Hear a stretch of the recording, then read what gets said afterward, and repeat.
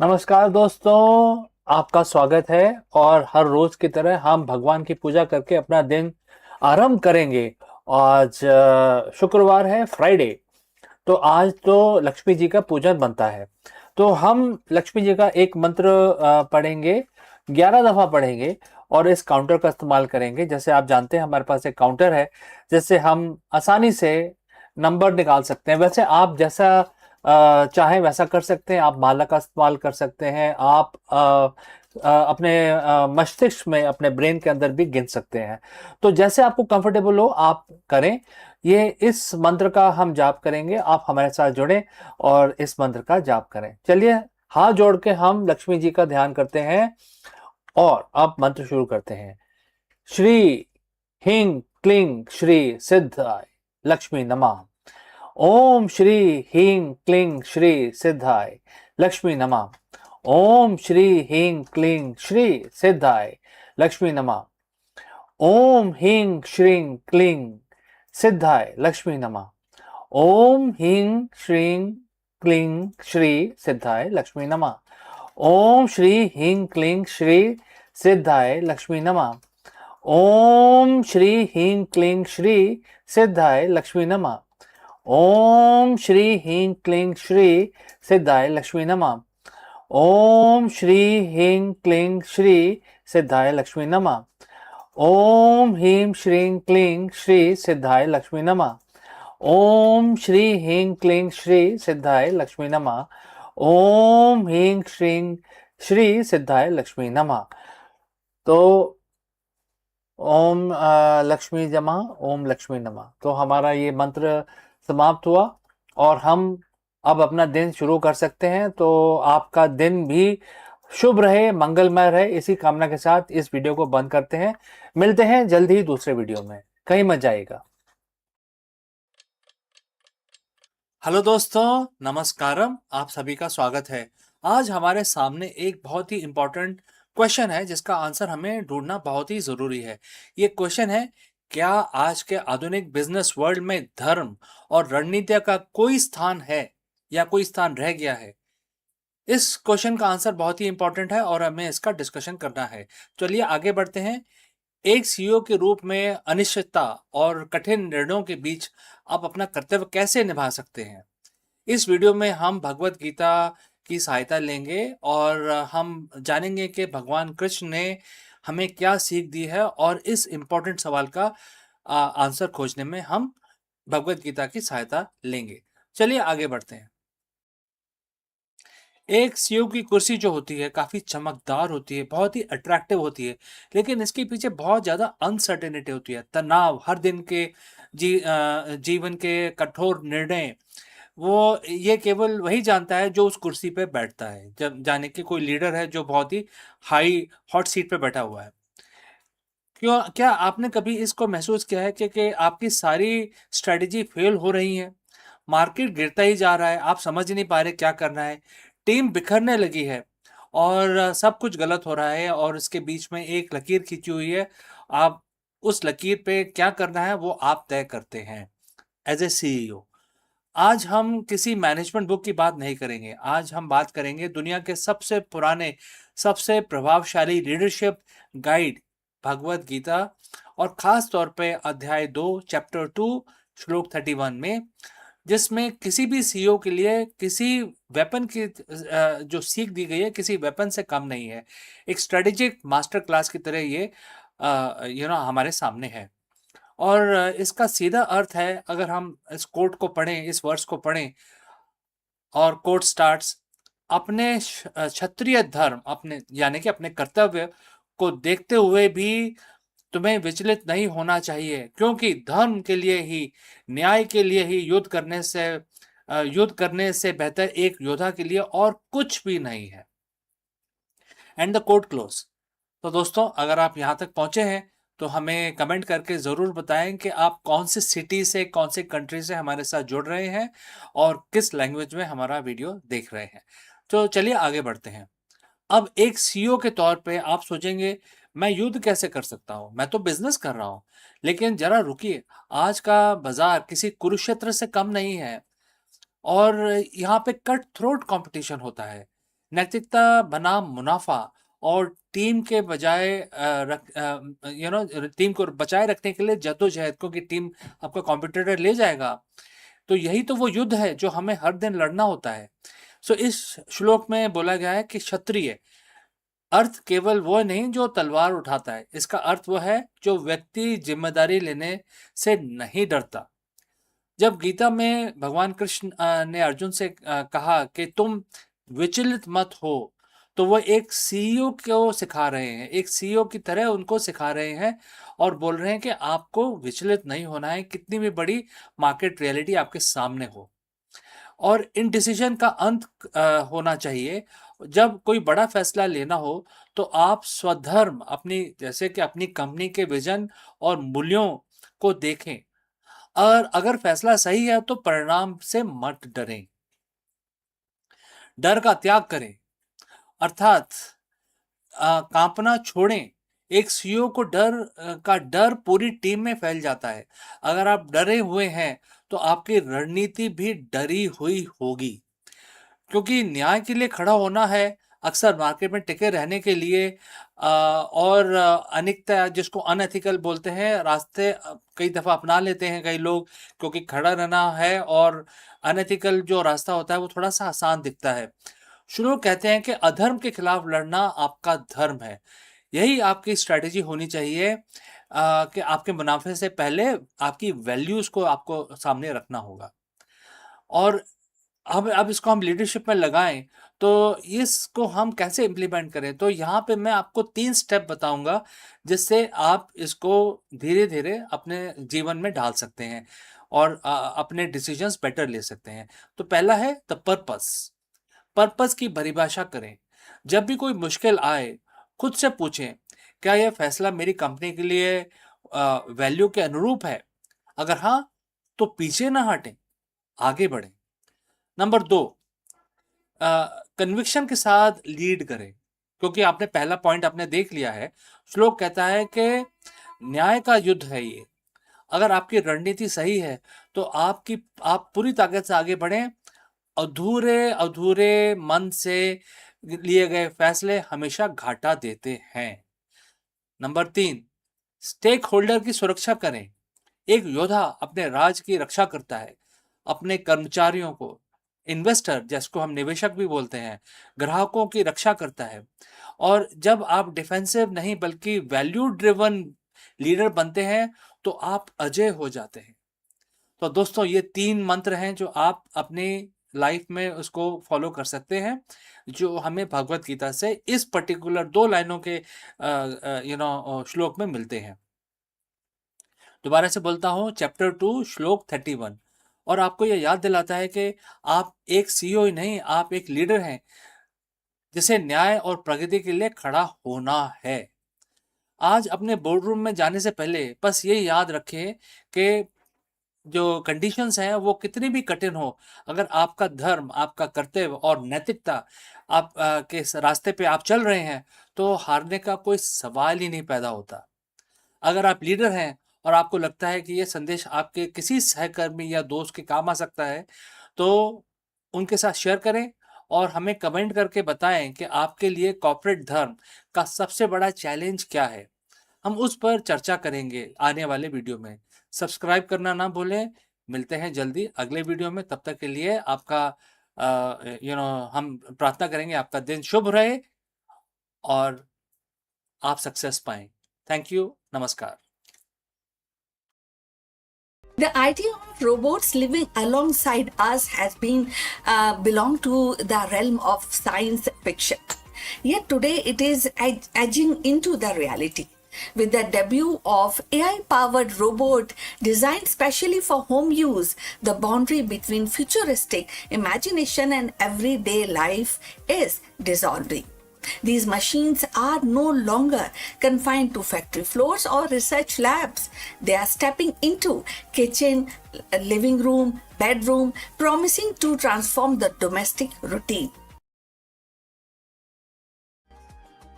The debut of AI robots for domestic use is not just a technological milestone, it is a cultural one also. It sparks curiosity, inspire hope, ignites debate. So, are we welcoming helpful assistants into our lives, or surveillance device disguised as a companion? The answer may shape not only the future of our household but also the broader relationship between human and intelligent machine. Artificial intelligence has begun to step out of the research lab and corporate offices into the most intimate of the space, our home. So debut of AI powered domestic robots marks a turning point in consumer technology, one that blends convenience with controversy. So these machines are designed to handle everyday tasks, tidying rooms, monitoring energy use, assisting with cooking, or even offering companionship. And this appeal lies in the promise of freeing up time, reducing household stress, and creating a seamless, smart living environment. For many consumers, the idea of robot that can anticipate the need and act autonomously and feel natural is the next step after smart speakers and connected appliances. Yet, that excitement is tempered by uneasy, and that is privacy debate over flared almost immediately. Unlike a vacuum robot that simply mop your floor plans, and these new AI robots can equipped with advanced sensory cameras, microphones. So they don't just clean, they observe, interpret, and learn. That means that they are constantly collecting data from household routine, personal habits, even private conversations. So for some, this feels like inviting a surveillance device into the living room. The questions become: who owns that data and how securely is it stored? So if you have reached this far, please inform us from which city you have tuned in and in which language you are watching this video. This will determine the reach of our channel. So going forward, the consumer interest is undeniable. Early demonstrations have drawn crowds, and pre-orders suggest a strong demand. Families imagine robots that can help elderly relatives, parents, and vision assistants with the childcare. And the professionals see value in delegating some routine work. So, but alongside with enthusiasm, the critics warn of the risk of dependency and erosion of boundaries. So, if a robot can recognize emotions, respond to the stress, and adapt to the personal preferences, does it cross into the territories of replacing human interaction? So, and if the companies monetize the insight gathered from these robots, does the home cease to be a private sanctuary? So this tension between innovation and intrusion defines the current debate. On one hand, AI robot for home use could actually revolutionize the domestic life. It can provide easiness in the domestic life, making home safer, more efficient, and more responsive. On the other hand, they raise profound ethical questions about autonomy, consent, and surveillance. The debut of these robots is not just a technological milestone, it is a cultural one too. It actually forces society to grapple with what we value more: convenience or privacy, automation or intimacy. For now, the spotlight remains on consumer curiosity. The allure of futuristic living is strong, and many are eager to experiment. But as adoption spread, the conversation will inevitably shift from novelty to accountability. The home, once the most private space, is becoming the next frontier for AI, and how we navigate this frontier will shape not only our domestic life but also our broader relationship with technology. The arrival of AI robots in our home is more than a technical upgrade. It is definitely, as we are discussing, cultural shift. These machines promise efficiency, they also promise safety and even the companionship, yet they are that is a challenge of our notion of privacy, intimacy within the household. So, as consumer embrace this, and society must also confront the deeper questions: how much of our personal lives are we willing to share with the machines, and who ultimately control that information? So that is that whether they become a trusted helper or controversial intruders will depend only on the technological itself, but also value we choose to uphold as we invite artificial intelligence into our most private corners of our lives. So we have come to the end. Thanks for watching. Please like and subscribe our channel, and see you in the next one. But before we close this live streaming, few words about our affiliate partner. Stop settling for a good enough video. If your built-in laptop camera looks like a grainy mess, it is time for an upgrade. Want to instantly level up your video presence? I like to present the Lenovo Performance FHD webcam. This is a game changer for your desktop setup. Technically, this is packed. It has a very sensitive RGB sensor, very crisp photographs it takes. Also comes with 2 microphones on board, which helps you to record very clear voice in stereophonic format. And these microphones are very sensitive. You can actually move away from the camera up to 2 meters, and these microphones will pick up your voice without any problem. This is a very strong piece. This is very sturdy.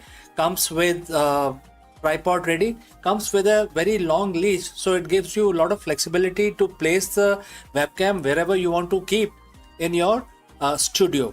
And also it has a swivel base, which is also very handy.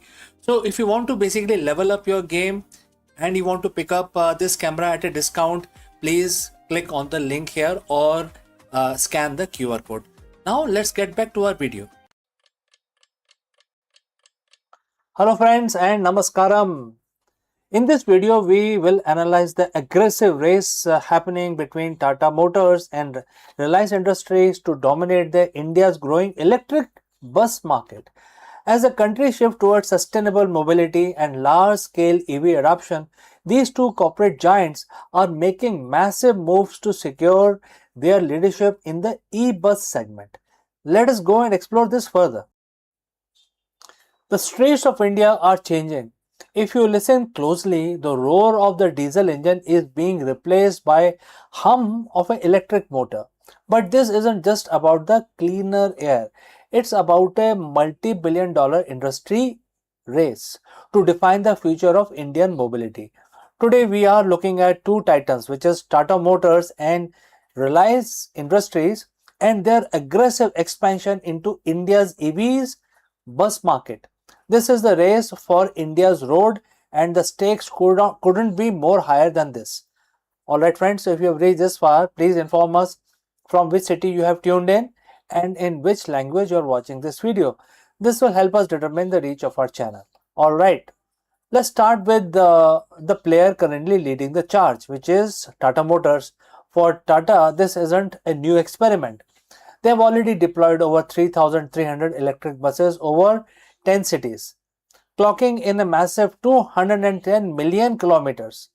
Their strategy is built on uptime, delivering a best-in-class 95% operational reliability by leveraging the wider Tata ecosystem, including Tata Power for charging infrastructure. They have built a turnkey model that makes it incredibly easy for city transport authorities to make the switch. They aren't just selling a vehicle, they are selling a proven operational system that has already transformed urban transit. But then there is Reliance. If Tata is the master of the vehicle, Reliance is positioning itself as the master of energy that powers it. Reliance isn't just betting on electricity alone. Their strategy is a multi pathway approach integrating EV with hydrogen powered vehicles and compressed biogas, which is also known as CBG. They have joined government backed hydrogen pilot projects, signaling that they see the future of heavy transport as a mix of technologies. They are playing a longer capital intensive game, focusing on building infrastructure ahead of demand and reimagining fuel stations as experience led destinations. So, why the aggression now? Because the numbers are finally moving. In financial year 26, electric buses counted for about 4.5% of the total bus sale, a steady climb from previous years. With government schemes like PM E-Bus Seva and PM E-Drive target the deployment of 50,000 plus e-buses by 2029. The order books are overflowing. We are looking at the market where domestic production capacity is hitting 32,000 units annually. This is no longer a niche market. It is the new backbone of public procurement. So, friends, who will win this race? Tata is the incumbent with hardware, the service network, and the trust of municipal corporations. Reliance is the energy giant aiming to control the infrastructure and alternative fuel that will power the next 50 years. One is perfecting the machine, the other is redesigning the ecosystem. As India moves to replace thousands of aging, polluting buses in cities like Delhi, Mumbai, etc., both companies are positioning to benefit from the massive replacement cycle. One thing is certain, the race for India's road is accelerating, and the real winner will be the Indian commuter, Indian consumer. So, friends, if you found this perspective shift valuable, I want to hear from you what do you think about this. And friends, do not hesitate to send across your questions or any suggestions. I will see you again very soon in the next one. Are you feeling stuck in the middle class? Then this video is your guide to breaking free. We will reveal the hidden financial traps that are keeping you from true financial freedom, and we will also share the actionable strategies to escape 9 to 5 grind. You will learn how to build a passive income stream, invest for long-term growth, and develop a mindset for wealth creation. If you're ready to stop trading time for money and start building a life of financial independence, you have to stay tuned because we are going to explore all of this. Let's go.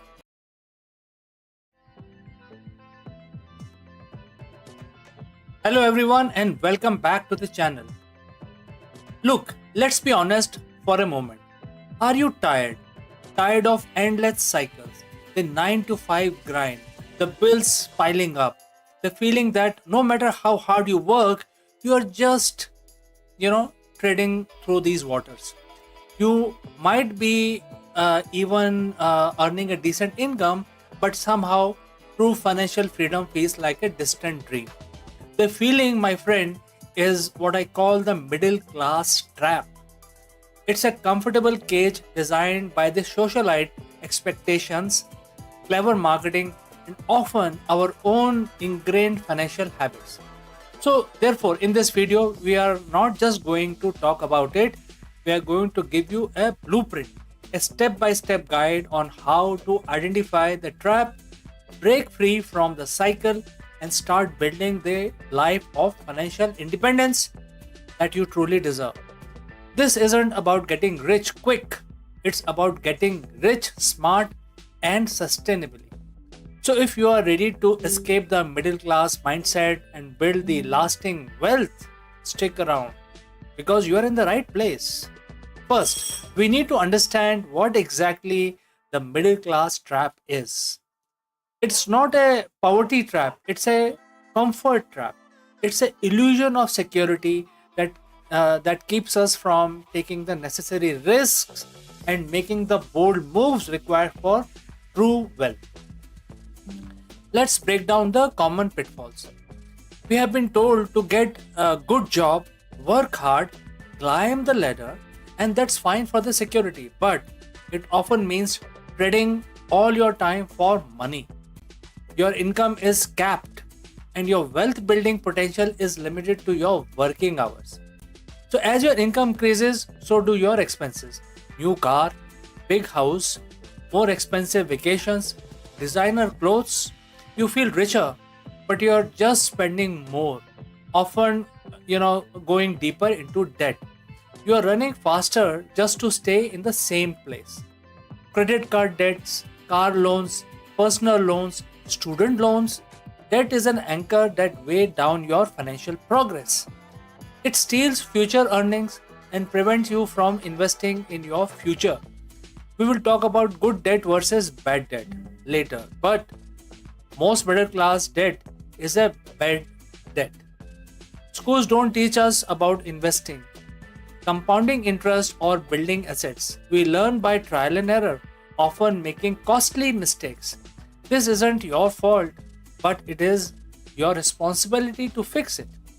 So I will start, by saying that you have to invest someday, and you have to also say that I will save more later. Maybe I will take that risk when I have more security. Someday rarely comes. Procrastination is the silent killer of the wealth. Escaping the middle class isn't just about changing your actions, it's about changing your mindset. The wealth think differently about money, the risk, and also the time. Here are the critical mindset shifts. Uh, the middle class basically consumes, they are the de facto consumers. The wealthy produce instead of just buying things, think about creating value, solving problems, and building assets. How can you create a product, a service, or investment that generates income? And the goal isn't just to earn more, it's to earn more efficiently so you can buy back your time. Your time is your most valuable asset. The wealthy focus on building systems and investment that makes more money without their active daily involvement. The wealthy understand and manage it well as well. This doesn't mean being reckless, but understanding that stagnation is often greater risk than well thought out ventures. And things like education, skills, networking, these are your most potent assets. The wealthy are lifelong learners, constantly upgrading their knowledge and expanding their network. Read books, take courses, find mentors. The middle class often think in terms of immediate gratification. The wealthy think, on the other hand, in decades. They have a long-term plan. They understand the power of compound interest and delayed gratification. All right, with the right mindset in place, let's talk about the practical steps before you jump into the big investment. You need solid foundation. These are non-negotiable. You can't control what you don't measure. Know exactly where every dollar goes. Use apps, spreadsheet, whatever works for you. This isn't about restrictions, it's about awareness and control. So, where are the actionable tips? Well, download a budgeting app or create a simple spreadsheet today. So, credit card debt, personal loans, if you have, pay it off aggressively. Every dollar you spend on interest is a dollar you can't invest in your future. Use the debt snowball or debt avalanche method to clear all of these. Aim for 3 to 6 months of living expenses in a separate, easily accessible savings account.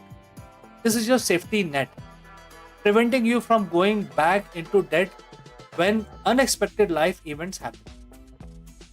While cutting expenses is crucial, there is a limit. There is no limit on how much you can earn. There is a limit on how much you can cut, but there is no limit on how much you can earn. So, alright, are you getting paid what you are worth? Research market rates. Build your case and ask for raises. Invest in courses or certification that makes you more valuable in your current job or open doors to higher paying roles. Explore ways to make extra money outside your 9 to 5 job. Things like freelancing, consulting, online businesses. These are not just extra cash, they are training ground for entrepreneurship. Pay yourself first. Let us set up an automatic transfer from your checking to your savings and investment accounts before you have a chance to spend it all. So you basically park your money and then you get over the urge of spending more. All right. So once your foundation is solid, it is time to shift your focus from solely earning money to having your money work for you. This is where the wealthy truly separate themselves. These are low cost, diversified, and hands off way to invest in the entire market. Perfect for a long term growth. Max out these tax advantaged retirement accounts.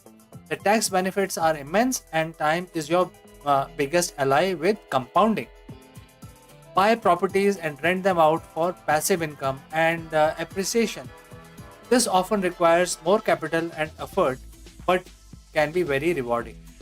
The way to invest in real estate without directly owning property is also you must explore.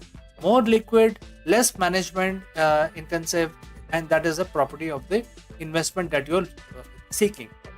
This is arguably the fastest way to build significant wealth.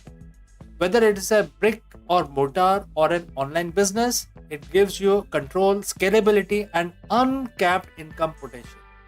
E-commerce, content creation, consulting, digital products, low overhead, global reach, some of the ideas that I can throw right now. So there you have it. A comprehensive blueprint to escape the middle class trap and building the financial freedom you have been dreaming of. This journey isn't easy and it won't happen overnight. There will be a challenge, there may be setbacks and moments of doubt. But remember this, you are capable. You have the power to change your financial destiny. It starts with decision. A decision to stop accepting the status quo, to take control, and to build a life on your own terms. This isn't about hoarding money, it's about gaining options, option to travel, to spend more time with loved ones, to pursue your passion, to contribute to the cause you care about, and to live life on your own terms. Don't let the someday mentality hold you back. Your journey starts now. Pick one thing from this video, just one, and implement it today. So friends, if this video resonated with you, please hit the like button, subscribe for more content like this, and leave a comment or question in the comment section below. And hopefully you will be richer when we meet next time. So friends, see you in the next one.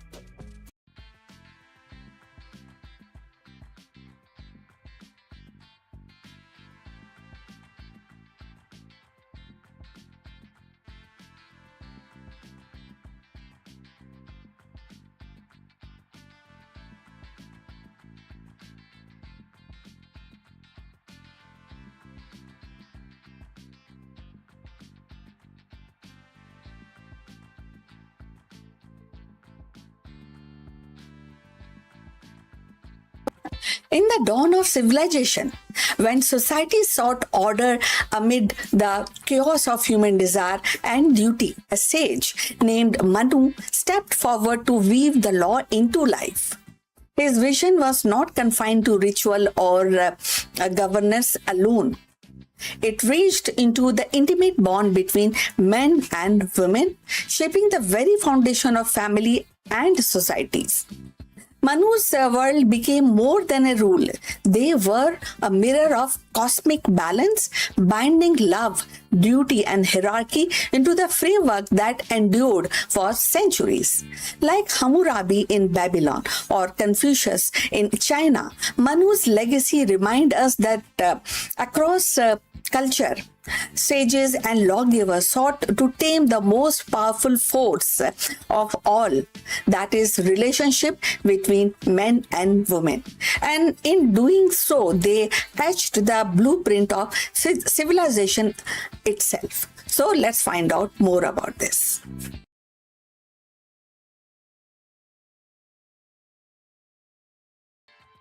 In the tapestry of ancient Indian thought, few figures loom as prominently as Manu, the legendary lawgiver whose name is inseparably tied to the Manusmriti, a text that sought to codify the rhythm of human life.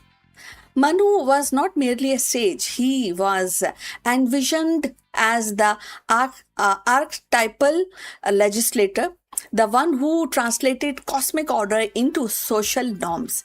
His laws, particularly those governing the relationship between men and women, revealed both the aspiration and the anxieties of civilization, striving to balance duty, morality, and hierarchy.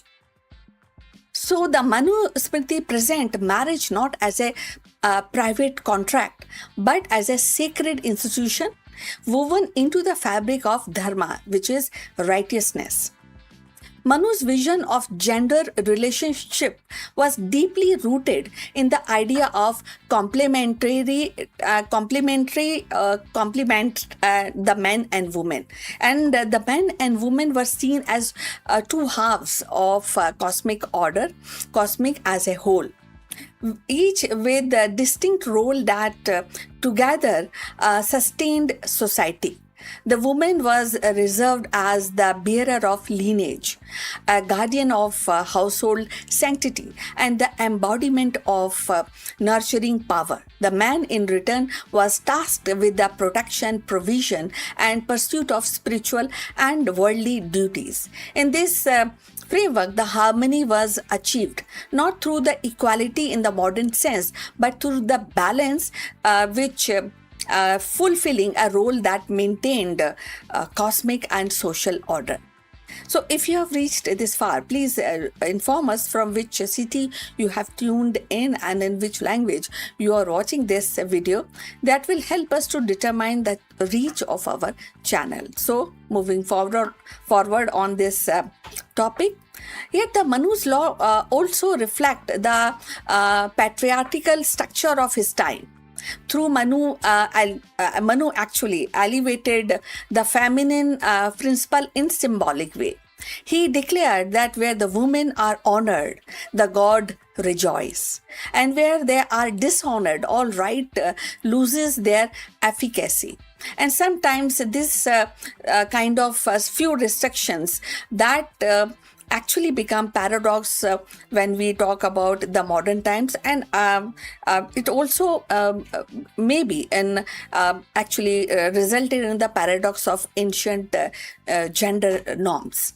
So the influence of Manu's vision extended far beyond domestic life by codifying rules of marriage, inheritance, and the conduct. He shaped the very architecture of society. His laws became a reference point for centuries, debated and adopted and sometimes restricted, but never ignored. So they provided a framework for order in the world where the oral tradition and the ritual practice needed the anchor to written codes or a written duty mentioning. So parallel to Manu can be found across the civilization. In the West, figures like Hammurabi of Babylon emerged as counterpart.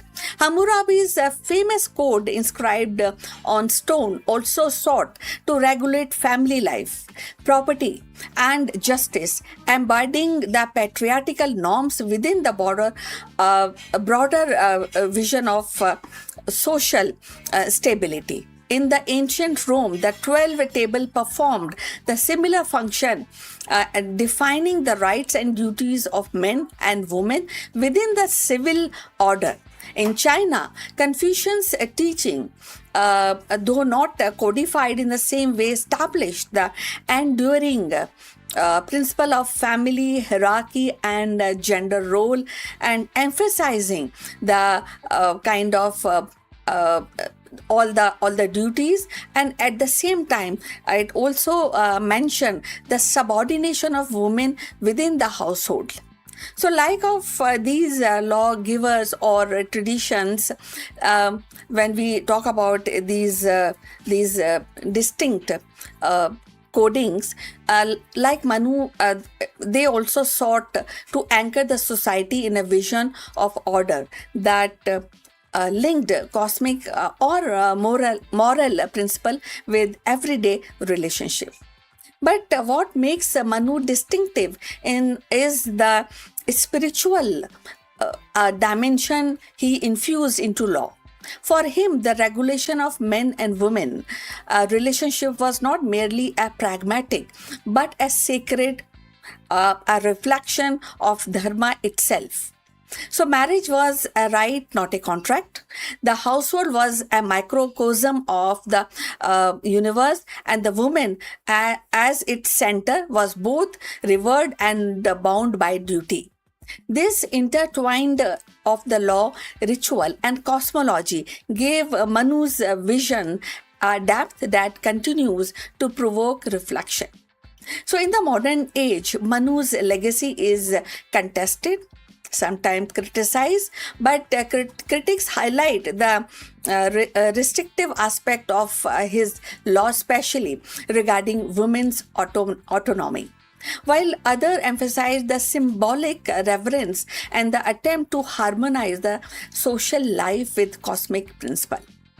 His parallel Hammurabi, Confucius, and Roman jurist reminded us that every civilization has grappled with the same challenge: how to regulate human relationship in a way that preserve the order, morality, and continuity. The answer differs, but the impulse is universal.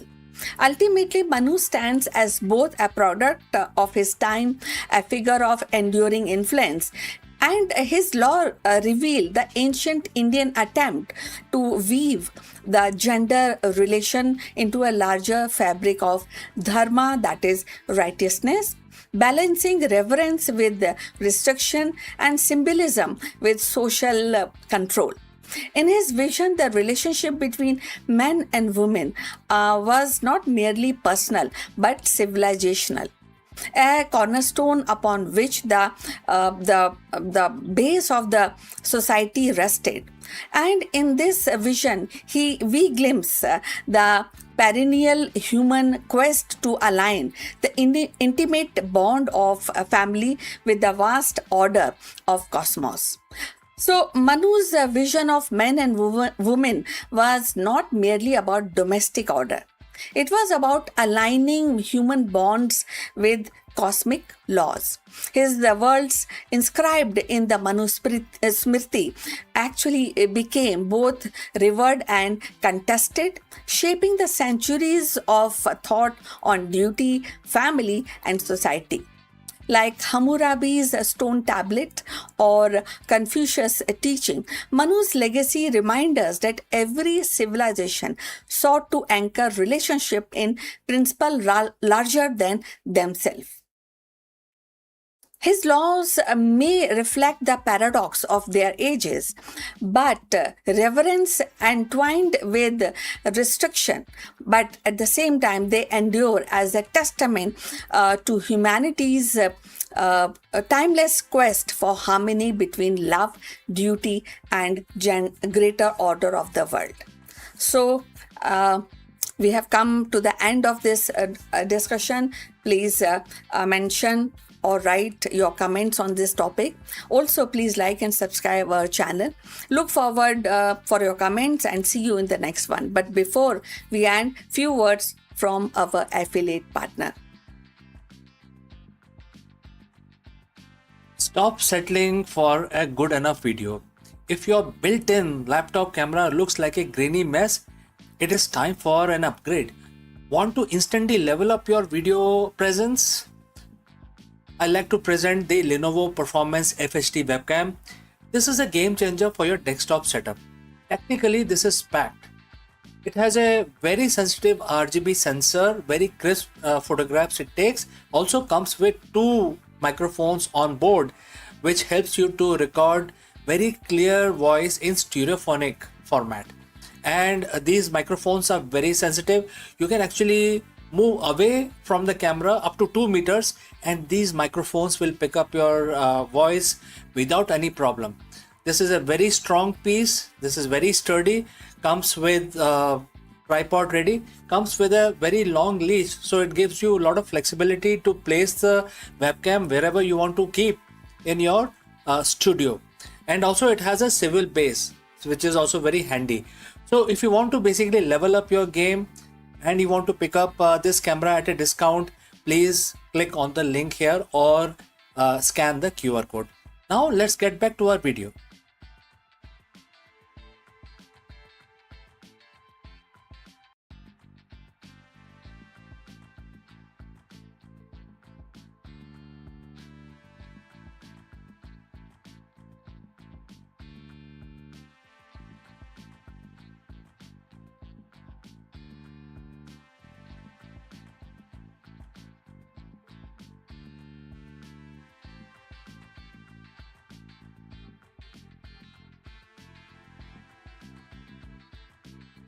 Hello friends, welcome.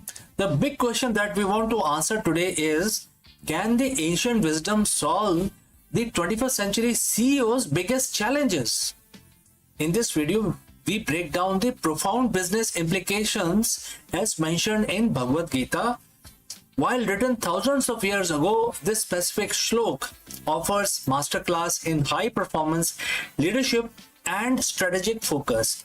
The verse instruct basically asking the CEOs to keep away, and for the modern CEO this isn't just a spiritual advice, it's a blueprint for the flow state. Let us explore this further. Imagine you are a CEO in the middle of a high-stake acquisition. Your board is demanding results, your competitors are closing in, and your team is looking at you for a vision. You feel that the weight of thousands of decisions is too much on your shoulders. Your mind is a storm of what ifs. Now imagine a warrior standing on a literal battlefield, paralyzed by the same doubt. This was Arjun 7,000 years ago. So often we think of ancient wisdom as something for a yoga retreat or a quiet temple, but the most powerful leadership manual ever written, and that is Bhagavad Gita, wasn't spoken in a forest. It was spoken in the middle of a war zone. Today we are diving into one of the specific verse, which is chapter 8 verse 7, that contains the ultimate formula for modern executive performance. It is a secret to bring all in without burning out. So friends, if you have reached this far, please inform us from which city you have tuned in and in which language you are watching this video. This will help us determine the reach of our channel. Alright, let's proceed further. Now let's look at the text. Bhagwan Krishna tells Arjun, and the quote starts, "Therefore at all times think of me and fight. With your mind and intellect surrounded to me or surrendered to me, you will surely come to me." At first glance, a busy executive might say, I don't have time to think of God while I'm looking at Q3 projections. But look closer at the duality Bhagwan Krishna proposes. He doesn't say stop fighting or meditate. He says think of me and fight. Right? So in business context, me is the divine, represents your higher purpose or your inner center. This is a double focus strategy. And there are several things which are associated with this. First is the internal, maintaining a core of stillness and value. What is external? Executing your duty with 100% intensity. Most CEO think performance comes from juggling 10 things at once. Science tells us that that's a lie. Multitasking is just switching tasks rapidly, which lowers your IQ by 10 points. Verse 8.7 offers a different way, which is absorption. When Bhagwan Krishna says surrender your mind and intellect, he is describing what modern psychology calls the flow state. When you surrender the outcome, the anxiety of whether the deal will close or if the stock will dip, you basically free up 100% of your cognitive resources for the action itself. You aren't fighting the market and your own anxiety at the same time. You are just fighting the market without any anxiety. And that makes you dangerous for the competitors. Don't you think so? So how do you actually do this in the boardroom? It comes down to 3 pillars. Number 1, the intentional detachment. You are responsible for the effort, not the fruit. If you're obsessed with fruit, which is things like bonus, ego, praise, your hand will shake definitely. If you focus only on the duty, which can be strategy, the team, and the product, and your strike is true. Second is the anchor. What is the anchor here in this case? What Bhagwan Krishna is asking you to do? Before a big meeting, find your me. For some it is like a 30-second breathing exercise. For others, it's a core value like integrity or service. That is your anchor. You think of me, which is the anchor, and then you fight, which is the meeting. Number 3 is surrendered intellect. This means during your homework, the data, the spreadsheet, the research, and then trusting your intuition. You have done the work. Now let the higher intelligence take over. So why do CEOs burn out? It is not the hard work. Humans are built for hard work.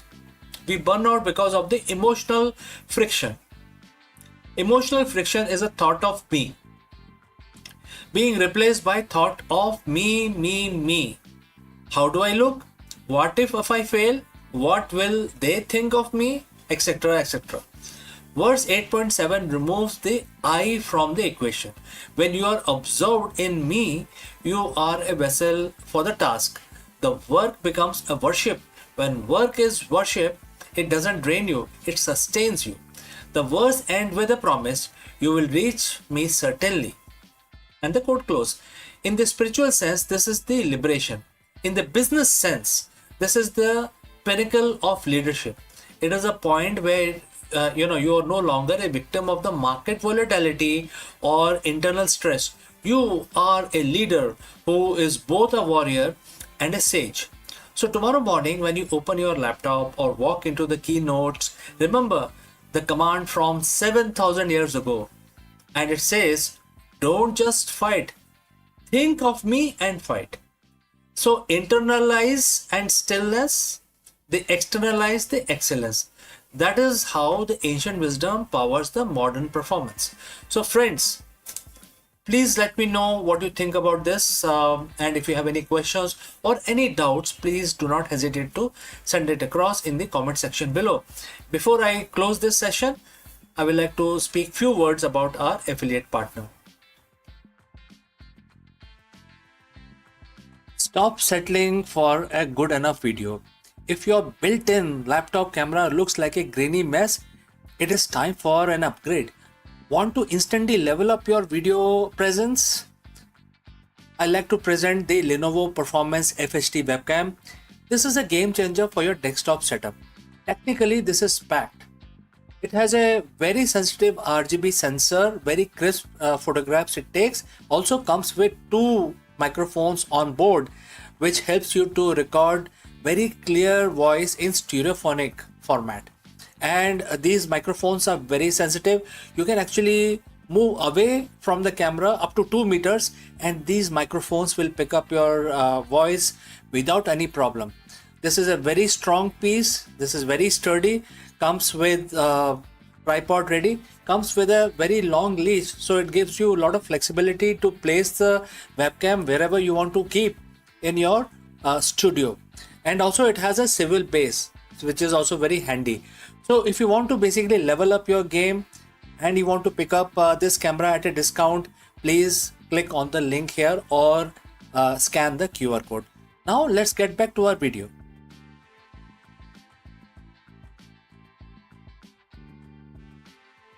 Hello friends, the big question that we want to address today is that is your mind working for you or against you? This is a very age old question many people have tried to answer, but today we are going to take a deep dive into Bhagavad Gita. And friends, as you know, Bhagavad Gita is a very ancient document. It's a very ancient manuscript. However, ancient or not, it offers a timeless wisdom for the modern CEOs and entrepreneurs. And in fact, this particular question is beautifully answered in one of the verse which every modern CEO and entrepreneur must hear and see. So let us take the deep dive and try to answer this very profound question, which is about your mind. Let's go. Hello friends, welcome and namaskaram. In this video, we explore the bold, uncompromising move by Netaji Subhash Chandra Bose to step away from the Congress party and establish the Forward Bloc. Why did he break away? What was his vision for a radical nationalism? And how did this decision challenge the political status quo of the British India? Join us as we analyze the historical context of the Congress split, the ideological rift between Bose and party leadership, and the lasting impact of the Forward Bloc on the fight for the Indian independence. Let's go. The year was 1939. The world is on the brink of the Second Global War. But inside India, a different kind of war is brewing. A political struggle that could redefine the fight for independence. Most of us know Netaji Subhash Chandra Bose as a commander of the Azad Hind Fauj, a man of action, a man of war. But before he picked up the rifle, he picked up the pen and the podium, challenging the very establishment he helped build. Today we are talking about something which happened in 1940. We are going to deconstruct one of the most controversial and pivotal movement in the Indian freedom struggle, the split that birthed the Forward Bloc. Was it a betrayal of unity, or was it a necessary evolution for the revolution? So let's dive into the history of Netaji's rebellion. But friends, before that, please let us know from which city you have tuned in into this video. That will help us determine the reach of our channel. To understand the birth of the Forward Bloc, we have to understand the breaking point. The year was 1939. The Indian National Congress was the undisputed face of the freedom movement. Subhash Chandra Bose ji had just been re-elected as the president of the Congress at Tripuri. But this victory was bitter. It was clear that Bose's ideology, which favored an immediate, armed, struggle and unyielding push for independence, was increasingly at the odds with the mainstream leadership, particularly the faction aligned with Mahatma Gandhi ji. Gandhi ji famously said, "Pata hai bhai, defeat is my defeat. Your defeat is my defeat." The pressure became very immense. The Congress was caught between two paths: the path of non-violent and the gradual constitutional change, and the path for radical mass mobilized resistance. Bose realized that if he stayed, he would be a figurehead with no power to act. So he did the unthinkable. He resigned. Imagine the tension. The hero of the youth, the man who stood up to the British Empire with fire in his eyes, was now an outsider in his own political home. But Bose wasn't the type to walk away from the mission. He realized that if the Congress wasn't going to lead the radical charge, he would have to build a new platform to do it himself. And so on May 3rd, in the year 1939, Subhash Chandra Bose ji founded the Forward Bloc. At first, it wasn't a separate party, it was a faction within Congress. It was sort of a pressure group, but what it stands for, why the name was forward is a big question that we will tackle now. The name was deliberate. Bose wanted to move the country forward. He wasn't interested in slow negotiations. He was a socialist at heart, deeply influenced by the global anti colonial movement of the time. He believed that the only way to break the British hold on India was through mass mobilization. He wanted Congress to adopt a policy of uncompromising anti imperialism. He wanted the working class, the farmers, and the youth to be the engine of the revolution. To his critic, he was sort of a rebel. To his followers, he was realist. Bose understood that World War II was an opportunity. He knew the British Empire was overstretched. He saw that the chaos of war was the perfect opening for an Indian uprising. The forward bloc was built to capitalize on that opening. It wasn't just a political party, it was a call to arms for the Indian consciousness. This led us to 1940, the transition from a faction to a rebellion. While mainstream Congress leadership was hesitant, keeping one foot in the door of negotiations, Bose convinced the anti-compromising conference at Ramgarh in the March of 1940. This was a moment the bridge was completely broken. At Ramgarh, Bose didn't mince his words. He called for a massive nationwide civil disobedience movement. He declared that no compromise should be made with the British, especially while they were weakened by the war in Europe. While the Congress was organizing the individual satyagrah, Bose was organizing the masses for a total blockade of the British administration. This is why it is called the rebellion. Bose did just disagree with the method. He challenged the mandate of the Congress leadership. He challenged the status quo. He essentially said, if you are afraid to lead the people to total freedom, step aside.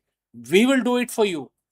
It was a bold, dangerous, and incredibly lonely path, but it was exactly the kind of path Netaji was known for. So, looking back from 2026, why does this matter? Why does the story of 1940 forward block still resonate? Because the history is rarely a straight line. It's sometimes messy, conflicted, and intense struggle of ideas. The split between Congress and the forward bloc teaches us about the nature of leadership. It highlights the eternal struggle between patience and urgency. It reminds us that sometimes to stay true to your own principles, one has to be willing to stand alone. Netaji's forward block wasn't just a footnote in history, it was also a catalyst. It forced the mainstream movement to keep the pressure on. It gave a voice to the radicals who felt that the dream of independence was being stifled by the bureaucracy. Netaji Subhash Chandra Bose ji left the Congress, but he never left the cause of India's freedom. The forward bloc was just one chapter in much larger, more legendary life of Netaji's. But it remains a fascinating study of conviction. It's a reminder that the political courage isn't just about winning an election, it's about defining what you stand for, even when everyone else tells you to fall in line. So, friends, what do you think? Was Netaji's decision to break away away the right move for India's freedom struggle, or would a united front have been more effective? Let me know your comments below. And friends, as you know, I read each and every comment that I receive from you. So if you learned something new about 1940 today, hit that like button and subscribe for more deep dives into turning points of our history. Thanks for watching, and friends, I will see you very soon in the next one. Hello friends, namaskaram. You are most welcome. Let me ask you, are you obsessed with KPIs, quarterly targets, and the constant fear of failure? If yes, then you have reached the right place. Because the world's most effective leaders have discovered a secret that seems counterintuitive. The most sustainable success comes from when you stop chasing the result and start mastering the action. Therefore, in this video, we dive deep and take help from Bhagavad Gita and its profound implications for the modern executive strategy. This is not just a philosophy, it is a tactical manual for achieving the steadiness of yoga in the high pressure boardroom. We will discover how the Nishkam Karm, the practice of detached action to sharpen your decision making, reduce executive burnout, and drive long term business growth. Let us explore this novel idea further. In the world of business, we are obsessed with one thing: the results. We live by the numbers, quarterly earnings, KPIs, growth metrics, market share. If the numbers are up, you are a genius. If they are down, you are becoming a liability.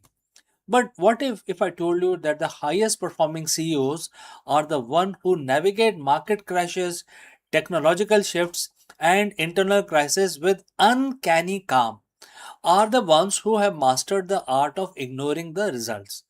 Today, we are looking at the radical shift in executive strategy. We are bridging the gap between the 21st century management and 5,000-year-old wisdom.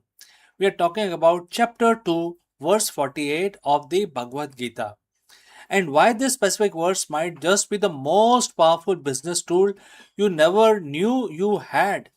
So, friends, if you have reached so far, please let me know name of your city or country from where you are, tuned in and watching this video. All right, let's proceed further. We operate in a state of constant anxiety.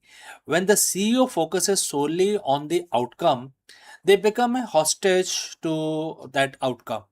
If you are desperate for a specific result, say a certain stock price by Q3, you lose your ability to make rational long term decisions.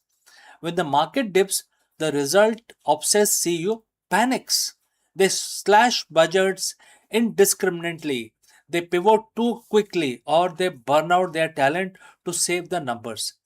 They are playing the game of catch up with the future because they are terrified at the present. This is a result trap.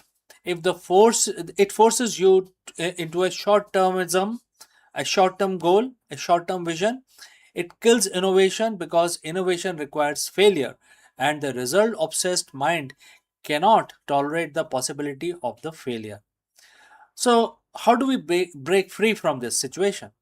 The Bhagavad Gita offers us a solution that seems almost counterintuitive for a capitalist society.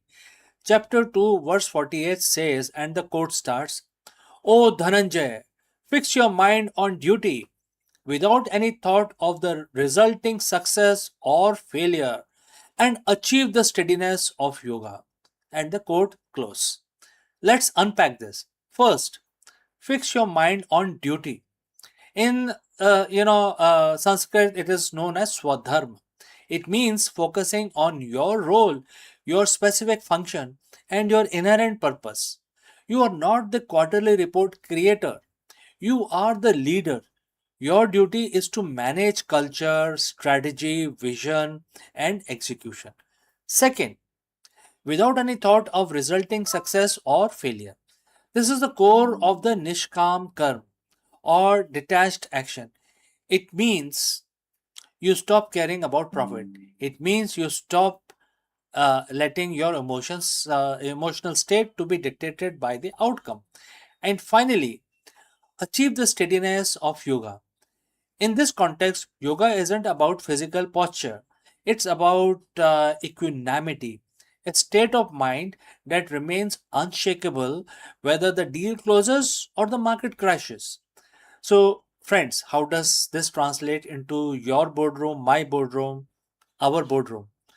Think of it this way: you cannot control the market, you cannot control the global economic shift, you cannot always control if a competitor launches a game changing AI tool next Tuesday. but you can control the inputs. You can control the quality of your code. You can control the transparency of your communication. You can control the rigor of your research. When you fix your mind on the duty, on the excellence of the process, the results become a byproduct, not the source of your anxiety. The best CEOs are the one who shows up to the negotiation table, the product launch, or the crisis meeting with absolute presence, because they aren't mentally living in that what if of the outcome. They are present in how of the execution. They are unshakable. They aren't reacting to the noise. They are dictating the tempo. So if you want to integrate this, here are few points like a playbook for this week. First, detach from the metrics. Next time you look at the dashboard, ask yourself, am I looking at this to learn or am I looking at this to soothe my anxiety? If it is anxiety, step away from that. Number two, focus on the duty blocks.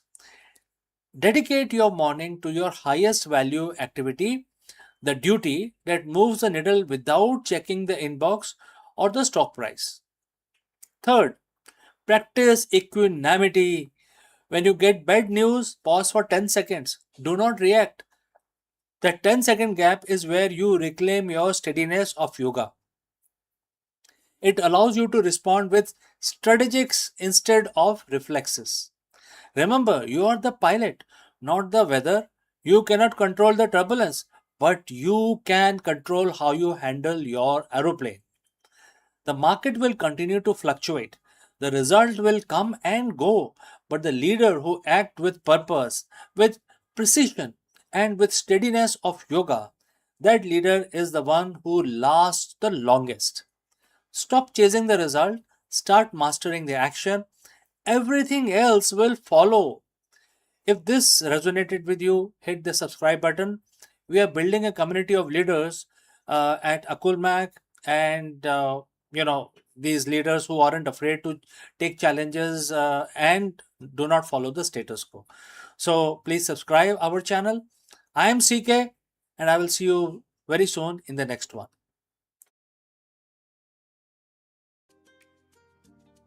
Hello friends, in this section of our live stream, we dive deep into the groundbreaking journey of the Artemis 2 mission, where human crew finally ventured into the shadow of the moon. For decades, we have relied on the robotic probes to map the lunar far side, but the human eye sees what camera often misses. Join us as we explore the incredible sights witnessed by crew from never before seen crater complex to eerie rugged terrain of the lunar South Pole.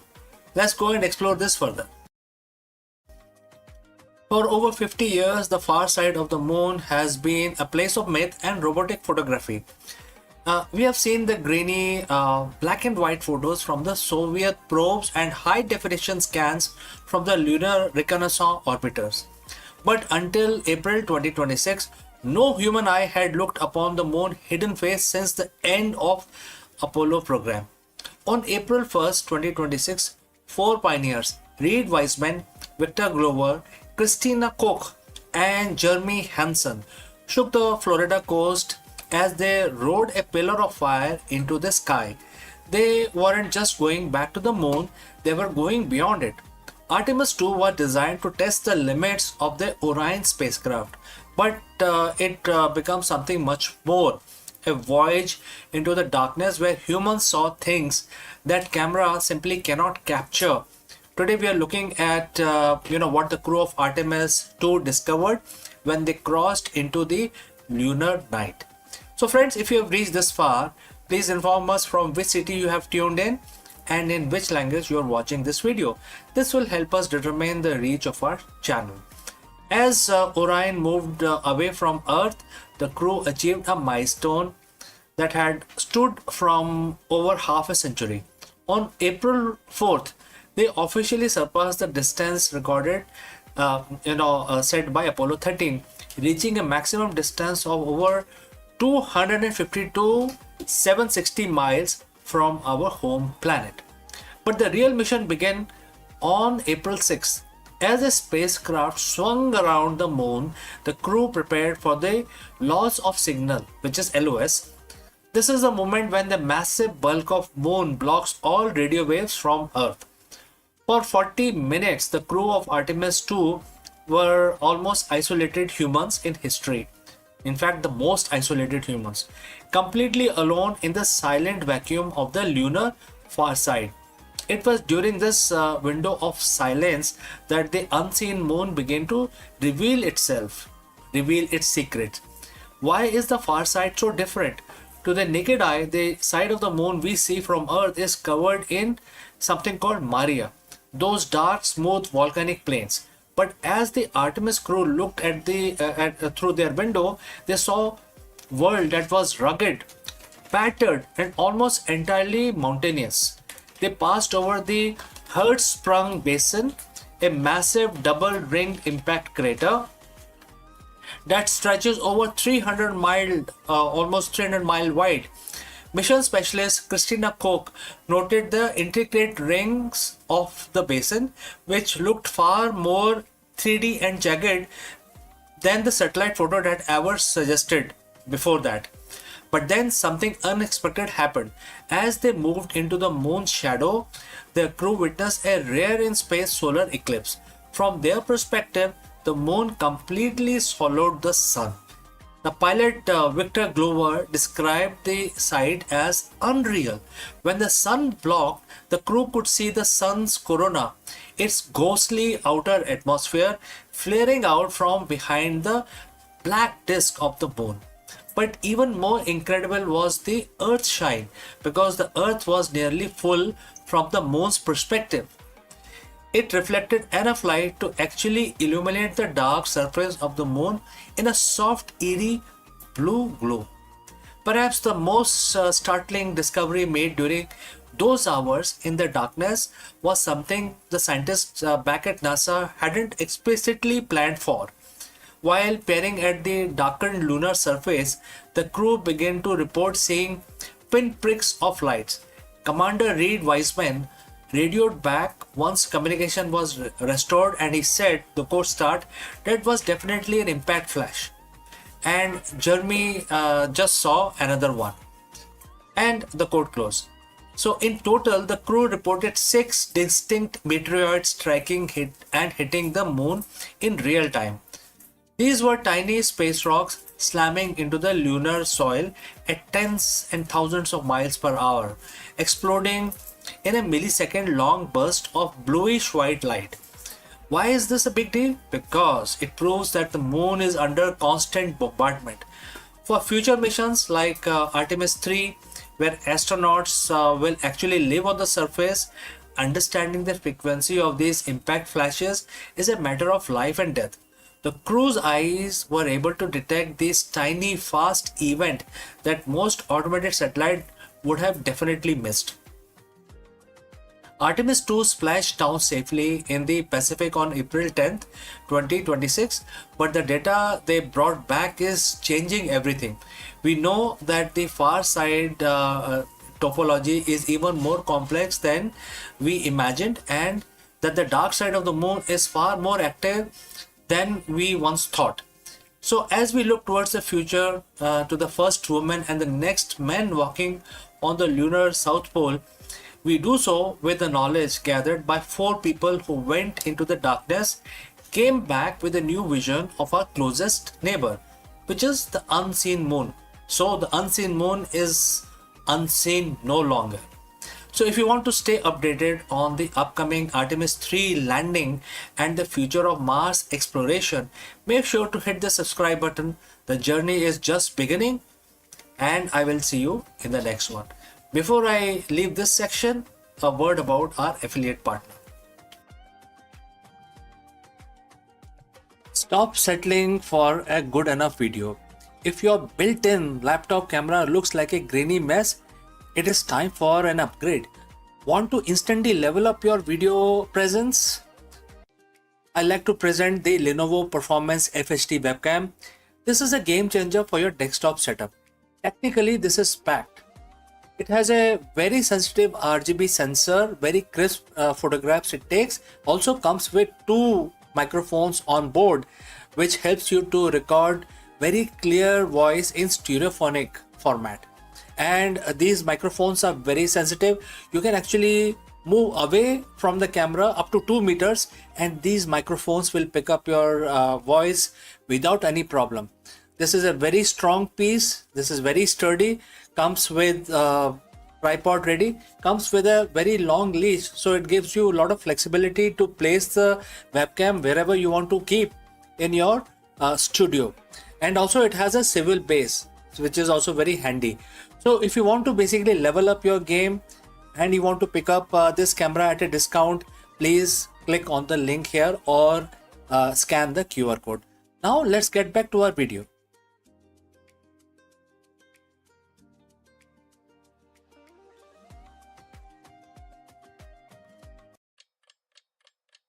Hello friends and namaskaram.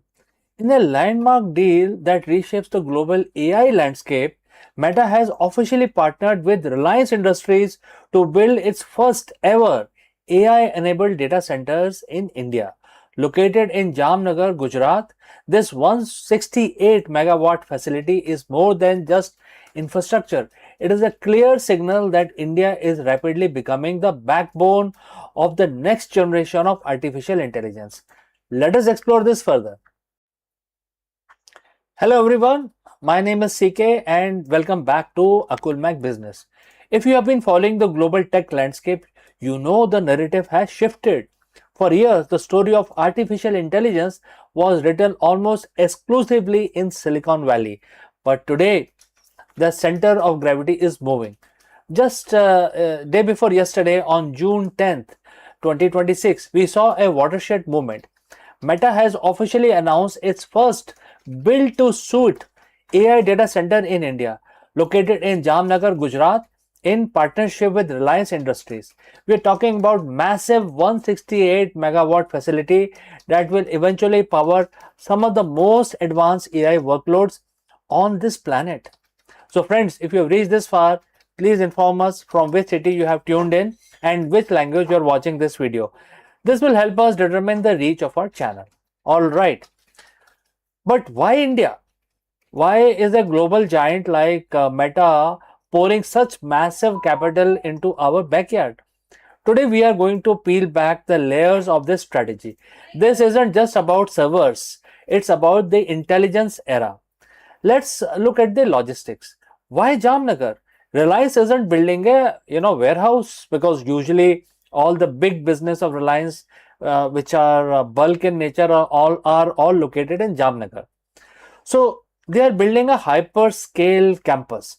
This facility isn't just powered by the grid, it is designed for sustainability using renewable energy and desalinated seawater for cooling. Meta is covering the cost to ensure this just isn't just big, it is efficient. And look at the geography. Jamnagar sits right next to the key undersea cable landing station. Meta is connecting this facility to Project Waterworth, the world's longest subsea cable system. This allows them to tie India's digital infrastructure directly to their global nervous system. For Meta, India isn't just a market of 1.4 billion people anymore. It is becoming a compute hub. They are betting that India's infrastructure can handle the most complex AI reasoning models, and they are backing it with over a gigawatt of renewable energy agreement with partners like CleanMax. Think back to 2016. The conversation in India was about the cost of the data. We led a revolution that made the internet accessible for everyone. Mukesh Ambani said recently, India cannot afford to rent intelligence.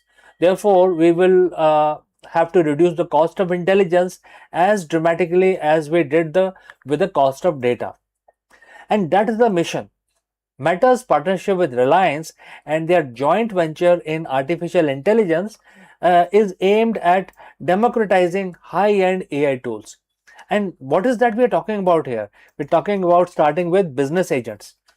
automating customer services across WhatsApp, Messenger, Instagram for millions of small businesses. Number two, Creator Assistant, giving the massive Indian creator economy the tools to analyze performance and generate content in real time. Meta is betting that if they provide the tool for intelligence, the Indian market will build the solution on top of it. So, why are they doing this now? Because the data is undeniably very important.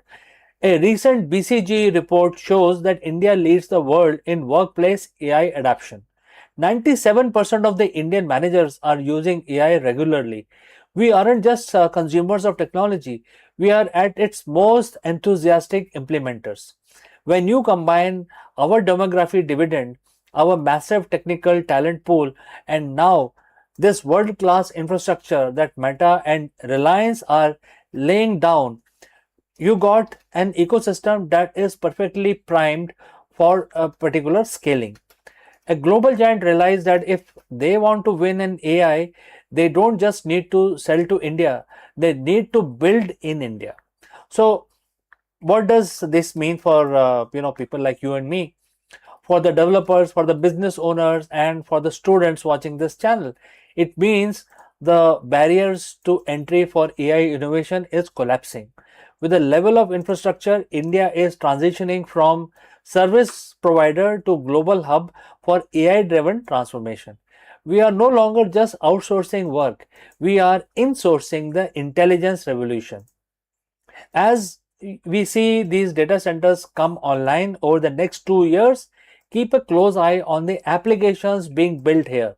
We are entering an era where your local business, your education system, your career will be powered by compute capacity that was previously unimaginable. So friends, once again, my name is CK and this is Akul Make Business.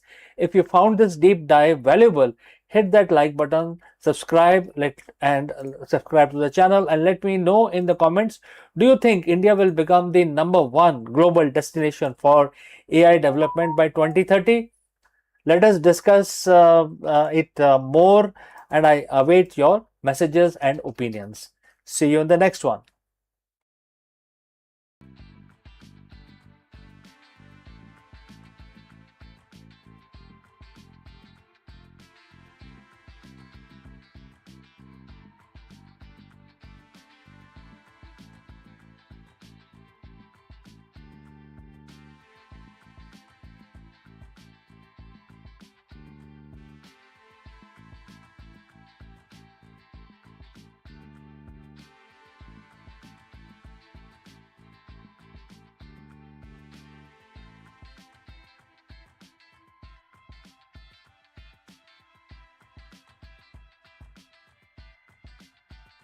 Hello friends, the big question that we want to address today is that is your mind working for you or against you? This is a very age old question many people have tried to answer, but today we are going to take a deep dive into Bhagavad Gita. And friends, as you know, Bhagavad Gita is a very ancient document, it's a very ancient manuscript. However, ancient or not, it offers a timeless wisdom for the modern CEOs and entrepreneurs. And in fact, this particular question is beautifully answered in one of the verse which every modern CEO and entrepreneur must hear and see. So let us take the deep dive and try to answer this very profound question, which is about your mind. Let's go. In the world of business, we are trained to analyze everything. We analyze market trends, competitor strategies, cash flow, and consumer behavior. We spend millions on business intelligence. But there is one piece of intelligence that most leaders completely ignore. And that is one thing that dictates every decision you make, every reaction you have under pressure, and ultimately legacy you leave behind. I'm talking about your mind, which is your mind as well as mine. Think about it. You can have the best strategy in the world, but if your mind is clouded by anxiety, ego, or fatigue, that strategy is worthless. Over 7,000 years ago, on the battlefield of Kurukshetra, a warrior prince named Arjun faced the ultimate leadership crisis. He was paralyzed by doubts.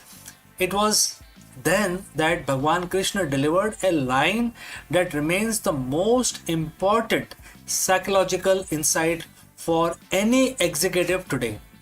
Bhagavad Gita, chapter 6, verse 6. It's the difference between a CEO who thrives and one who burns out. So, friends, if you have reached this far, please inform us from which city you have tuned in and in which language you are watching this video. This will determine the reach of our channel. Alright, let's proceed further. For him who's conquered the mind is the best of the friend. But for one who has failed to do so, his very mind will be the greatest enemy. And this is a quote translated into English. This isn't just a spiritual talk. This is the high level operational reality. When your mind is conquered, it's like having a rogue employee in your C-suite. It creates imaginary problems, fixated on past failures, and reacts with anger when a deadline is missed. It is the voice that tells you to send that angry email at 2 a.m. It's an enemy because it works against your goals. When conquered, the mind becomes your most loyal chief of staff. It stays calm when the market crashes. It sees opportunities when others sees obstacles. It is disciplined, focused, and most importantly, it listens to you. Why is this so hard for leaders? As a CEO, your mind is constantly on. You are bombarded with Prakriti, which is the external material world, data, noise, opinions, and crisis. The Bhagavad Gita teaches that the mind, by its very nature, is flickering and turbulent. If you don't actively conquer it, it defaults to a state of reactive survival. The three traits of enemy mind is in business today can be summarized like this. First is impulsivity, making decision based on temporary emotions rather than long-term data. Next is ego attachment, caring more about being right than getting the right result. Third, mental fatigue, the inability to switch off, leading to decision fatigue, the silent killer of the companies. So when your mind is your enemy, you aren't leading your company, you are being led by your impulses. So how do we conquer it?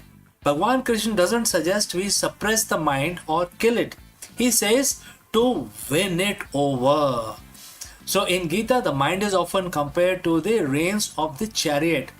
If the driver, which can be equated to your intellect, let go of the rein, the horses, which are your senses, so your senses run wild.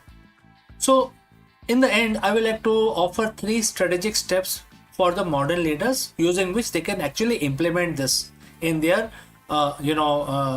professional life. Step 1, observation. Basically the witness mind. Before you can control your mind, you must observe it. In your next board meeting, notice when your enemy mind start to get defensive. Don't act on it, just label it. That is my ego feeling threatened. This creates a gap between the impulse and the action. Step 2, consistent practice. Krishna tells Arjun that the mind is conquered through abhyas, which is constant practice. For a CEO, this means mental discipline, whether it is meditation, deep work blocks, or structured reflections. You must train your mind like a muscle. Step 3, detachment. This is the most misunderstood word in the business. Detachment doesn't mean you don't care. It means you are detached from the result. You are focused 100% on the process and the action. When you aren't terrified of the outcome, your enemy mind loses its power over you. Imagine 2 CEOs facing a 20% drop in their revenue. CEO A has unconquered mind. They blame the team, stop sleeping, micromanage everyone, and project fear. The enemy mind is in charge and the company spirals out of control. Now let's go to CEO B. CEO B has conquered mind. They acknowledge the loss, remain calm, gather the team and ask, what is the most important logical next step now? They sleep 7 hours because they know tired mind is a weak mind. Their mind is their best friend, providing them with the resilience needed to pivot when the need arises. So, which one of these minds or the CEO you are? Do let me know. Bhagavad Gita chapter 6 verse 6 is a call to arms, not a war against others, but a war against your own lower instincts. As a leader, your greatest asset isn't your bank balance or your intellectual property, it is the quality of your consciousness. Your challenge for the week, therefore, is next time when you feel stressed or angry, stop. Ask yourself, in this moment, is my mind being my friend or my enemy? If you want to lead a great company, you must first lead yourself. If you found this integration of ancient wisdom and modern leadership valuable, hit that like button, subscribe for more insights from Gita for the modern world. Conquer your mind and you will conquer the world. So friends, we have come to the end. Before I end this section, few words about our affiliate partner. Stop settling for a good enough video. If your built-in laptop camera looks like a grainy mess, it is time for an upgrade. Want to instantly level up your video presence? I like to present the Lenovo Performance FHD webcam. This is a game changer for your desktop setup. Technically, this is packed. It has a very sensitive RGB sensor, very crisp photographs it takes. Also comes with 2 microphones on board, which helps you to record very clear voice in stereophonic format. And these microphones are very sensitive. You can actually move away from the camera up to 2 meters and these microphones will pick up your voice without any problem. This is a very strong piece. This is very sturdy. Comes with tripod ready. Comes with a very long leash, so it gives you a lot of flexibility to place the webcam wherever you want to keep in your studio. And also it has a swivel base, which is also very handy. So if you want to basically level up your game and you want to pick up this camera at a discount, please click on the link here or scan the QR code. Now let's get back to our video.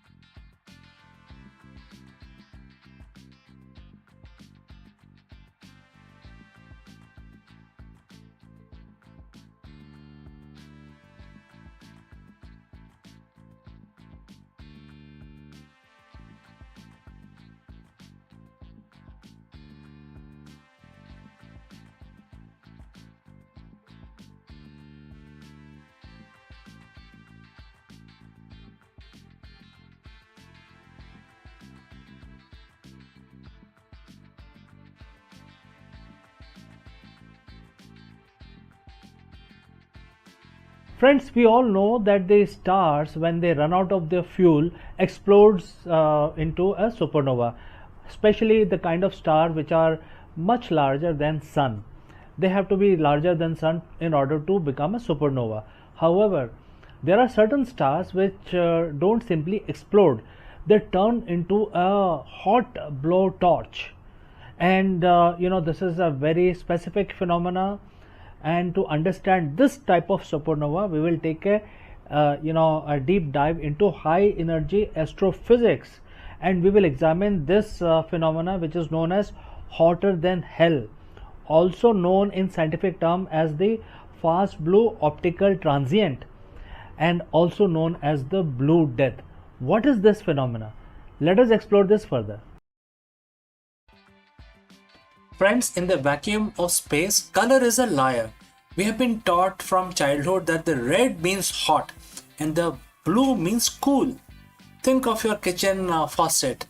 But in the realm of high energy astrophysics, the universe flipped the script. Red is the color of dying ember, and blue is the color of cosmic blowtorch.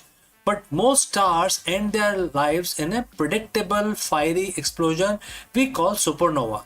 They expand, they glow red or orange, and they fade over months. But recently we have discovered something that defies this particular rule. A class of explosion so fast, so bright, and so intensely blue that they have earned a terrifying nickname, which is fast blue optical transient, or FBOT. So we call them FBOTs. Today we are diving into the hotter than hell physics of blue stellar deaths. We aren't just talking about big explosions, we're talking about the most violent thermal events since the Big Bang. Well friends, if you've reached this far, please inform us from which city you have tuned in and in which language you are watching this video. This will help us determine the reach of our channel. Alright, let's proceed further. To understand why a blue death is so significant, we have to talk about Wien displacement law. In simple terms, the hotter an object is, the shorter the wavelength of the light it emits. A standard supernova might reach temperature of 10,000 to 20,000 Kelvin. That put them firmly in the visible white to yellow range. But these blue transient, they are screaming at a temperature exceeding 40,000 Kelvin, and in some cases hitting hundreds of thousands of degrees in their initial movements. When a star dies blue, it is telling that the energy density is off the chart. It is not just emitting light, it is emitting high frequency, high energy photons that sit right on the edge of the ultraviolet and X-ray spectrum. The question is, what kind of star has enough fuel to die this spectacularly? You can't get a blue explosion from a boring star like our sun. For a hotter than hell exit, you need a Wolf-Rayet star. These are the heavyweight of the galaxy. Stars that started out at 20 or 30 times the mass of sun but has already blown off their outer layers of hydrogen. What is left is naked exposed core of helium, carbon and oxygen burning with a ferocity that is hard to visualize. Because they have lost their cushion of hydrogen, when the core collapses, there is nothing to slow down the shock wave. It is like an engine exploding without a hood. The energy hits the vacuum of space instantly. This lack of an outer envelope is the first ingredient in the recipe for the fast blue optical transient. For a long time, these were just theoretical. Then came a phenomenon known as AT2018 COW, which is COW, AT 2018 COW. Astronomers affectionately called it the cow because of its random letter designation. But there was nothing gentle about it. The cow was 10 to 100 times brighter than the normal supernova, and it reached its peak brightness in just 3 days. A typical supernova takes weeks to ramp up. The cow didn't just explode, it flashed. What shocked scientists most was the blue signature. It stayed hot for far too long. According to the standard physics, it should have cooled down as the debris expanded. Instead, it was as if there was a central engine, a hidden furnace inside the wreckage, pumping out fresh energy and keeping the temperature at a blistering blue hot level. So, what is that central engine? Physicists currently have two main theories for how these blue deaths occur. Imagine the core collapse. It is so massive that it skips the explosion phase and goes straight into a black hole. As the rest of the star tries to fall into the black hole, it creates a massive traffic jam called accretion disk. This disk spins so fast and gets so hot, it launches a jet of plasma through the star's, whatever the star remains, and nearly at the speed of light. That jet is blue light we see. In this version, the core collapses into a magnetar, a neutron star with a magnetic field trillion times stronger than the Earth's, spinning hundred of time per second. This magnetic whirling injects a colossal amount of kinetic energy into the explosion, acting like a cosmic microwave that keeps the debris cloud at blue hot temperature. So why do we spend millions of dollars on these expensive telescopes to find these blue blips? Because they are the laboratories of the extreme. FBOTs allow us to watch the birth of black holes and magnetars in real time. Usually we find these objects millions of years after they were formed. With blue stellar death, we are seeing the first cry of a new celestial monster. They also act as the cosmic flashlights because they are so bright. They illuminate the gas and dust in distant galaxies, helping us map the cosmic web that holds the universe together. Every time we catch a blue flash, we are refining our understanding of how matter behaves under the most extreme gravity and heat possible. The universe is a violent place, but there is a strange beauty in its destruction. A blue stellar death is the ultimate paradox. A star that has run out of life yet shines with more intensity than billion suns combined. It's a final defiant scream across the vacuum. Next time, when you look up at a clear night sky, remember that twinkling white stars are just the beginning.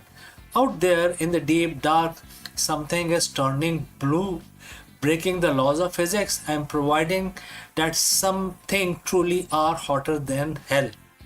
So, thanks for watching, thanks for listening. If you enjoyed this deep dive into physics of the cosmos, don't forget to hit that subscribe button. Until next time, keep looking up. Before I go, a word about our affiliate partner. Stop settling for a good enough video. If your built-in laptop camera looks like a grainy mess, it is time for an upgrade. Want to instantly level up your video presence? I like to present the Lenovo Performance FHD webcam. This is a game changer for your desktop setup. Technically, this is packed. It has a very sensitive RGB sensor, very crisp photographs it takes. Also comes with two microphones on board, which helps you to record very clear voice in stereophonic format.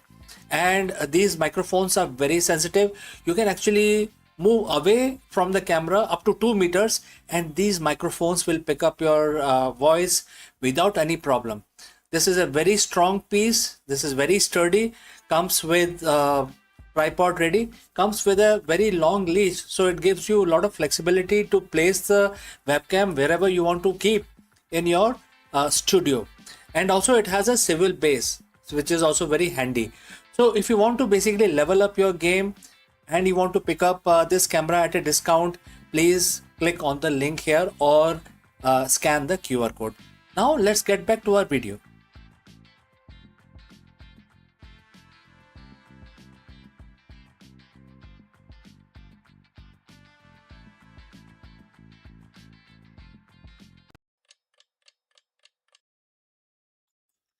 Hello दोस्तों, नमस्कारम। आप सबका स्वागत है। और आज है 2 जुलाई यानी कि बृहस्पतिवार यानी कि थर्सडे। तो आज का दिन जो है वो भगवान विष्णु के लिए समर्पित है। तो हम रोज भगवान की पूजा करते हैं। आज हम विष्णु भगवान की पूजा करेंगे और एक मंत्र का सिंपल सा मंत्र है, 11 दफा उच्चारण करेंगे, रिसाइटेशन। तो हर रोज की तरह मैं इस काउंटर को यूज करूंगा। आप जैसे मर्जी इसको करना चाहें, आपके पास माला है या अपने मन में आप करना चाहें, आप फ्री समझिए, कैसे भी आप करिए, लेकिन 11 दफा करना है। हर थर्सडे को, हर बृहस्पतिवार को अपना दिन शुरू करने से पहले भगवान का नमन करना जरूरी है। तो चलिए हाथ जोड़ लेते हैं और इस काउंटर को हम अपने पास रखते हैं और शुरू हो जाते हैं अपना भगवान विष्णु की आराधना के लिए। ओम वासुदेवाय नमः। ओम वासुदेवाय नमः। ओम वासुदेवाय नमः। ओम वासुदेवाय नमः। ओम वासुदेवाय नमः। ओम वासुदेवाय नमः। ओम वासुदेवाय नमः। ओम वासुदेवाय नमः। ओम वासुदेवाय नमः। ओम वासुदेवाय नमः। ओम वासुदेवाय नमः। तो दोस्तों, हमारी आज की पूजा समाप्त हुई और अब हम अपना दिन शुरू कर सकते हैं। जैसे हमारा दिन शुभ है, हम इसकी कामना करते हैं, वैसे ही हम इसकी भी कामना करते हैं कि आपका दिन भी मंगलमय और शुभ रहे। इसी कामना के साथ इस वीडियो को हम अभी यहाँ पे बंद करते हैं, लेकिन जल्दी ही मिलता हूँ दूसरे वीडियो में। नमस्कार।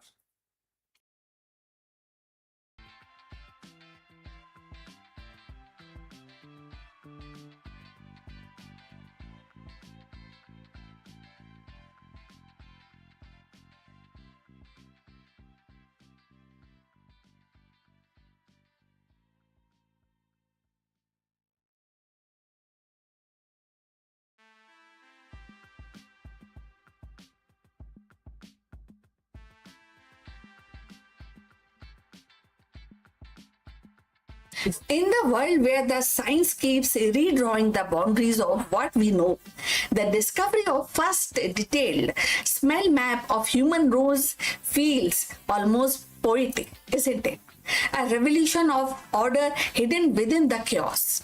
For centuries, we believed scent was simple chemical whisper, drifting aimlessly into breath. But now, scientists have uncovered a structured symphony beneath that simplicity. A network of olfactory receptors arranged with precision and each tuned to its own molecular melody. And this breakthrough doesn't just rewrite the biology textbook, it opens a door to the future of sensory intelligence. So let's find out more.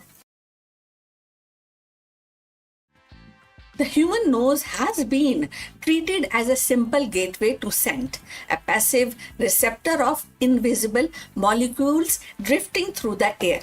But recent research has shattered the notion. Scientists have now unveiled the first detailed smell map of the nose, a discovery that redraws the boundaries of sensory biology.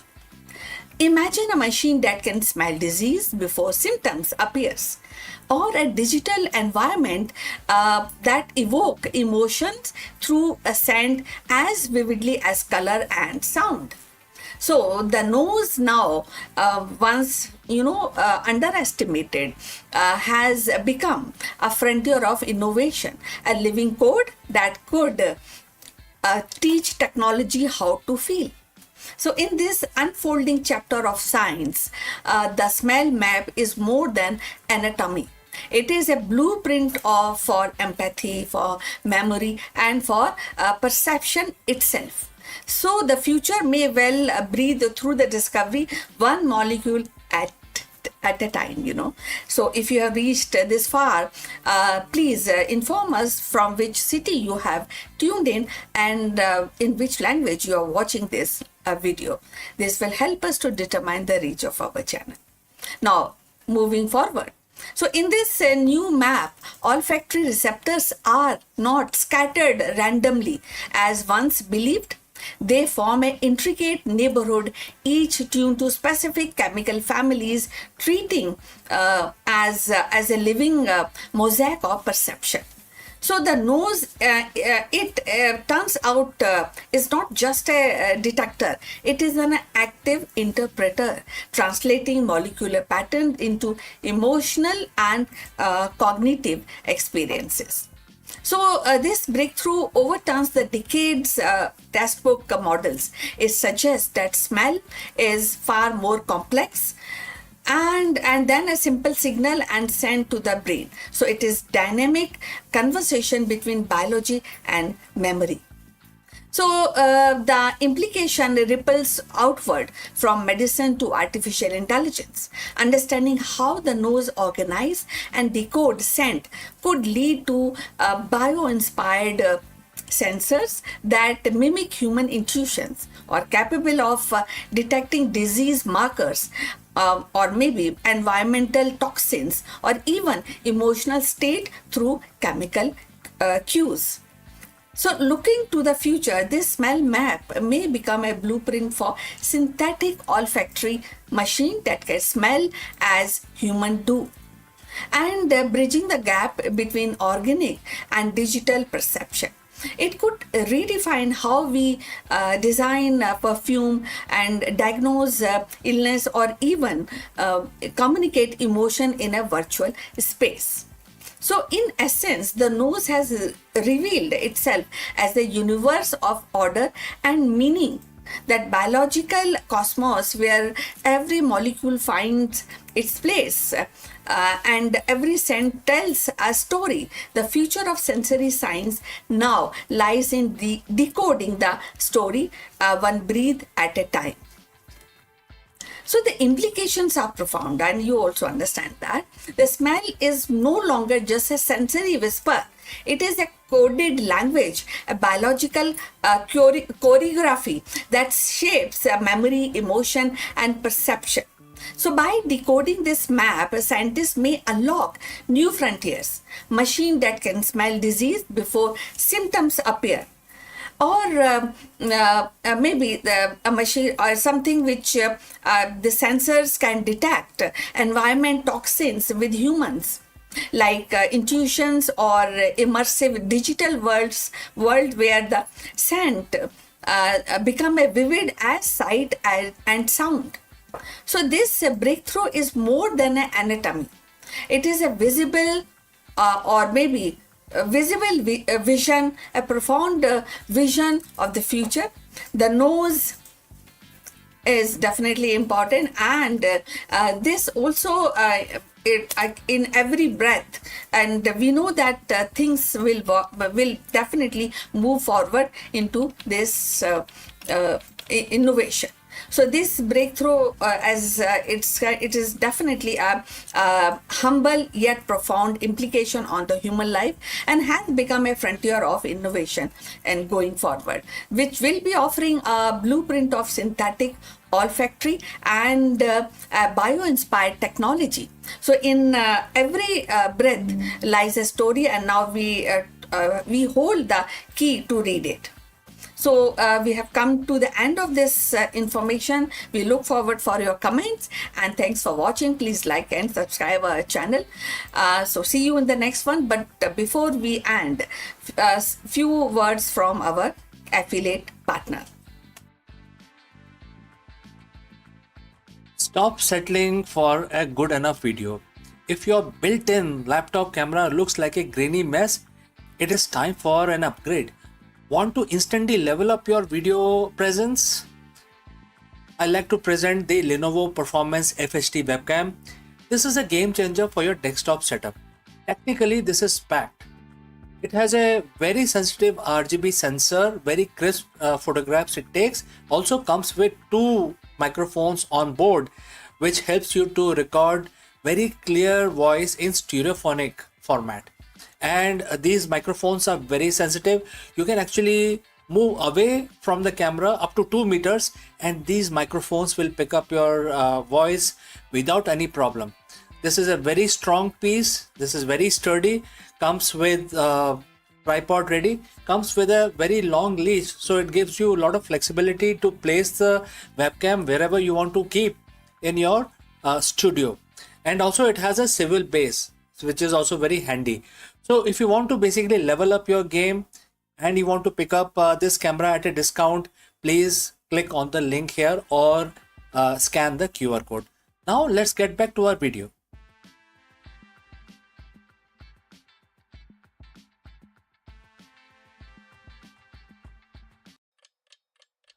Hello friends, you are most welcome. Namaskaram. In today's volatile market, CEOs are constantly looking for sustainable edge. While we obsess over metrics and ROI, the ancient wisdom offers a different perspective on growth and risk management. In order to address this issue, we will take help of Bhagavad Gita, and in this video we break down some of the learnings that can, tell us how to do better risk management. Let's go and discuss this further. Friends, you are a CEO. You live life by the key performance indicator. You look at the balance sheet, quarterly projections, and market share percentage. You are wired to believe that everything in business must have an immediate, measurable return on investment. If it doesn't scale, if it doesn't hit the bottom line today, you are told that it's a waste of time. But what if I told you that there is one specific investment, that is one strategy that defies the laws of quarterly accounting? What if I told you that in world of high frequency volatility, the most efficient thing you can do for your company is to commit to a path that seemingly doesn't offer a quick payout? So friends, if you have reached so far, please let us know from which city you have tuned in. Now let's move ahead. Today, we are going to look at 5,000-year-old business strategy from Bhagavad Gita. It's a verse that every CEO who is worried about longevity of their brand needs to, internalize. Following the path of dharma will never go waste, and that is where that is the first stanza of the verse. It will never hamper your progress, whereas even a little advancement will save you from many dangers. This is chapter 2, verse 40 of Bhagavad Gita. Now let us break it down. First, the word dharma. In business, especially in the business context, think of dharma not just as religion, but as your purpose or your right action. It is the alignment of your organization with its core values, its truth, and the responsibility to the ecosystem it operates in. The words make two massive claims. First, it will never go waste. Second, it saves you from many dangers. Let's look at why this is the ultimate competitive advantage. In business, we often view purpose or the ethics as a luxury. We think once I hit my revenue target, then I'll focus on the purpose. We treat it as an expense, something that sits in the charity budget, not the growth budget, etc. But the Gita argues the opposite. It says that the action taken in alignment with your true purpose never go waste. Think about compounding interest. When you start a business, your early efforts often yield zero visible results. You are pouring time, money, and soul into a product or a culture that hasn't taken off yet.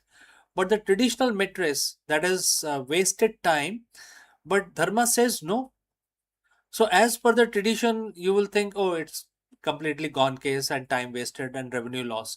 But Dharma says no. Every ethical decision, every moment of the integrity, every time you choose the right thing over the easy thing, you are building a brand equity that is invisible to your competitors. It is not wasted, it is compounding. When a crisis hit, that bank account of trust and purpose is exactly what keeps your company solvent. Now look at the second part of the verse. Even the little advancement will save you from many dangers. This is essentially the ancient definition of anti fragility. We spend millions on risk management, legal teams, and compliance. We try to build walls around our business to prevent disaster. But the Gita suggests that the most effective mitigation management strategy isn't a firewall, it is your purpose. When your company is grounded in a strong why, a deep sense of dharma, you become immune to the dangers that destroys other companies. What are those dangers? First, danger of being irrelevant. When your purpose is clear, you don't chase fads, you stay focused. That prevents you from burning out your resources on projects that don't matter. Number two is danger of culture decay. If your culture is built on easy money rather than purpose, it crumbles under pressure. But a purpose-driven team, when they stay, they can stay steady through the storm. And lastly, the danger of ethical blindness. We've all seen the headlines. CEOs who lost everything because they ignored the small ethical corner they cut. The verse tells us that even a little advancement, a small daily commitment to doing what is right, act as a radar, alerting you to danger before they become catastrophes. So, how do you actually apply this? You're not a monk, you are a CEO. You have a payroll that you want to basically meet for your employees. Here is your three-step strategy that you can actually use to operationalize this dharma. Number one, integrity audit. Once a week, ask yourself, are you doing this because it's the right thing for your customers and your long-term vision, or because it is the path of the least resistance? If it is latter, you are deviating from your path. Number two, protect a small win. Don't dismiss the small ethical wins. Did you treat a junior employee with respect today? That's your dharma. Did you correct a minor error in a report that no one would have noticed? That's your dharma. There are small advancements that build your resilience. And lastly, long term horizon. When making a decision, extend your time horizon. If you make the decision, will it still hold up 10 years down the line? If the answer is no, you are inviting danger. If the answer is yes, you are building a legacy. The market changes, technology become obsolete, your competitors will innovate, pivot, and potentially disrupt you. But one thing that cannot replicate is the weight of the company that is grounded in its purpose. So Bhagavad Gita reminds us that we are not just running companies, we are building legacies. And a legacy is only as strong as the integrity with which it was built. So stop worrying about whether your purpose is efficient enough. Stop measuring your soul by this quarter's ROI. Start doing the work. Build the foundation, because as the text says, your effort will never go waste, and it will be the very thing that saves you when the market turns against you.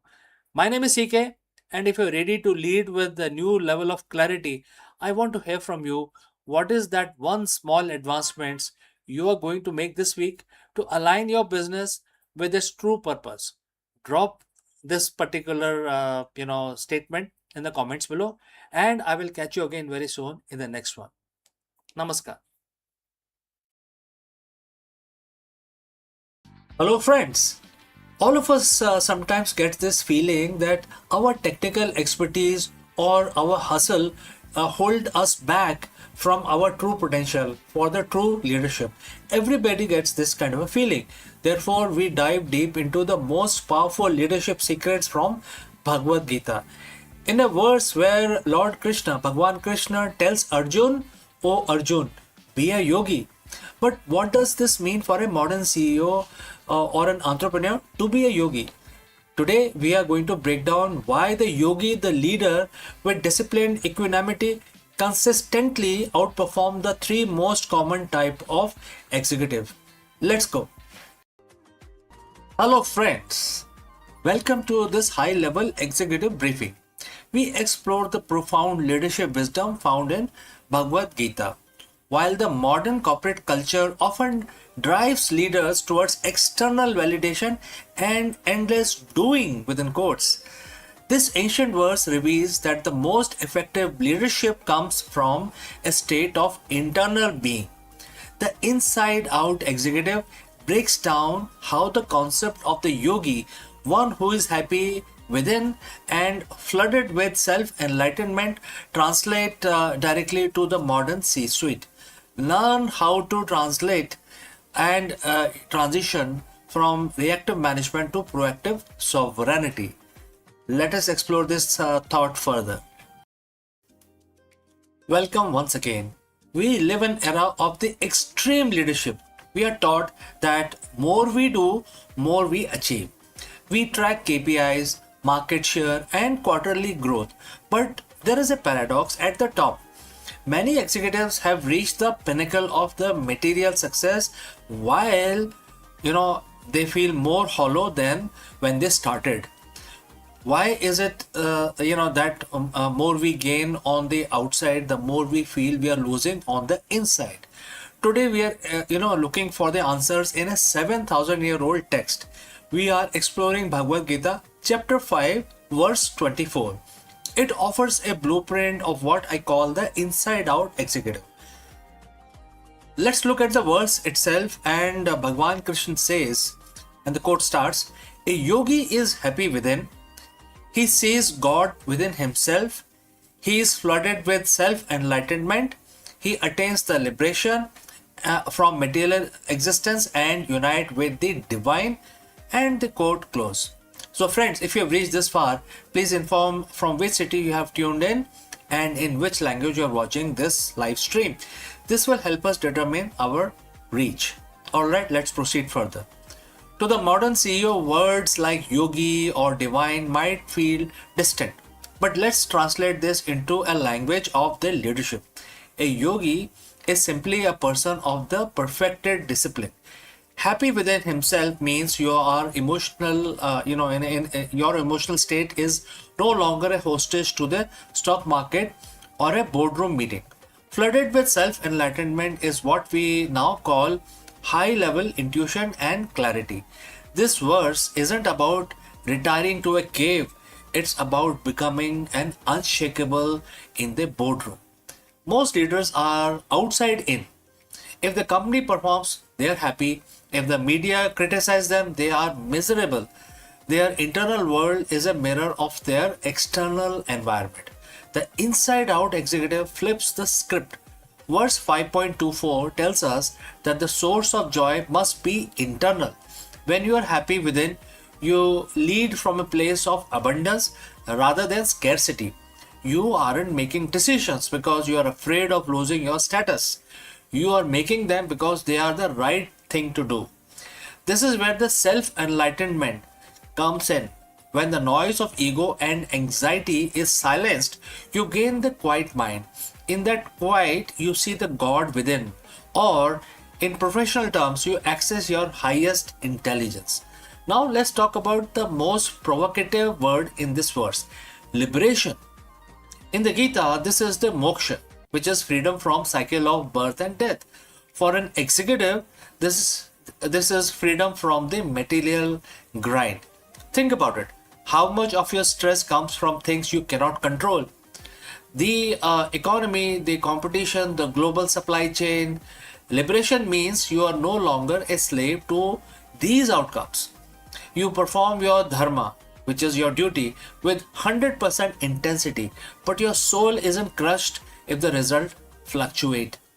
Ironically, this detachment makes you more powerful. A leader who doesn't need a specific outcome to feel whole is the most dangerous person in a negotiation.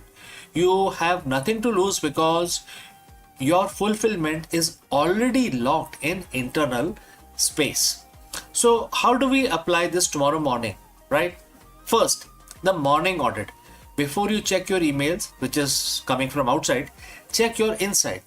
Spend 5 minutes in silence. Find that internal happiness before the world tries to give you its version of it. Alright? Number 2, intellectual detachment. During a crisis, ask yourself, is my happiness based on solving this, or is my happiness constant while I solve this? Right? Number 3 is lead by light. So verse 5.24 mentioned about flooded with light. Be the leader who brings clarity to the room, not heat. If you are enlightened within, you illuminate the path for everyone else. The verse ends by saying the yogi unite with the divine. In leadership, this is the union of the purpose and action. When your internal state matches your external impact, you aren't just working anymore, you are fulfilling your mission. So don't just lead a company, lead yourself first. Be the inside out executive. And friends, we have come to the end. Thanks for joining live. Thanks for your time. If you have any questions, please do not hesitate to send it across. Before we end this section, a word about our affiliate partner. Stop settling for a good enough video. If your built-in laptop camera looks like a grainy mess, it is time for an upgrade. Want to instantly level up your video presence? I like to present the Lenovo Performance FHD webcam. This is a game changer for your desktop setup. Technically, this is packed. It has a very sensitive RGB sensor, very crisp photographs it takes. Also comes with 2 microphones on board, which helps you to record very clear voice in stereophonic format. And these microphones are very sensitive. You can actually move away from the camera up to 2 meters and these microphones will pick up your voice without any problem. This is a very strong piece. This is very sturdy. Comes with tripod ready. Comes with a very long leash, so it gives you a lot of flexibility to place the webcam wherever you want to keep in your studio. And also it has a swivel base, which is also very handy. So if you want to basically level up your game and you want to pick up this camera at a discount, please click on the link here or scan the QR code.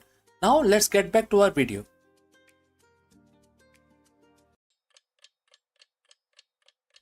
Hello friends and namaskar. Do you know that the Gurugram real estate prices have skyrocketed by 18%? Therefore, in this video, we break down exactly why property demand in Gurugram is hitting new high in 2026 and what this means for home buyers and the real estate investors. Let's go and explore this further. If you have been looking at the property in Gurugram lately, you have probably noticed that same thing I have in the market is basically on fire. So what was cheaper earlier is now becoming expensive. We are looking at an 18% jump in the prices, and that isn't just a random number. It's a signal of a massive shift in the Millennium City. But is this a bubble about to burst, or is there some actual solid value behind these numbers? Today we are breaking down exactly what is happening in Gurugram real estate market in 2026, and more importantly, whether you should be buying, selling, or staying on the sidelines when the property is soaring so much. So friends, if you have reached this far, please inform us from which city you have tuned in and in which language you are watching this video. This will help us determine the reach of our channel. Alright, first, let's get the big question out of the way. Why 18%? A lot of people see this and think perhaps speculative bubble. But when you look at the data, it's actually a structural repricing. We are seeing a perfect storm of 3 things: infrastructure, corporate expansion, and flight to quality. Not all of the Gurugram is growing at the same rate. We are seeing 2-speed market. This is the part everyone ask me about. Is it too late to enter? So when we talk about 2-speed market, so there are places in Gurugram which are moving slowly, but there are hot cakes, very, very prime locations which are growing at 18%, especially in 2026. So question is it too late to enter? No, market is absolutely risk-free. We had a massive price run up in the short 30 months window, and you need to be aware of the risk also, like potential interest rate fluctuations and the fact that we have pulled forward several years of expected appreciation into the current window. So in the end, I would like to tell you that look for a 7-year plus holding period if you are buying right now. This isn't get rich quick game anyway. It is a long-term wealth building strategy in a maturing global city. And you know, Gurugram is a very happening place. Also, there are a lot of business opportunities for people who live in Gurugram. So Gurugram isn't just a city; it's a structural growth story. Whether you are looking at the Dwarka Expressway or the established luxury of Golf Course Road, the key is doing your homework. Don't buy the hype, but buy the fundamentals. So, friends, the prices are going up, and my advice is to basically look for a property based on your budget and location preferences. But definitely, this is the right time to invest in Gurugram real estate market. If you found this breakdown useful, hit that like button, subscribe our channel, uh, and look at the property price in Gurugram very seriously. Do let me know what sector you have in mind, and I can probably guide you further on that. My name is CK, and I will see you again in the next one. Hello friends, Namaskaram. I hope you know a guy called Steve Fawcett. Steve Fawcett, a master of endurance and risk, became the first person to fly solo around the world in a balloon.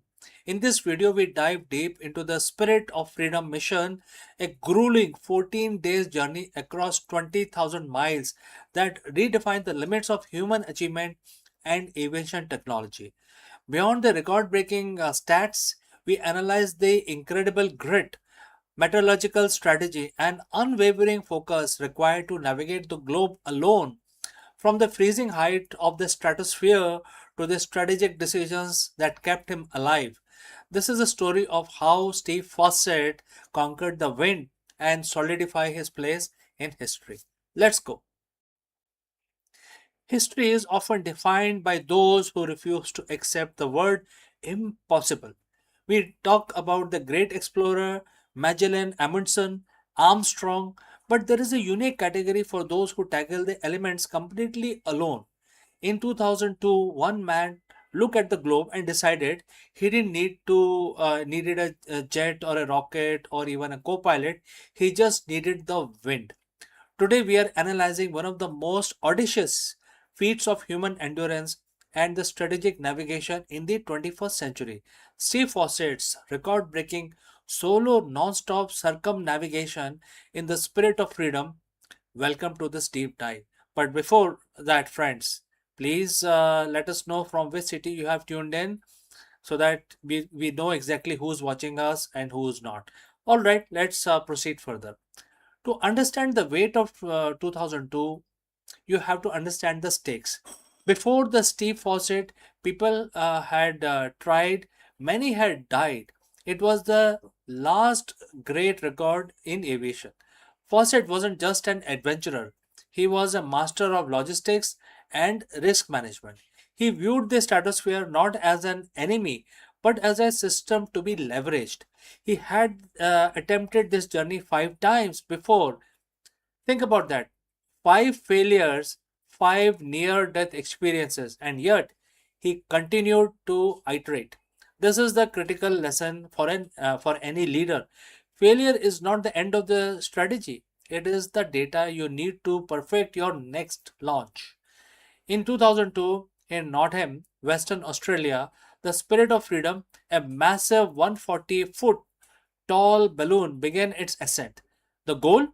To fly around the world solo, non-stop, in under 20 days. The capsule was size of a walk-in closet, roughly 7 feet by 5 feet.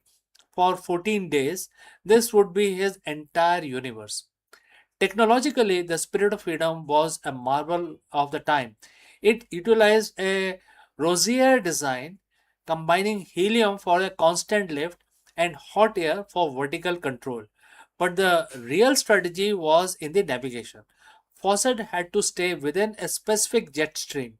If he dipped into lower altitude, he hit turbulence. Too high, he risked extreme cold and oxygen deprivation. He didn't have the modern AI navigator, but he had a team of metallurgists feeding him data, and he had to process it with absolute calm. This is the definition of the equanimity under pressure, a concept we talk about frequently here on the channel also. Whether you are a leading corporation or a piloting a balloon over the Southern Ocean, the ability to process the data, discard the noise, and execute the core task is what separates the masters from the amateurs. For 2 weeks, the world watched, but inside the capsule, absolute silence. The physical toll was immense. He slept in 45 minutes intervals. He dealt with mechanical failures, burner malfunctions, and constant crushing psychological reality of being miles above the earth, absolutely alone. One of the most dangerous moments occurred over the Southern Ocean where the temperature plummeted, threatening the integrity of the balloon fabric. A normal person would panic. A strategist looked for the lever. Fawcett had to manipulate his altitude constantly to catch the right current, essentially surfing the atmosphere. When you study his flight, you see a man who was entirely in sync with his environment. He wasn't fighting the wind, he was negotiating with it. This is the profound leadership lesson. True success doesn't come from the brute forcing your way through a crisis. It comes from understanding the forces at play and positioning yourself where the current naturally carries you towards your objective. On July 3rd, 2002, after 14 days, 19 hours and 50 minutes, Steve Fawcett touched down in Queensland, Australia. He had done it. He was the first person to circumnavigate the globe solo in a balloon. He didn't just set a record, he closed a chapter in human exploration. He proved that with the right combination of preparation, iterative learning, and mental discipline, the impossible becomes merely the next milestone. So, why does this matter to us today? Why are we discussing a 2002 balloon flight on a channel focused on AI education and executive strategy? Because the landscape of business is changing just as rapidly as weather system uh, faucet had to navigate. Whether it's a shift towards AI, the changing global economic order, or the demand for real time education, we are all in our own spirit of freedom capsule. We are all dealing with high stake environments where one wrong decision or one moment of lost focus can send us off course. Steve Fawcett showed us that preparation is the foundation of the courage. So, friends, thank you for joining me on this historic strategic deep dive. If you enjoyed this breakdown, make sure to hit that subscribe button. Join us on the next on Akulmak History as we continue to explore the intersection of past, present, and future. I am CK, and I will see you again very soon in the next one.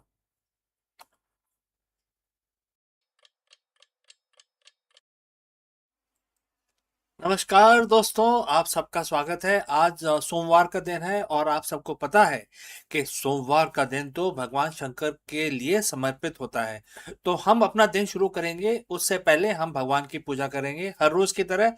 और आज हम शंकर भगवान की पूजा करेंगे, एक मंत्र का उच्चारण करेंगे जिससे आपके दिन, हमारा दिन शुभ रहे। भगवान शंकर की स्तुति करेंगे। तो आप भी हमारे साथ महामृत्युंजय का जाप करें, 11 दफा करेंगे। आप माला का इस्तेमाल कर सकते हैं, मैं ये काउंटर का इस्तेमाल करता हूँ, इसमें नंबर आ जाते हैं। नहीं तो आप जैसे भी, अगर आप अपने माइंड के अंदर भी अगर आप काउंट करना चाहें तो आप ऐसा भी कर सकते हैं। तो जैसे आप कंफर्टेबल हो वैसे आप हमारे साथ जुड़ें और महामृत्युंजय का जाप हमारे साथ ज्वाइन करके करें। ठीक है, तो हाथ जोड़ लीजिए, नमन करिए भगवान शंकर का और ध्यान लगाइए और हम महामृत्युंजय का जाप शुरू करते हैं।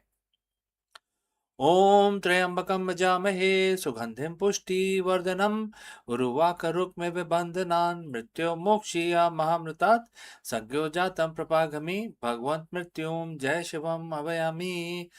ओम त्र्यंबकं यजामहे सुगंधिं पुष्टिवर्धनम् उर्वारुकमिव बन्धनान् मृत्युर्मोक्षीयमामृतात् सद्यो जातं प्रपागामि भगवन् मृत्युं जय शिवम् आवाहयामि। ॐ त्र्यम्बकं यजामहे सुगन्धिं पुष्टिवर्धनम् उर्वाकरुक्मिव बन्धनान् मृत्योर्मोक्षीयमामृतात् सद्यो जातं प्रपागमि भगवन् मृत्युं जय शिवम् अभयामि ॐ त्र्यम्बकं यजामहे सुगन्धिं पुष्टिवर्धनम् उर्वाकरुक्मिव बन्धनान् मृत्योर्मोक्षीयमामृतात् सद्यो जातं प्रपागमि भगवन्त मृत्युं जय शिवम् अभयामि ॐ त्र्यम्बकं यजामहे सुगन्धिं पुष्टिवर्धनम् उर्वाकरुक्मिव बन्धनान् मृत्योर्मोक्षीयमामृतात् सद्यो जातं प्रपागमि भगवन्त मृत्युं जय शिवम् अभयामि ॐ त्र्यम्बकं यजामहे सुगन्धिं पुष्टिवर्धनम् उर्वाकरुक्मिव बन्धनान् मृत्योर्मोक्षीयमामृतात् सद्यो जातं प्रपागमि भगवन्त मृत्युं जय शिवम् अभयामि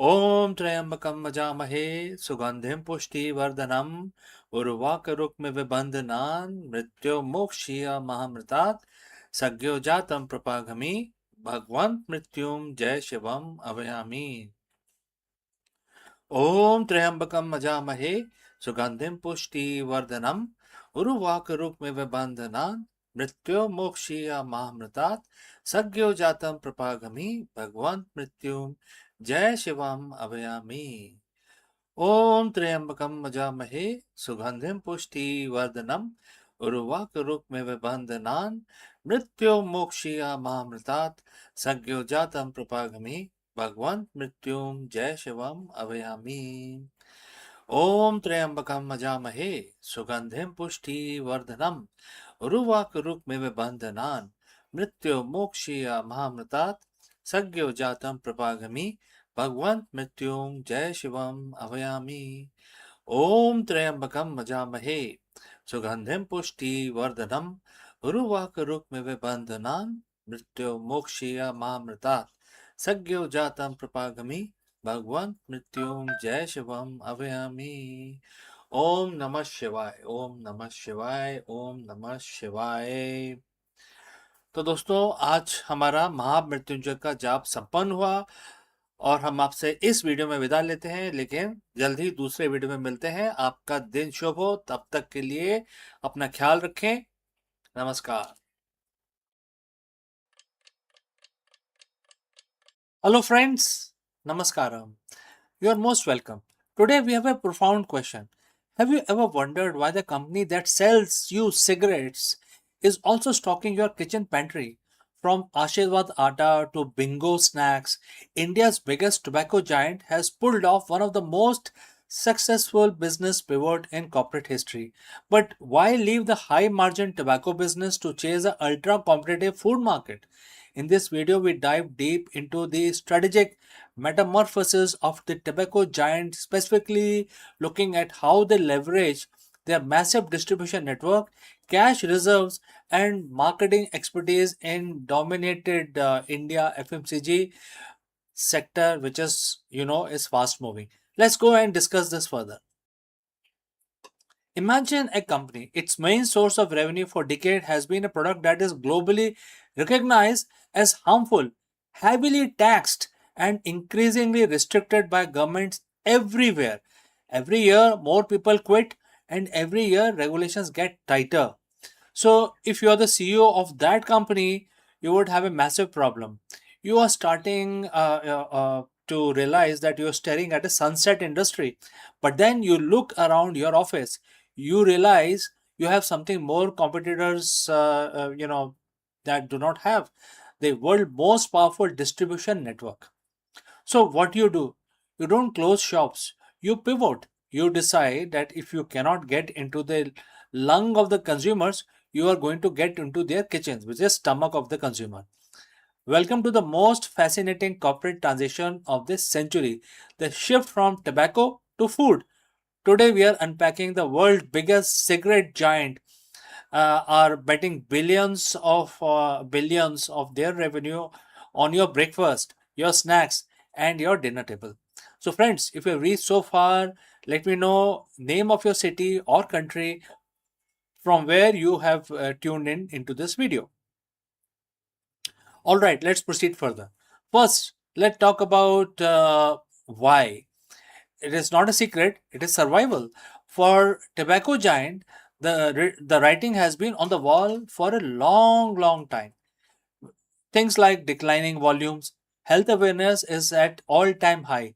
People are definitely quitting smoking and smoking less and less. Number two is regulatory pressure. Government are hiking taxes to record levels, banning advertising, and mandating gruesome health warning on the packaging itself. Number three is the ESG pressure. Investors are increasingly moving away from the sin stocks. If you want to keep your stock price high, you need to be diversified FMCG company, not just a tobacco company. And this is what the analysts call de-risking.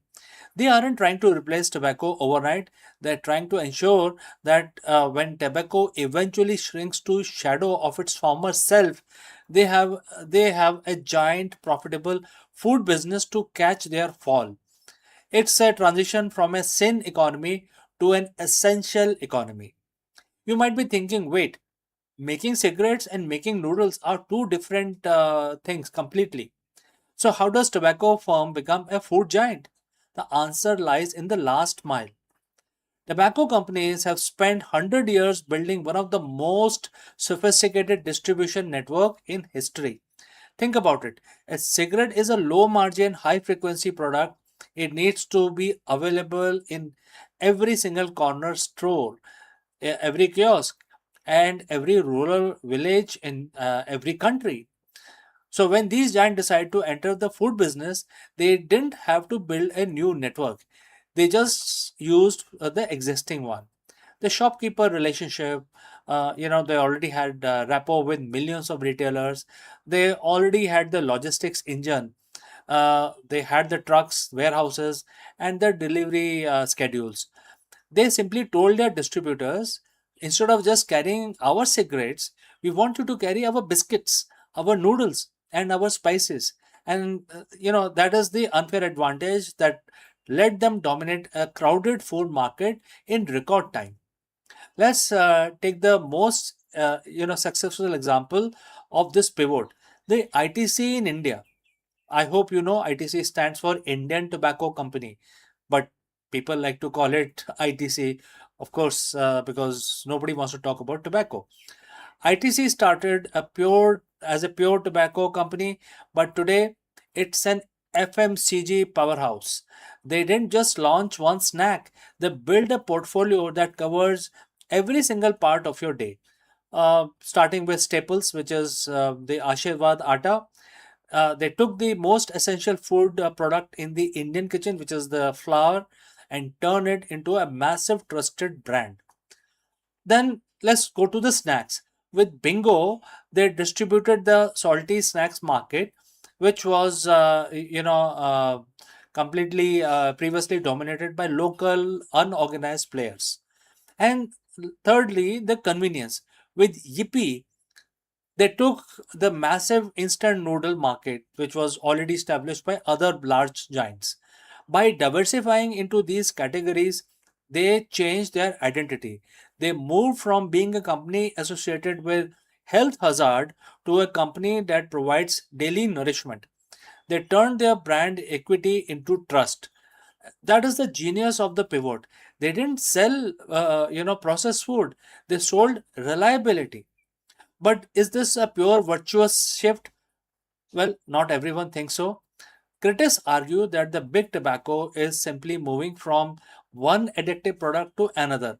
The argument is that the same marketing geniuses who mastered the art of selling cigarettes are now applying those exact same philosophies and tactics to ultra processed foods snacks that are high in salt, sugar, and fat, designed by hyper palatable and yes, mildly addictive.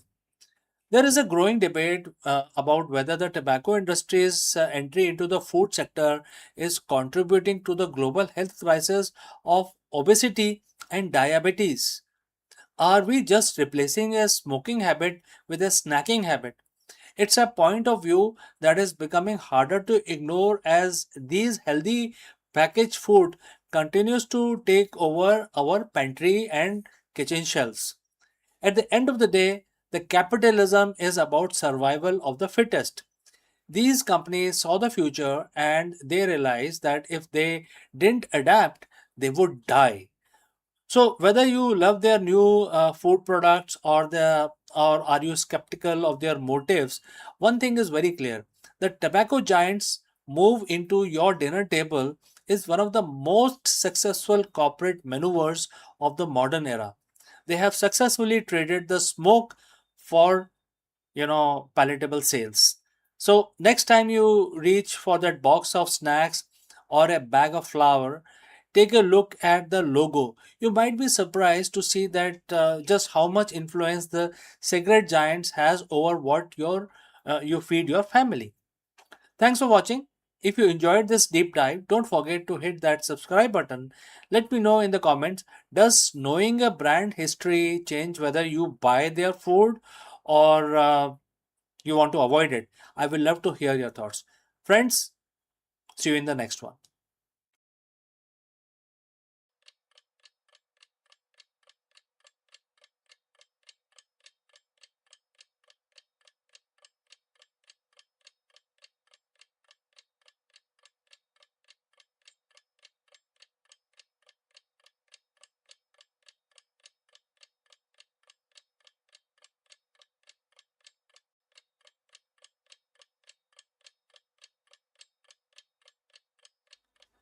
Imagine a darkness so deep it lasts 336 hours, where temperatures plummet to a lethal minus 170 degrees Celsius.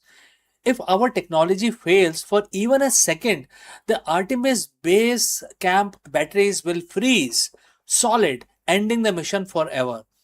Here is how we use the fission power to survive the shadow. So in this video, we will learn more about it.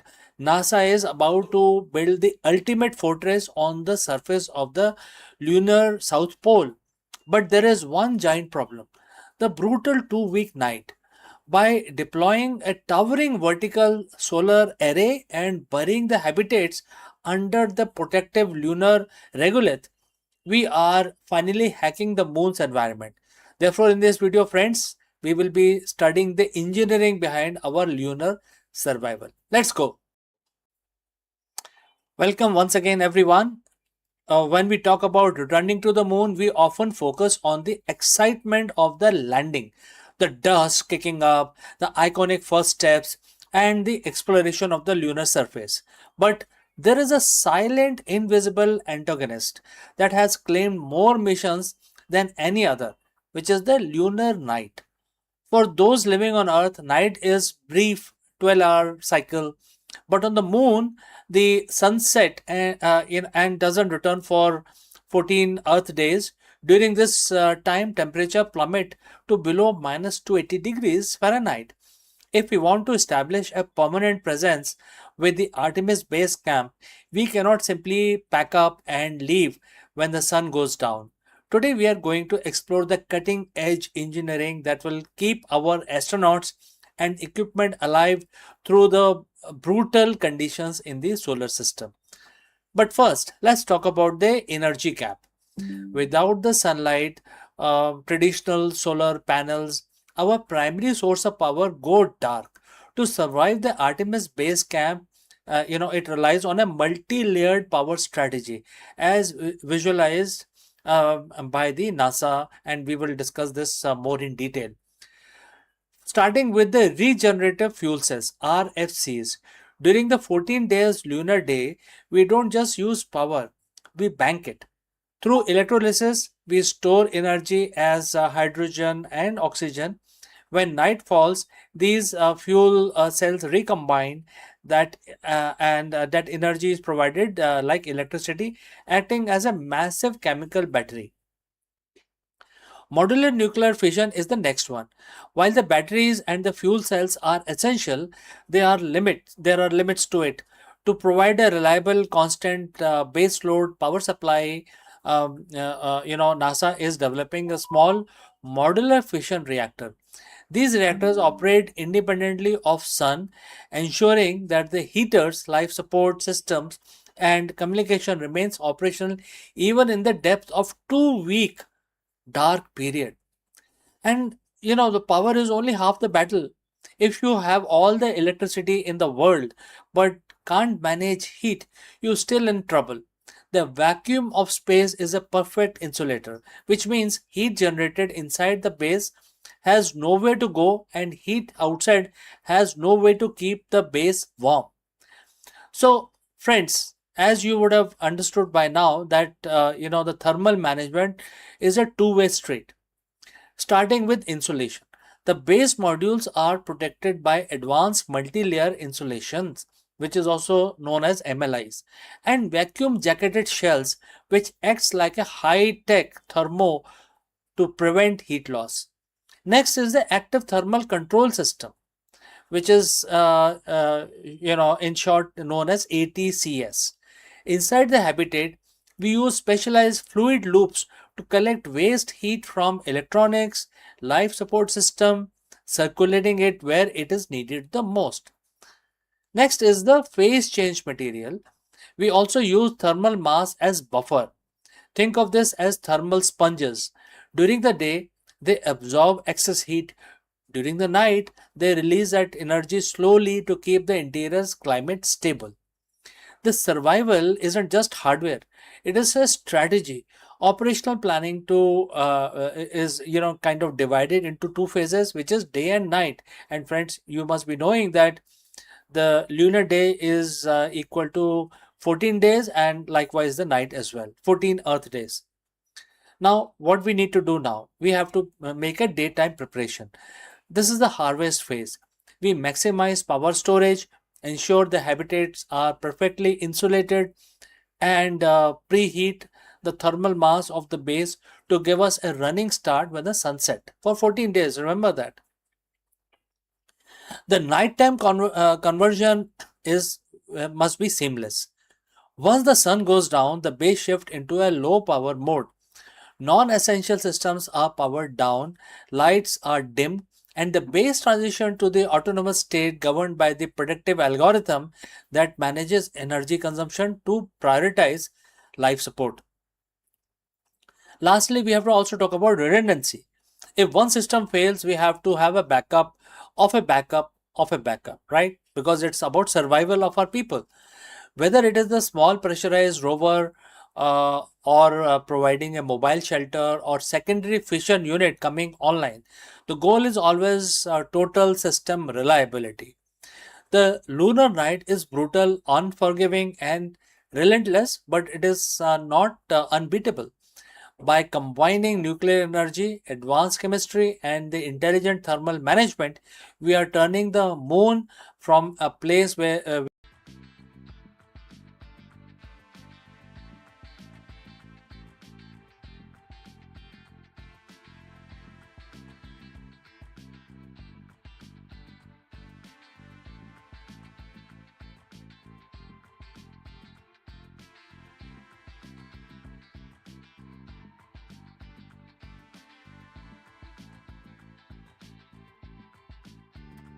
Hello friends, how are you doing?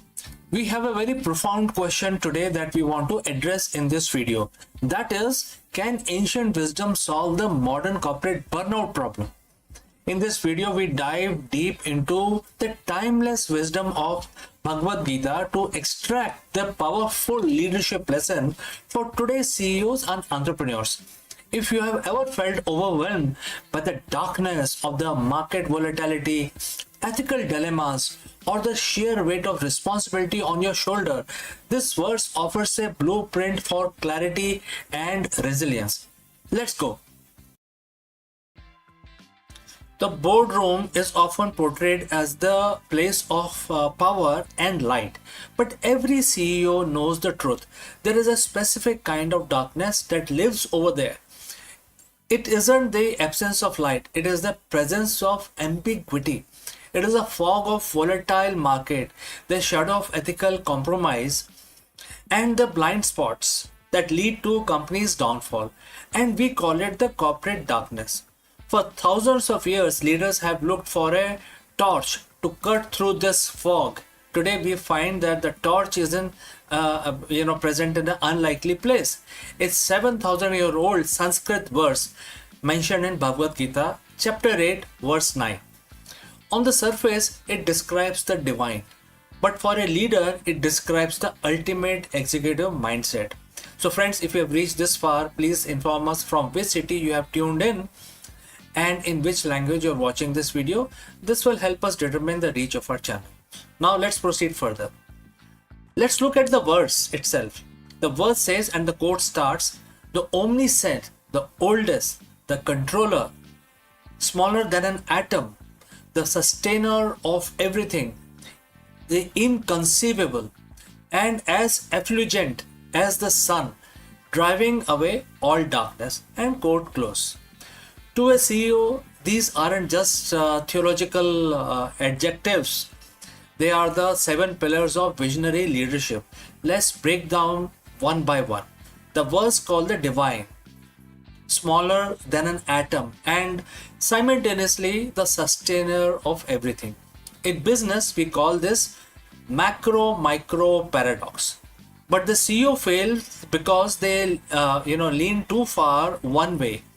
They are either big picture dreamer who miss the accounting fraud happening under their nose, or they are the micromanagers who stifle innovation because they can't see the horizon. Bhagavad Gita tells us that the true mastery is being able to see the atom, the tiny data point, the single customer complaint, the line of code, while simultaneously sustaining the entire ecosystem of the brand. Driving out darkness starts with total visibility. You cannot lead what you cannot see, whether it is as small as an atom or as large as a global supply chain. The verse uses a term which is inconceivable. In the C-suite, we often rely on predictive analytics. We want everything to be conceivable, measurable, and also certain. But the darkness of the market often comes from the black swan event, the things we don't see coming, right? Learning from Bhagavad Gita means accepting the inconceivable. A great CEO doesn't just plan for what they know. They build a culture resilient enough to handle what they don't know. This is the difference between a rigid company and an anti-fragile one. When you stop fearing the inconceivable, you take away its power to paralyze you. Finally, we reach the climax of the verse. A personality as effulgent as the sun, driving away the darkness. What is the darkness in a company? It is the fear, where employees are too scared to tell the truth. It is where the departments hide information from each other. It is the ego where leaders need to be, right, outweighed the need to be successful. The effulgent CEO is one who brings radical transparency. Just as the sun doesn't fight the dark, it simply arrives and the dark ceases to be. Dark just goes away. A leader who leads with the Gita's principles of light doesn't have to fix every problem manually. Their presence, their ethics, and their clarity create an environment where dark behavior simply cannot survive. When you are effulgent, you provide the why for your company, and as a leader once said, he who has why to live can bear almost anyhow. So how do we apply chapter 8 verse 9 starting tomorrow morning? Practice omniscience. Don't just look at the reports. Seek to understand the soul of your product. Be a sustainer. Remember that your role is to support your team, not just to support by themselves. Drive out shadows. If there is a part of your business you are avoiding looking at, and that is where the darkness is, shine your light there first. Leadership is not about just quarterly results. It's about being the oldest, the most grounded, the effulgent, and also most inspiring. Bhagavad Gita isn't just a book of philosophy, it's a manual for the highest form of management. Go forth, lead like sun, and drive out the darkness. Friends, thanks for listening. If you have any questions, any suggestion, any opinion, please do not hesitate to send it across in the comment section below. Before I part ways, I will have to speak few words about our affiliate partner.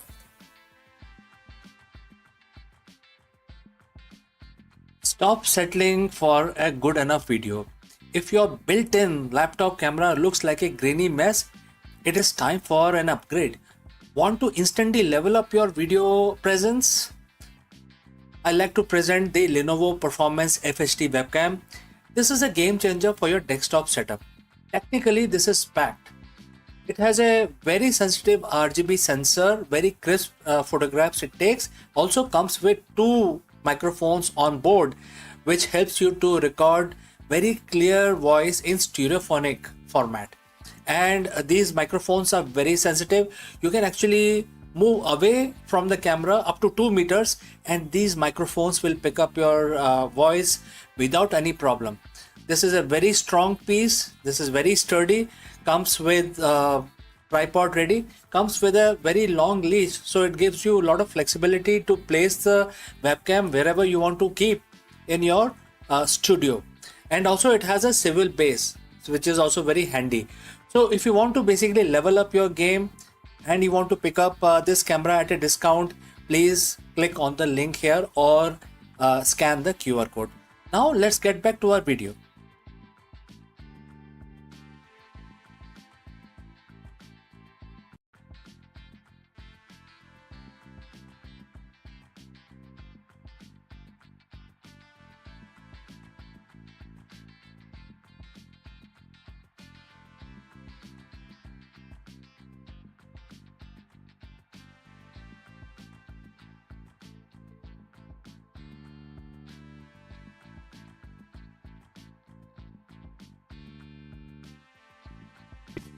Let me ask you, is time really a one-way street?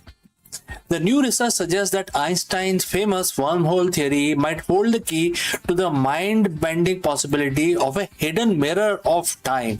And friends, as you know, mirror always casts an inverted image. In this video, we break down the latest theoretical physics breakthrough that is challenging everything we know about the arrow of time, entropy, and the fabric of space-time. Could wormhole act as a portal to a mirror reality where time flows in the reverse direction? We dive into the science behind the headlines and explain what this discovery means for the future of quantum mechanics and cosmology. Let's go.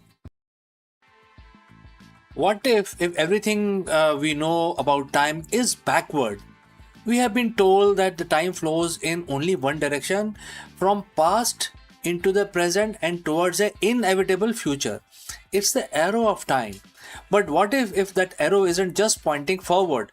What if it is also pointing back in the backward direction? And the key to understand that secret lies in one of the most famous yet misunderstood concept in physics, which is the Einstein-Rosen bridge. When we hear about the word wormhole, we think of interstellar. We think of space traveler jumping across galaxies in seconds. But here is the first breakthrough in our understanding today, and that is not what Einstein and Rosen intended. Friends, before we move forward, if you have reached this far, please inform us from which city you have tuned in and in which language you are watching this video. This will help us determine the reach of our channel. Alright, let's proceed further. In the year 1935, Albert Einstein and his colleague Nathan Rosen weren't trying to build a space travel portal. They were struggling with the math of gravity and quantum fields. They created a bridge, a mathematical connection between the two identical symmetrical sheets of space-time. It wasn't a tunnel for a spaceship, it was a theoretical tool meant to reconcile how matter behaves in extreme gravity. Fast forward to 2026, a massive shift in how we interpret those equations have just emerged. Instead of physical tunnel through space, researchers are proposing that the Einstein-Rosen bridge is actually a quantum link between two opposite direction of time. Think of it like a mirror. If you stand in front of a mirror, you will see yourself, right? Now imagine that the mirror doesn't just reflect your image, it reflects your flow. In this new theoretical model, our universe is paired with a mirror, a component where time flows in the exact opposite direction. The bridge isn't the shortcut across the galaxy, it is a fundamental connection that allows quantum systems to remain balanced, consistent, and crucially irreversible. So, what does this matter? Why this matters now? Because of the black hole information paradox. For decades, physicists have been terrified that if the information falls into the black hole, it is lost forever. They violate and the violent laws of quantum mechanics, and therefore, there could be only two situations. One is that everything is true, or the quantum mechanics and the laws of relativity works across all positions on in the space. But if this mirror time theory is correct, that information isn't destroyed, it simply evolves along the backward flowing time component. It's not gone, it's just living in the mirror. And this doesn't explain black holes, it might explain the very beginning of everything. Some researchers are now suggesting that our big bang wasn't the absolute beginning.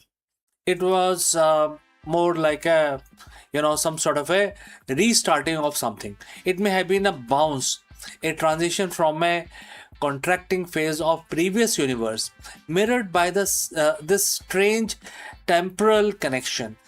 Even more mind-bending is the small relic black holes from this pre-bounce phase might still be hiding in our universe today, potentially explaining the mysteries of the dark matter.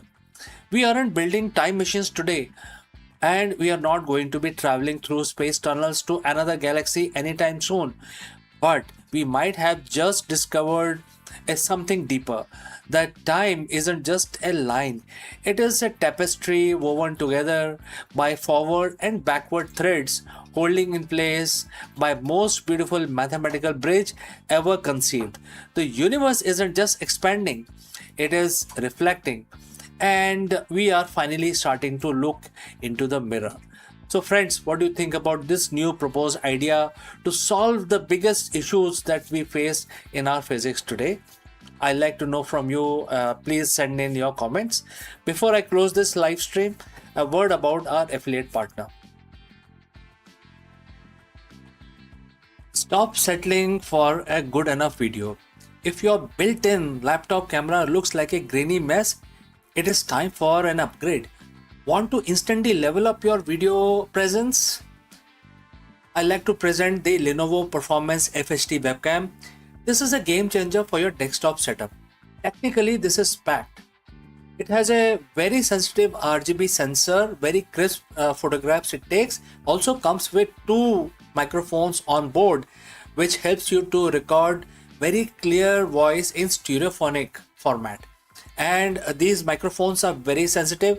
You can actually move away from the camera up to 2 meters and these microphones will pick up your voice without any problem. This is a very strong piece. This is very sturdy.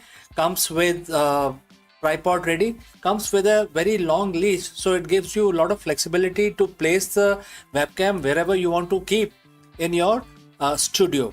And also it has a swivel base, which is also very handy. So if you want to basically level up your game and you want to pick up this camera at a discount, please click on the link here or scan the QR code. Now let's get back to our video.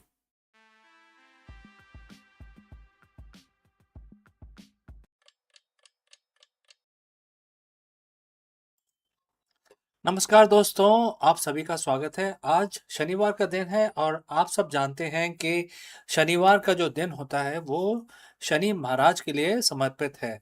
तो आज हम अपना दिन शुरू करेंगे भगवान शनि की प्रार्थना करके, पूजा करके, और हर रोज की तरह हम 11 दफा एक मंत्र का उच्चारण करेंगे। आप हमारे साथ जुड़ें और इस मंत्र को का उच्चारण आप अपने अपने वर्क स्टेशन पे, अपने अपने ऑफिस में, होम ऑफिस में करें। मैं ये काउंटर यूज़ करता हूँ, आप कैसे भी माला का इस्तेमाल करके या कैसे भी अपने मन में ही 11 दफ़े इस मंत्र का उच्चारण करना है। तो चलिए हाथ जोड़ लीजिए, भगवान का नमन करिए। ओम शनिश्चराय नमः, इस मंत्र का हमें जाप 11 दफ़ा करना है। तो चलिए हम अब शुरू करते हैं। ओम शन शनिश्चराय नमः। ओम शन शनिश्चराय नमः। ओम शन शनिश्चराय नमः। ओम शन शनिश्चराय नमः। ओम शन शनिश्चराय नमः। ओम शन शनिश्चराय नमः। ओम शन शनिश्चराय नमः। ओम शन शनिश्चराय नमः। ओम शन शनिश्चराय नमः। ओम शन शनिश्चराय नमः।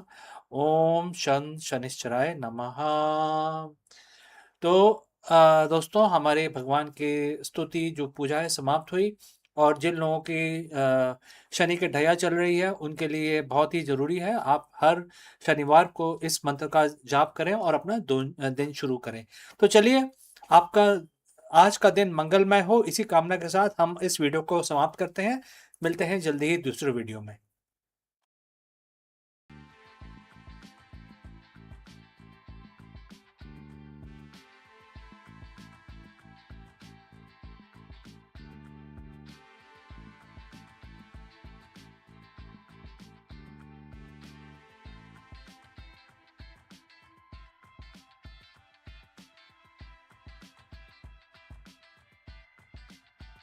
Hello friends, can the ancient wisdom solve the modern CEO's biggest challenge?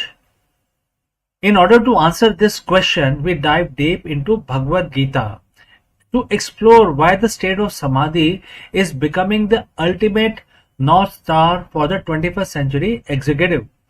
In the area of market volatility and constant burnout, a leader's greatest asset isn't their strategy, it is their equanimity.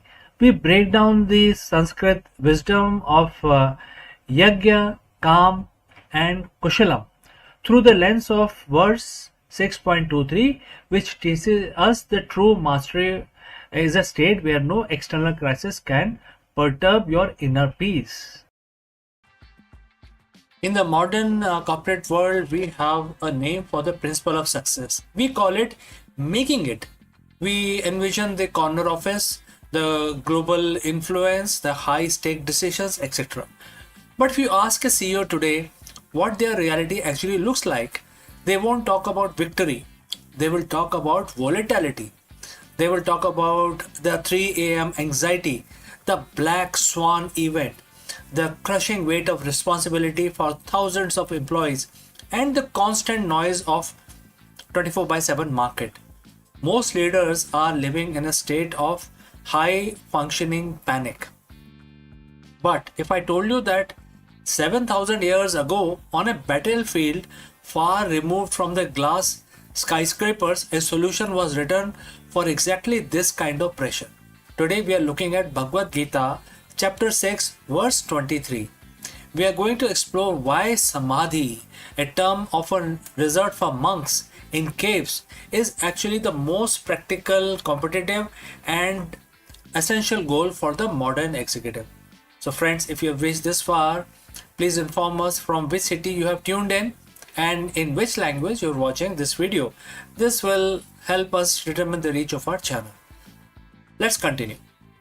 Let's look at the text, verse 23 of chapter 6, and it says, quote starts, "Let it be known that the state of the severance from the union with the misery is called yoga. This yoga must be practiced with determination and an unprecedented mind." Now let's unpack this first phrase, the severance from the union with misery. As a CEO, you often united with the outcome of your company. If the stock drops, you are miserable. If a competitor launches a better product, you are miserable again. Verse 23 suggests a state of yoga which we call samadhi, where that cord is cut. It isn't that the problem go away. It is that your union with the pain of those problems is severed. This is the state where the leader knows there is nothing greater left to achieve. It is about retirement. It's about reaching a level of internal mastery that makes external chaos irrelevant. The verse continues to explain that in this state, the practitioner is not perturbed by anything come what may. Think about the last crisis you faced. Did you react or did you respond? Well, reaction is emotional. It is driven by the fear of loss. Response is intellectual. It is driven by the samadhi, by clarity. For a CEO, being unperturbed is a superpower. Imagine a boardroom where everyone is losing their head because of the quarterly miss. The leader who has mastered Gita 6.23 sit in the center of the storm. They aren't cold or indifferent. They are simply not shaken. Because they have attained an internal samadhi, their decision making remains clinical, creative, and objective. While others are blinded by the misery, the samadhi led executive sees the path forward. This is the difference between a leader who survives and leader who resigns. Now the Gita is very, very practical. It doesn't say the state happens by accident. It says the state is achieved only by practicing yoga with determination and optimism. So there are several Sanskrit words related to determinism, and the mind does not become despondent. So we will move on. We will not try and read those Sanskrit words in this verse. For an executive, determination means the discipline of the routine. It's the daily meditation, the deep work, the refusal to let the inbox dictate your soul, etc. What is optimism? Optimism is even more critical. In business, things go wrong. Projects fail. Partnerships soars. If your mind becomes despondent, if you lose your optimism, your leadership dies. The Gita tells us that samadhi isn't a gift for the lucky one. It's a result of the disciplined mind. It's a practice. You have to train your brain to return to center every single day, just as you would train your body in the gym. Now let's talk about the bottom line. Where should a CEO care about the ancient Sanskrit verses? First is cognitive longevity. Stress kills creativity and samadhi preserves it. Next, talent retention. People follow unperturbed leaders, they don't follow the panicked ones. Third, risk management. When you are free from misery, you don't make desperate, high risk gambles to save your ego. You make calculated moves to grow the vision. In the past, we thought the goal of an executive was more market, more share, more revenue, more accolades. But the Gita suggests that the new executive goal is actually enough. When you reach a state where you know there is nothing greater left to achieve, internally you paradoxically become more effective at achieving things externally. You are no longer hungry and desperate. You are focused and formidable. So as we close this lesson from chapter 6 verse 23, I leave you with a challenge. Look at your calendar for the next week. How much of it is dedicated to the union with misery, the firefighting, the stressing and reacting, and how much is dedicated to severance, the practice of finding your center. The corner office was never meant to be a cage of anxiety. It was meant to be a seat of wisdom. Practice with determination, lead with optimism, and find the state of samadhi where, come what may, you remain the master of your own soul. Thanks for listening, friends. If you have any question or any suggestions, kindly send us a message in the message section below. Before I close this session, a word about our affiliate partner. Stop settling for a good enough video. If your built-in laptop camera looks like a grainy mess, it is time for an upgrade. Want to instantly level up your video presence? I like to present the Lenovo Performance FHD webcam. This is a game changer for your desktop setup. Technically, this is packed. It has a very sensitive RGB sensor, very crisp photographs it takes. Also comes with two microphones on board, which helps you to record very clear voice in stereophonic format. And these microphones are very sensitive. You can actually move away from the camera up to 2 meters, and these microphones will pick up your voice without any problem. This is a very strong piece. This is very sturdy. Comes with tripod ready. Comes with a very long leash, so it gives you a lot of flexibility to place the webcam wherever you want to keep in your studio. And also it has a swivel base, which is also very handy. So if you want to basically level up your game and you want to pick up this camera at a discount, please click on the link here or scan the QR code. Now let's get back to our video.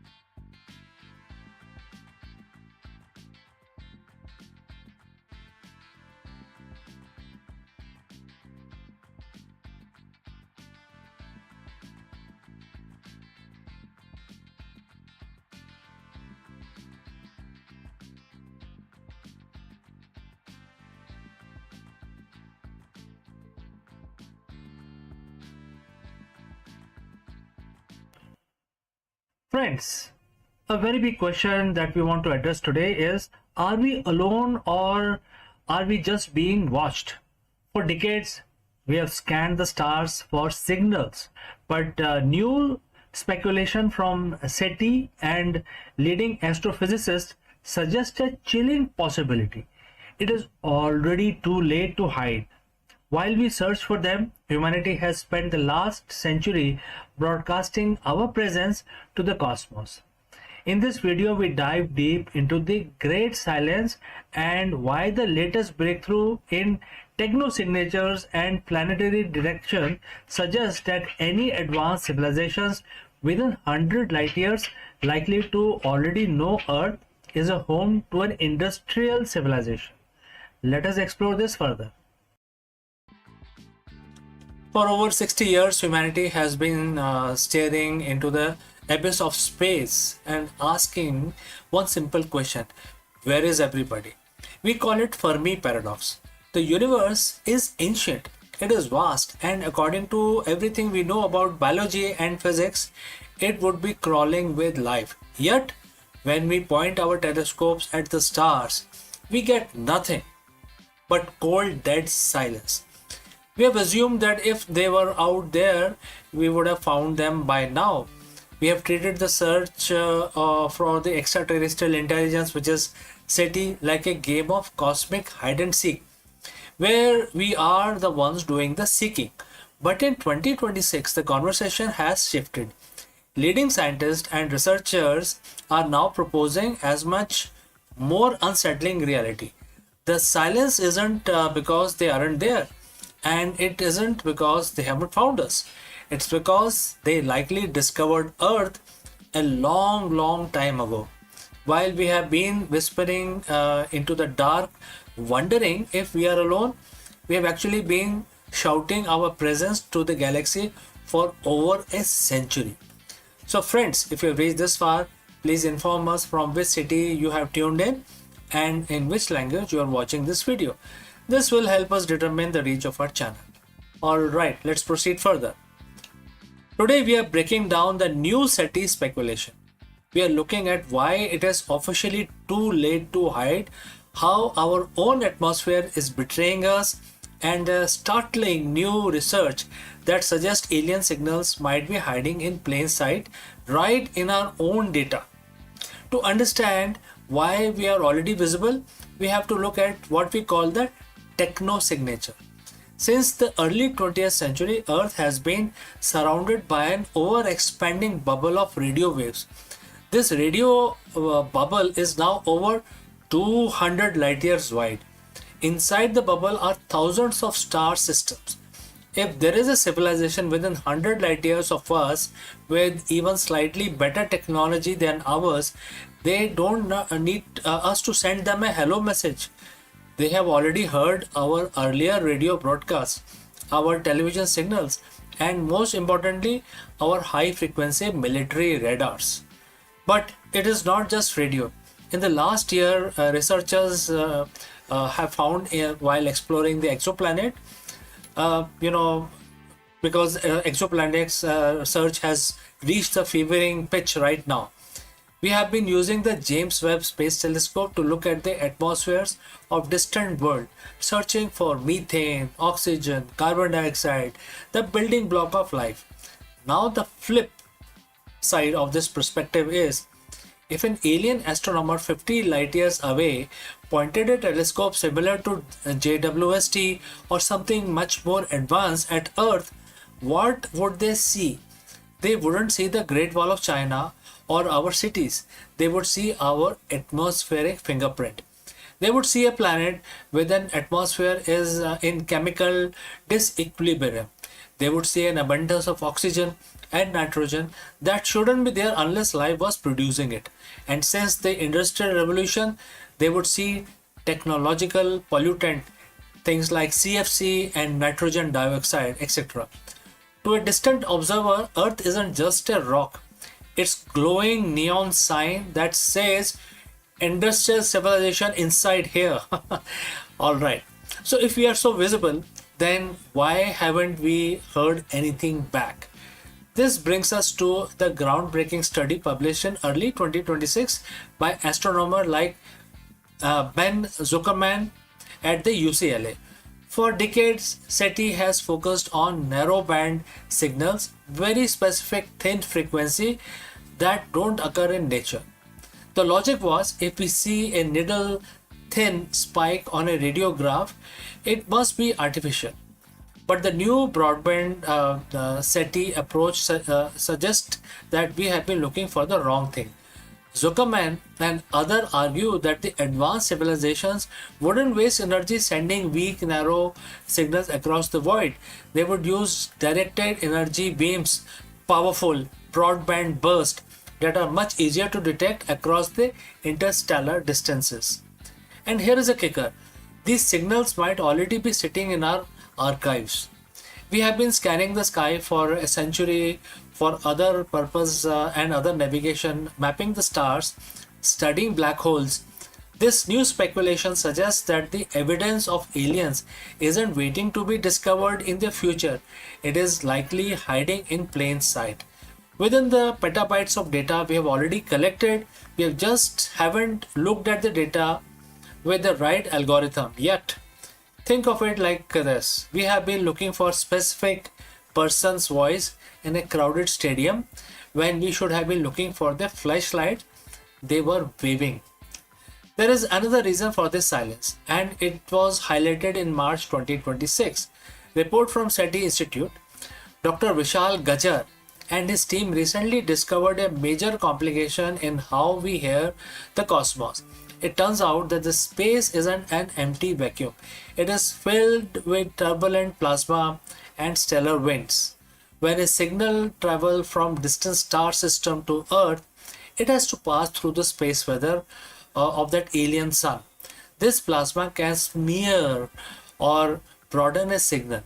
A perfect, clear, narrow broadcast from an alien planet might arrive at Earth looking like a fuzzy, distorted static.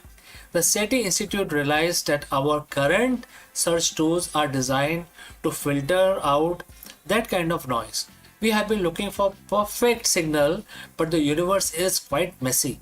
This means we could have received a message yesterday, but our computers threw it in the trash because it looked like too much like a natural interference. We are literally turning or tuning into a wrong station. And it is possible the galaxy is far noisier than we ever imagined. So if they were here and if these signals are likely reaching us, why hasn't there been a first contact event? This leads us to the zoo hypothesis. If a civilization is advanced enough to detect our atmospheric pollution from 40 light years away, they are likely centuries ahead of us, if not millennia. To them, we might be like a new species of ants discovered in a remote jungle. You don't walk up the anthill to introduce yourself, you observe it. You set up cameras, you stay hidden so you don't disrupt their natural development. But as our technology improves, as we launch the Nancy Grace Roman Telescope and the Habitable World Observatory, we are becoming harder to ignore. We are starting to build our own cameras to look back at them. In April 2026, SETI Institute launched a Discover Future Lab. Their mission was to prepare humanity for the human dimensions of discovery. They aren't just asking how to find life anymore, they're asking what happens next.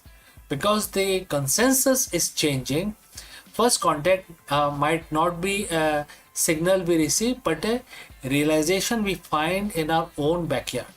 We used to think universe was a vast empty desert and we are lone campfire in the middle of the night, but the science of 2026 tells a different story. The desert is full of life and our campfire has been blazing signal fire over 100 years. Whether it is through leaked radio waves, chemical signatures in our cloud, or the broadband beams we haven't decoded yet, the great silence is starting to feel less like an absence of life and more like a waiting room. The question isn't, are we alone anymore? The question is, when they finally decide to answer, will we be ready to listen? So friends, thanks for watching this deep dive into the new frontier of SETI. If you want to keep track of this cosmic discoveries with me, make sure that you hit the subscribe button. I'm CK and I will see you again in the next one. Before I leave, a word from our affiliate partner. Stop settling for a good enough video. If your built-in laptop camera looks like a grainy mess, it is time for an upgrade. Want to instantly level up your video presence? I like to present the Lenovo Performance FHD webcam. This is a game changer for your desktop setup. Technically, this is packed. It has a very sensitive RGB sensor, very crisp photographs it takes. Also comes with 2 microphones on board, which helps you to record very clear voice in stereophonic format.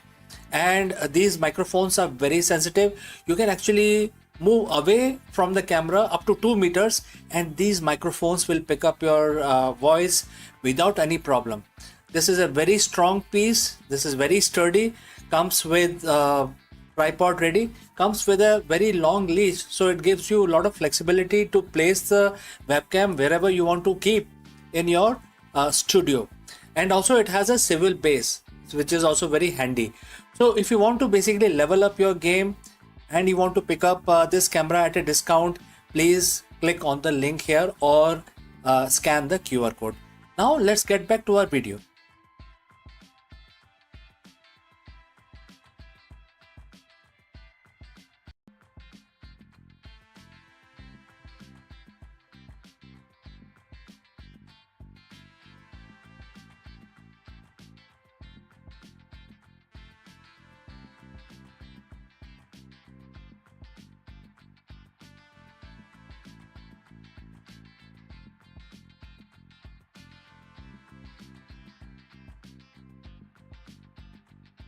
In the hushed chamber of Ming era medicine, where the wisdom was linked on scrolls and remedies brewed in porcelain jars, a startling secret has resurfaced. An anesthetic formula centuries ahead of its time. More than a potion, it was a calculated blend of herbs, philosophy designed to silence the pain and study the spirit. This discovery does not just rewrite medical history, it reveals a civilization that understood the delicate frontier between consciousness and oblivion, compassion and science. So the Ming dynasty, often celebrated for its art and for its architecture, now stands illuminated as a pioneer in surgical sophistication. A proof that the quest to ease human suffering is as old as civilization itself. So let's find out more about this. The corridors of history often conceal treasures that redefine our understanding of human ingenuity. One such revelation has emerged from Ming Dynasty, where the scholars have uncovered evidence of sophisticated anesthetic use centuries before the modern medicine codified the practice. This discovery does more than enrich the annals of pharmacology. It illuminates the depth of Chinese medicine philosophy and its seamless blend of science, ritual, and pragmatism. So the Ming era, spanning 14th to 17th centuries, was a period of flourishing scholarships and innovations and the cultural refinement. Physicians of the time were they are heirs of millennia of accumulated wisdom and drawing from the classical text of Han Dynasty and practical refinement of Song era healers. So yet that what sets this anesthetic apart is its demonstration of deliberate, calculated approach to pain management. Far from being a crude concoction, it was actually carefully blended mixture of herbal compound designed to dull the sensation, calm the spirit, and allow surgical interventions to proceed with minimal suffering. So if you have reached this far, please inform us from which city you have tuned in and in which language you are watching this video. This will help us to determine the reach of our channel. Now, moving forward, archaeological and textual evidence suggests that the anesthetic combined with ingredients like wine, opium, derivatives, and a specific herb known for their seductive properties.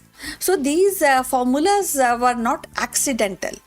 It is reflected a nuanced understanding of pharmacodynamics and even if it expressed in the language of yin and yang and the five elements. So this is how things is being expressed and defined. So physicians recognized that certain substance could quiet the heart and soften the sinews, and metaphors that today translates into seduction and muscle relaxation. So the sophistication lies in the precision. Doses were calibrated to induce unconsciousness without tipping into a fatal toxicity, a balance that modern anesthesiology still grapple with. So the discovery also reframes our perception of Ming era surgeries. So while often imagined as a limited to caution related or superficial procedures, records now suggest that more invasive operations were attempted in those days and supported by anesthetic techniques. So dental extraction and access drainage of these acids and even the rudimentary abdominal interventions may have been performed under the veil of this herbal seduction. So the anesthetic was not merely a tool, actually. It was a gateway enabling physician to push the boundaries of what was surgically possible in their time. So equally compelling is the cultural context. So in Ming philosophy, medicine was never actually divorced from the morality and cosmology. The act of easing the pain was not only a technical achievement but a moral duty aligned with the Confucian ideals of benevolence and Taoist principle of harmony. So administrating anesthetic was thus both a scientific act and a ritual of compassion, and reinforcing the physician's role as a guardian of balance between body, spirit, and society. For the modern science, the implications are profound. So this anesthetic challenges the narrative that places the birth of anesthesia in 19th century with ether and chloroform. Instead, it actually reveals a parallel lineage of innovation in the East, where the empirical observation and the herbal experimentation also laid the groundwork for the pain management centuries earlier. So it also invites a contemporary pharmacologist to revisit the ancient formula with a fresh eye. What compounds might still hold an untapped potential for modern therapeutics? So that is one thing which everybody, especially the physicians, need to study about this.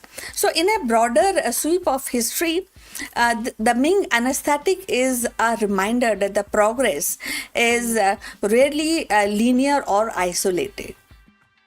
Civilizations across the globe have wrestled with some fundamental questions. How do we alleviate suffering, or how do we decrease the suffering and elevate the kind of health of mankind? How do we transform knowledge into healing? So the answer, whether inscribed in bamboo, slips or parchment or digital code, the converge is the shared human pursuit of mastery over pain. So pain management is definitely a very, very deep, it gives a deep impact, and at the same time it requires a kind of a profound treatment by surgeons and doctors even today. So ultimately, the uncovering of this anesthetic is not just a scientific milestone. It is a testament of enduring sophistication of Chinese medicine. It shows that centuries ago, physicians were already navigating the delicate frontier between consciousness and oblivion and wielding herbs and philosophy with a precision that resonates even today. So, in their hand, the anesthesia was more than a chemistry. It was a compassion distilled into a practice, a bridge between tangible body and the intangible spirit. So, and in rediscovering this wisdom, we are reminded that the quest to heal is as ancient as civilization itself and as timeless as the human desire to relieve, dignity, and care. So, the rediscovery of this Ming era anesthesia is more than a historical curiosity. It is a reminder that compassion and innovation have always walked hand in hand. And centuries before ether and the chloroform, Chinese physicians were already navigating the fragile boundaries between pain and relief, body and the spirit. So their silence auxiliary actually revealed civilization and attuned but to the dignity of the patient and the whole practice of medicines, especially in pain management. In honoring their wisdom, we see that the pursuit of easing suffering is timeless and echoing across the ages as one of the humanity's most profound achievement. What you feel about it, what you say, what would like to add to this in the comments. So I look forward for your comments on this subject. So thanks for watching and please like and subscribe our channel and see you in the next one. But before we end, few words about our affiliate partner. Stop settling for a good enough video. If your built-in laptop camera looks like a grainy mess, it is time for an upgrade. Want to instantly level up your video presence? I like to present the Lenovo Performance FHD webcam. This is a game changer for your desktop setup. Technically, this is packed. It has a very sensitive RGB sensor, very crisp photographs it takes. Also comes with 2 microphones on board, which helps you to record very clear voice in stereophonic format. And these microphones are very sensitive. You can actually move away from the camera up to 2 meters and these microphones will pick up your voice without any problem. This is a very strong piece. This is very sturdy. Comes with tripod ready. Comes with a very long leash, so it gives you a lot of flexibility to place the webcam wherever you want to keep in your studio. And also it has a swivel base, which is also very handy. So if you want to basically level up your game and you want to pick up this camera at a discount, please click on the link here or scan the QR code. Now let's get back to our video.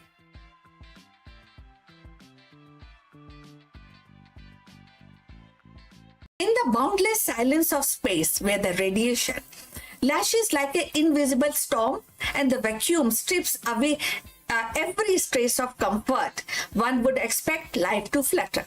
Yet, against all odds, tiny fungal spores have endured, and their survival is more than a scientific curiosity. It is a defiant proclamation that biology is tougher than we have imagined. Clothed in a melanin armor, suspended in metabolic stillness, these microscopic voyagers cling to existence in the most hostile frontier known to mankind. So let's find out more about this. In the cold silence beyond Earth's protective atmosphere, where the radiation storm rages and temperatures plummet, life is not expected to endure. Yet, in the recent experiment, which have revealed a startling resilience. Certain fungi, hardy and unyielding, have survived prolonged exposure to deep space condition, and their survival challenges our assumption about the fragility of biology and raises profound questions about possibility of microbial hitchhikers journeying to the Mars. So scientists have placed spores of extramophilic fungi aboard orbital platform, exposing them to the cosmic radiation, vacuum, and the relentless cycle of solar flares. So months later, when these were retrieved and examined, many spores remained viable, and their cell wall, rich in melanin, acted as a shield against the radiation, while their metabolic dormancy allowed them to endure starvation and desiccations. So what seems like a death sentence become a testament to evolutionary ingenuity. So these organisms born in shadow of Earth's ecosystem proved capable of weathering the hardest frontier. So if you have reached this far, please inform us from which city you are watching us and which language you are watching this video. This will help us to determine the reach of our channel. So going forward, the implication of ripple outward. So if the fungi can survive the journey, so too might bacteria or other microbes. And these raises a specter of forward contamination, the accidental transport of Earth's life to the Mars. A single resilient spore nested in the crevice of spacecraft could seed alien soil, and implication the search or implicating for indigenous Martian life. So the line between the discovery and contamination grows perilously thin. For planetary protection agencies, the survival of fungi is both a marvel and a warning. Yet there is another perspective, and that is, we are talking about opportunity. If the fungi can endure space, they might one day serve as allies in colonization. And their ability to recycle nutrients, break down the waste, and even produce protective compound could make them invaluable partner for astronauts establishing habitats on Mars. Imagine fungal bioreactors converting Martian logith into fertile soil, or shielding domes infused with melanin to observe the radiation.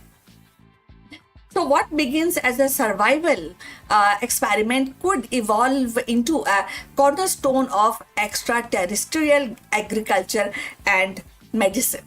The survival of fungi also touches on the deeper philosophical questions, and that is life. And it seems it is like a fragile frame, easily extinguished, but can the strong force that can cling to existence wherever it can. So the cosmos, the vast and indifferent it may be, but it not empty with the possibilities.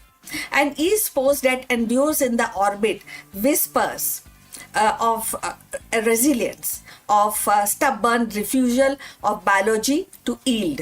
In their microscopic triumph, the fungi remind us that life is not confined to Earth. It is a universal experiment, always probing the boundaries of possibilities. As humanity prepares for Mars mission, these fungal survivors stand as both cautionary tale and the beacon of hope. They warn us that the thread of this survival, we have to actually deal with careful insight, and least we overwrite Martian biology with our own. But they also inspire us to imagine a future where Earth's smallest organism help us to thrive on very distinct world, and in quite endurance of these spores drifting through space, we glimpse the persistence of life itself, unyielding, adaptable, and forever reaching to new horizon, new boundaries. In the quiet resilience of these spores drifting unbroken through the cosmic abyss, we glimpse a truth larger than any single experiment. Life is not fragile, but defined. The fungi that endures in the deep space remind us that the biology is a force that adapts, persists, and seeks footholds even in the most hostile realm. As humanity prepares to step into the Mars, their survival is both a warning and a promise. Warning us to guard against the contamination, yet promising that life itself may be our greatest ally in the journey beyond Earth. So, in the void where the silence resigns, the spores whisper, a timeless refrain. A life refuses to die, and it is a refusal, it is a carrier that the seeds of tomorrow's world. So we have come to the end. Thanks for watching this, and we look forward for your comment. At the same time, we request you to subscribe our channel. See you in the next, but before we go further, a few words from our affiliate partner. Stop settling for a good enough video. If your built-in laptop camera looks like a grainy mess, it is time for an upgrade. Want to instantly level up your video presence? I like to present the Lenovo Performance FHD webcam. This is a game changer for your desktop setup. Technically, this is packed. It has a very sensitive RGB sensor, very crisp photographs it takes. Also comes with two microphones on board, which helps you to record very clear voice in stereophonic format. And these microphones are very sensitive. You can actually move away from the camera up to 2 meters, and these microphones will pick up your voice without any problem. This is a very strong piece. This is very sturdy. Comes with tripod ready, comes with a very long leash, so it gives you a lot of flexibility to place the webcam wherever you want to keep in your studio. And also it has a swivel base, which is also very handy. So if you want to basically level up your game and you want to pick up this camera at a discount, please click on the link here or scan the QR code. Now let's get back to our video.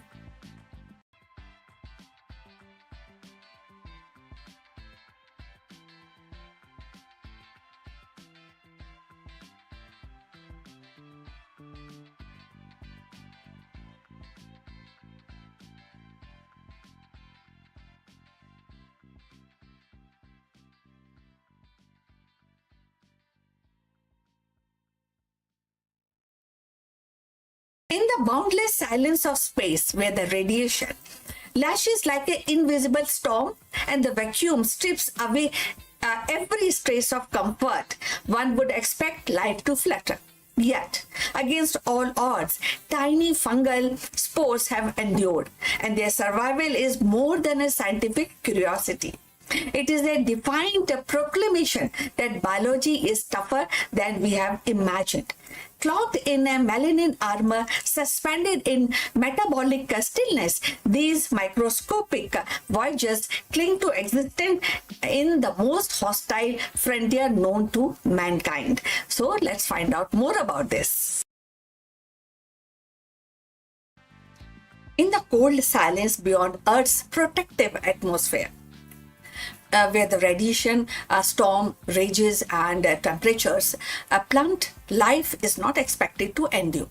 Yet, in the recent experiment, which have revealed a startling resilience, certain fungi, hardy and unyielding, have survived prolonged exposure to deep space condition, and their survival challenges our assumption. about the fragility of biology and raises profound questions about possibility of microbial hitchhikers journeying to the Mars. So scientists have placed spores of extramophilic fungi aboard orbital platform, exposing them to the cosmic radiation, vacuum, and the relentless cycle of solar flares.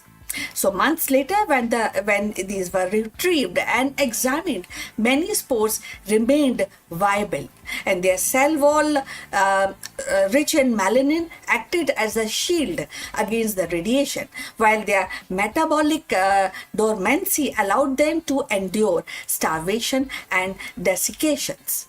So what seems like a death sentence become a testament to evolutionary ingenuity.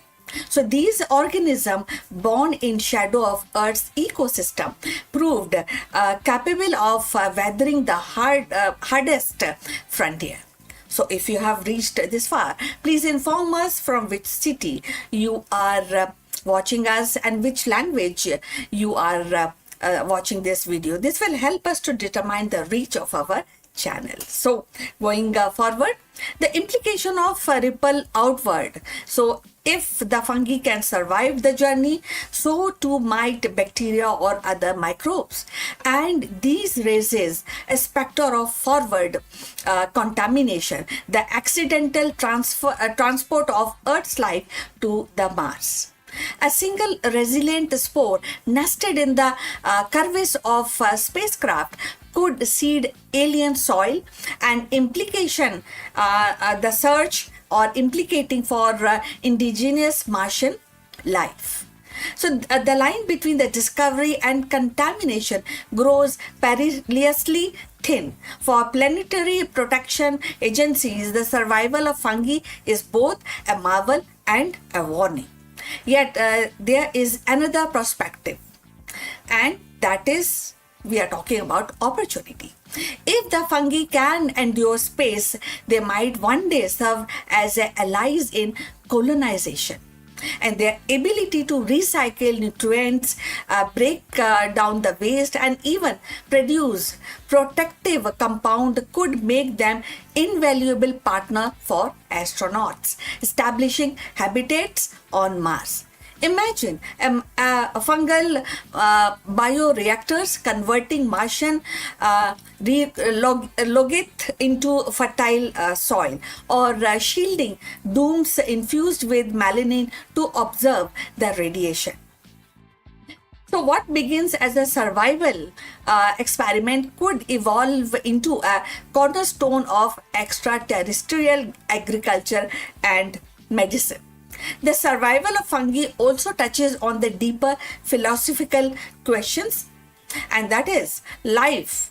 And it seems it is like a fragile frame, easily extinguished, but can the strong force that can cling to existence wherever it can. So the cosmos, the vast and indifferent, it may be, but it not empty with the possibilities. And each pose that endures in the orbit whispers of resilience, of stubborn refusal of biology to yield. In their microscopic triumph, the fungi remind us that life is not confined to Earth. It is a universal experiment, always probing the boundaries of possibilities. As humanity prepares for Mars mission, these fungal survivors stand as both cautionary tale and the beacon of hope. They warn us that the thread of this survival, we have to actually deal with careful insight, and least we overwrite Martian biology with our own.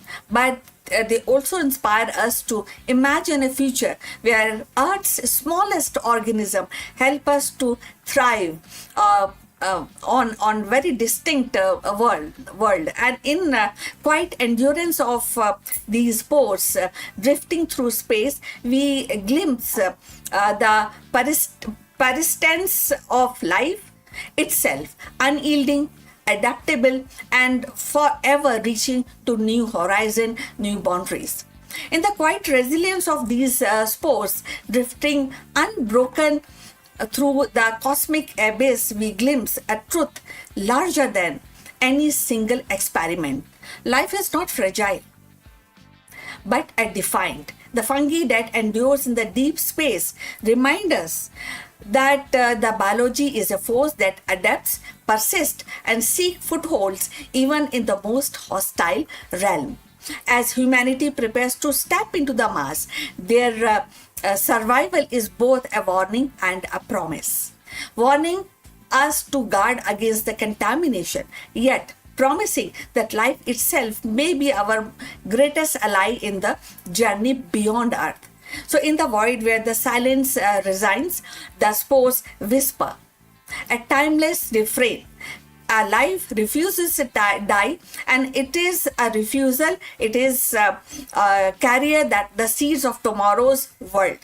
So we have come to the end. Thanks for watching this, and we look forward for your comment. At the same time, we request you to subscribe our channel. See you in the next. But before we go further, a few words from our affiliate partner. Stop settling for a good enough video. If your built-in laptop camera looks like a grainy mess, it is time for an upgrade.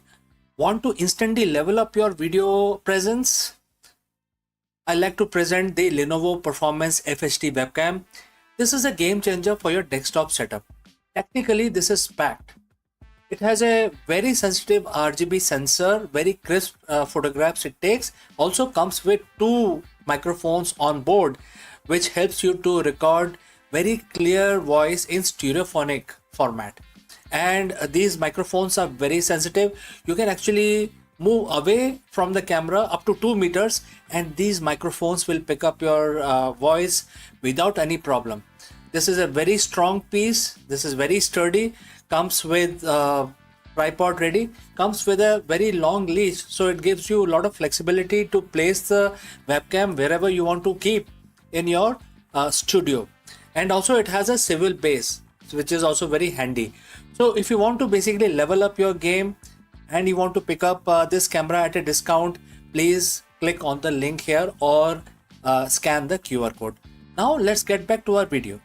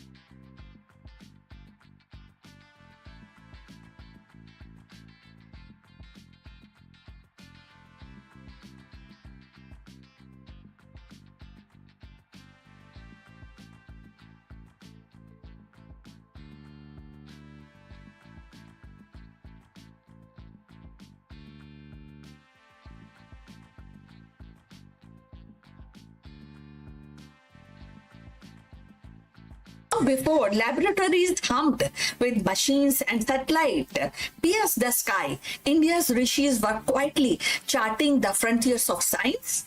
And seated in the forest and ashram, they observed the rhythm of nature, the mysteries of cosmos, and the intricacies of human body.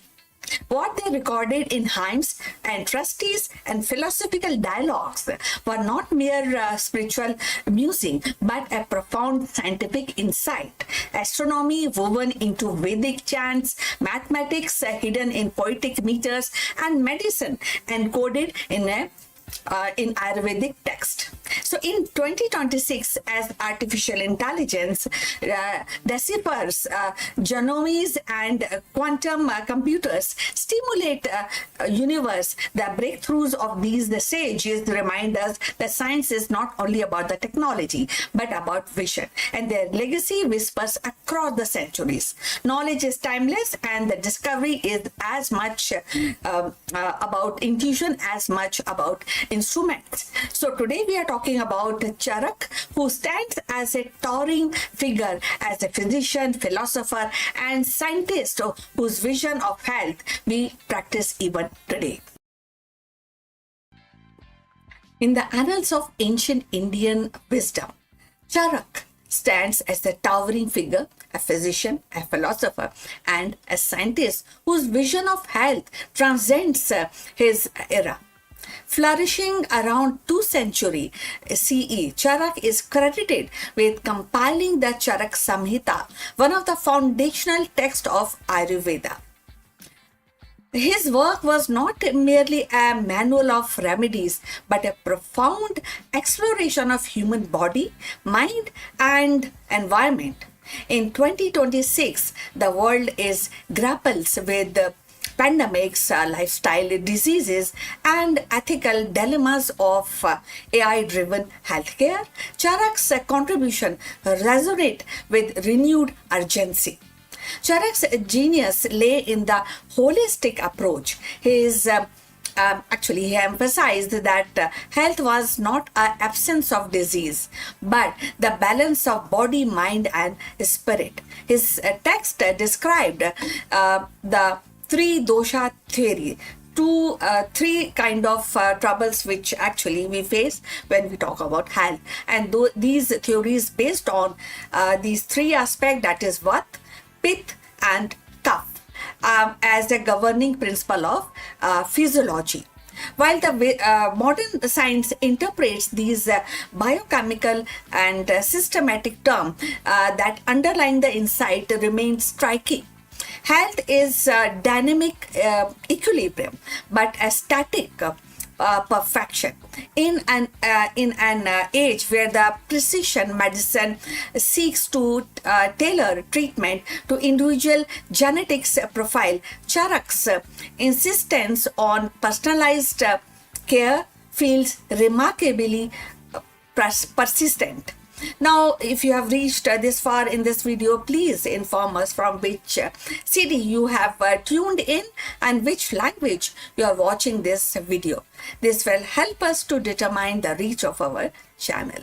So, going forward about Charak. So, equally significant was his focus on the preventive medicine.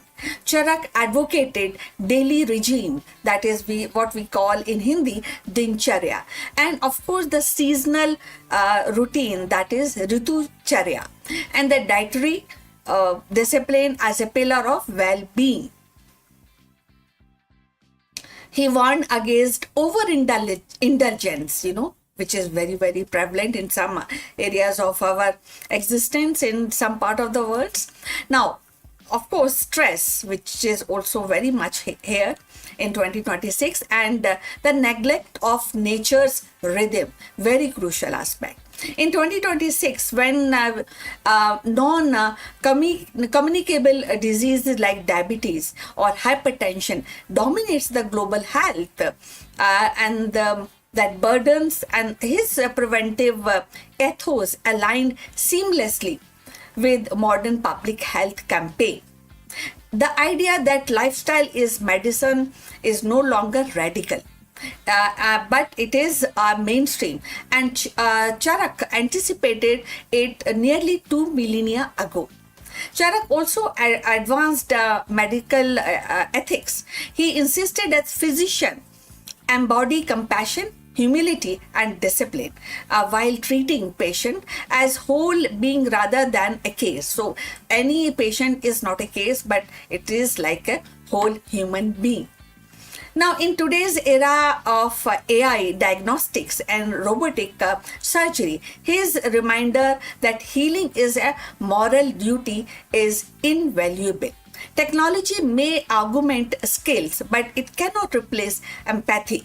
Charak's vision challenges us to ensure that science remains human-centered actually, and even as algorithm and machine reshape medicine.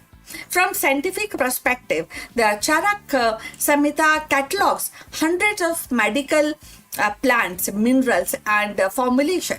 Many of these are now subject of pharmacological research with compounds like turmeric, cucum, and neems as a directin gaining global recognition. Charak's meticulous documentation of therapeutic properties reflect an entirely spirited base and as an early form of clinical observation and evidence gathering. So in 2026, as bioprospecting and integrative medicine expand, his pharmacies and his documentation offers both inspiration and caution to honor the traditional knowledge while subjecting it to a rigorous validation. So Charak's relevance today extends beyond medicine but into a sustainability. He viewed a human as inseparable from their environment, emphasizing harmony with nature. In an age of climate crisis, his ecological sensibility reminds us that health cannot be divorced from the planetary well-being. The pollution of air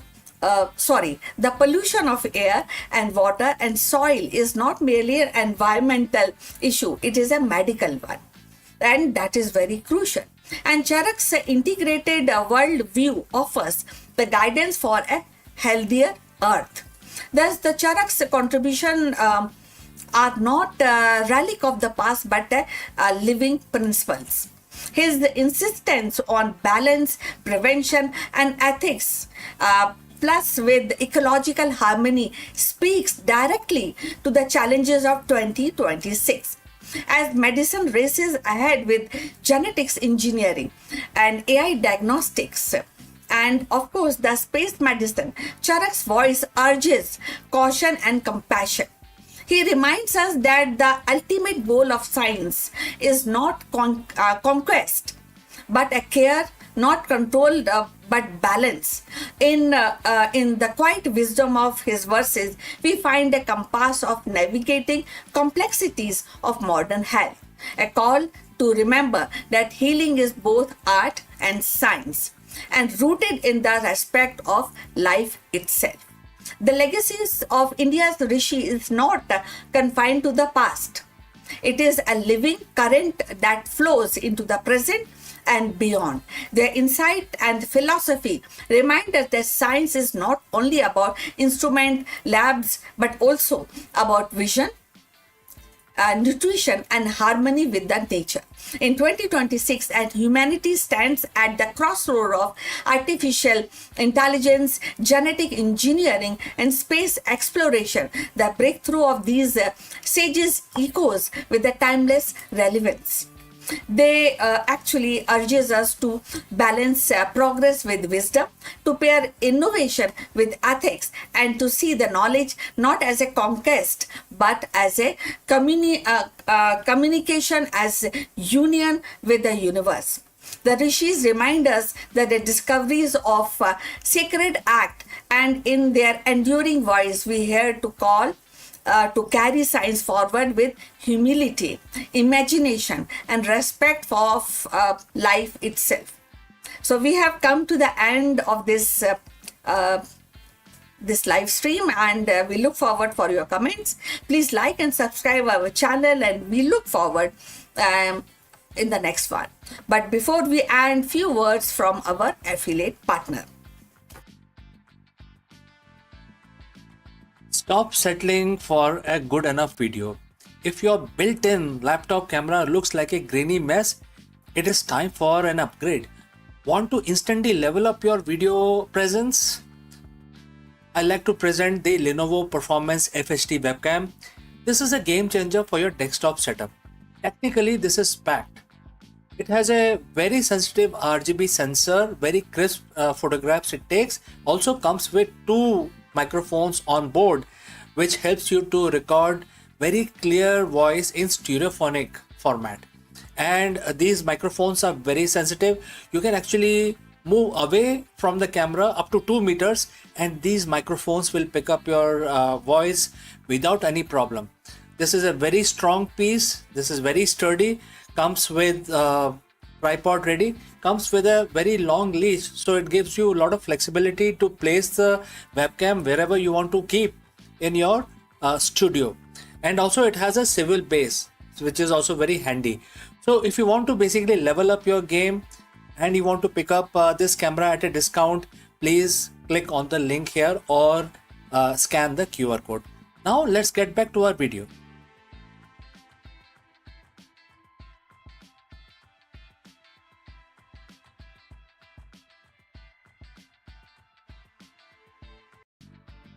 We live in an era of hyper result. Every quarter, every week, every minute is tracked. As a leader, you value often reduced to a single matrix, which is the bottom line. But here is the irony.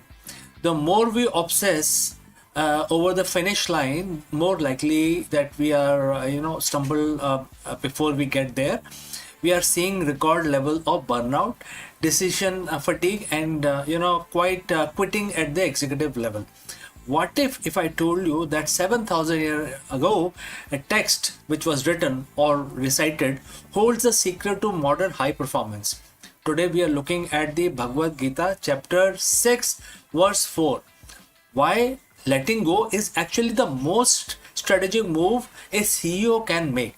So friends, if you have reached this far, please inform us from which city you have tuned in and in which language you are watching this video.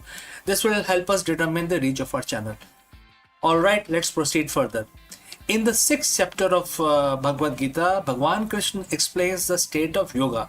Not the physical postures as we see today, but a state of perfect mental equilibrium and the union with one purpose. And the verse says, quote starts, a person is said to have attained yoga when they have no desire for sense gratification and not attached to the fruits of their action and have renounced all material desires. Quote close.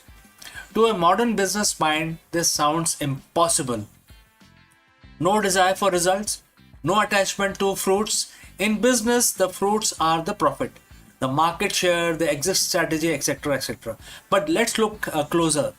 Bhagwan Krishna isn't saying don't work. He's saying work without being enslaved by the outcome.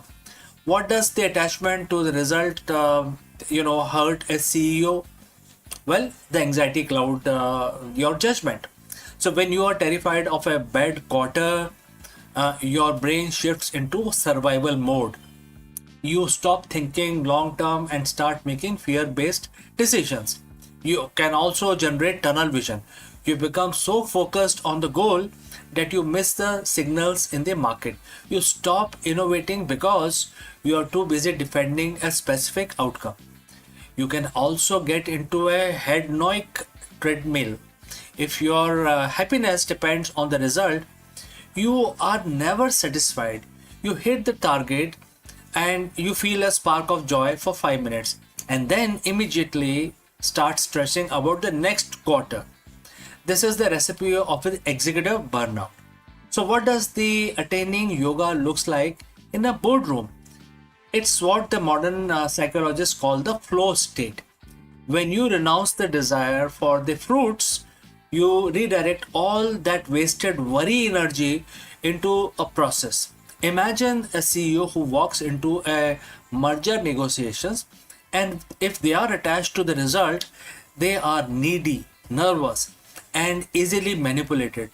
But if they are focused only on performing their duty perfectly, presenting the facts, staying ethical, and listening deeply, they will remain untouchable.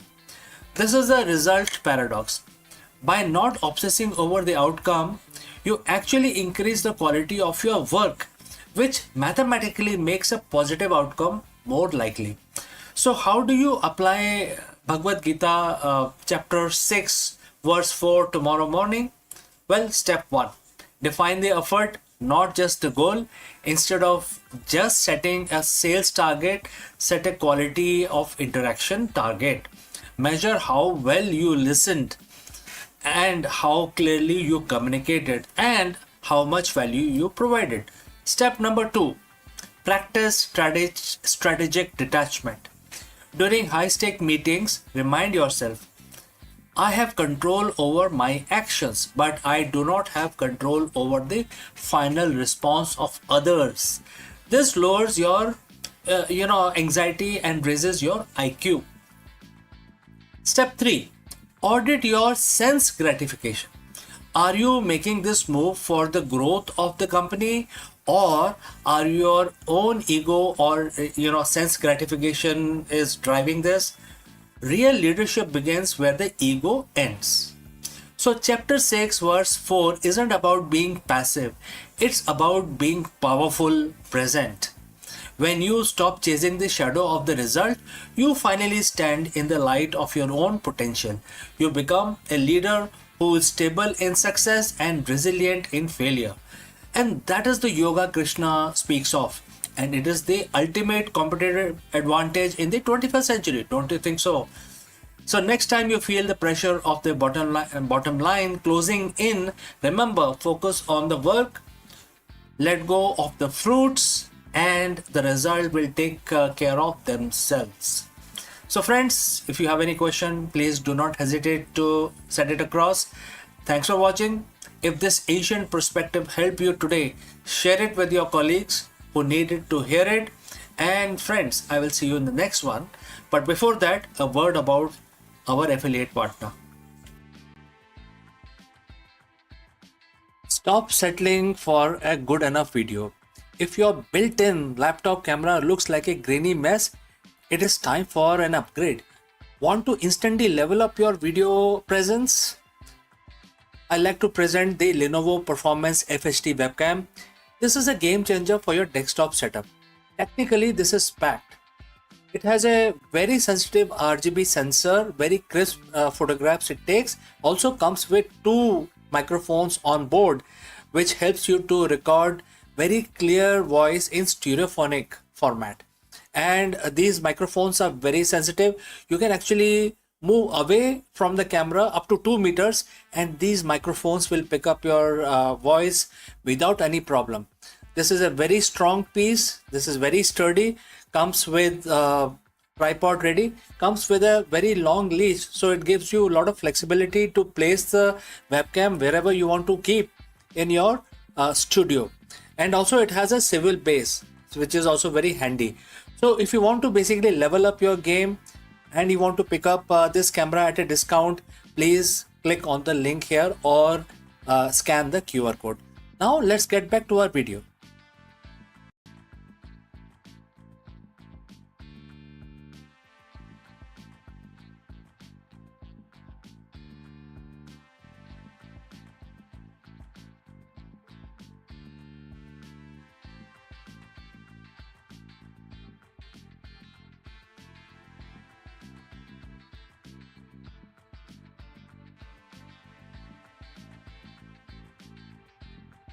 Long before modern medicine built its labs, ancient India nurtured a science of life that saw health as a harmony, healing as compassion.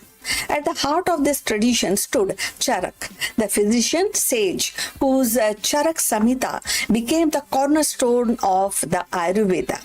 He was not merely cataloging herbs or treatment, he was shaping a philosophy where the well-being of human, animals, and the environment were inseparably bounded. So let's find out more.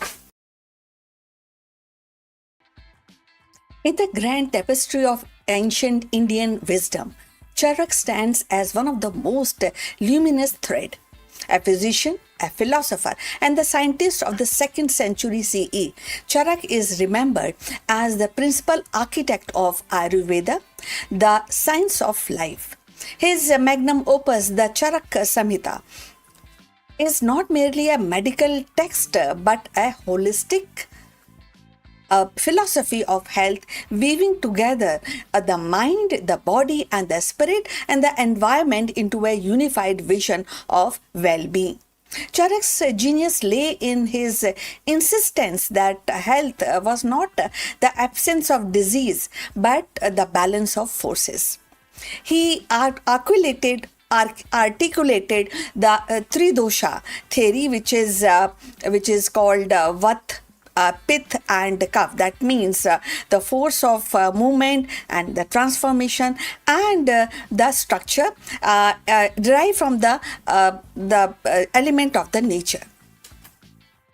So, as he actually mentioned, it is as a governing principle of philosophy and physiology. So these are not mystic abstraction but keen observations of how body respond to diet, climate, stress, and lifestyle. In his view, medicines were not about suppressing the symptoms but restoring the harmony.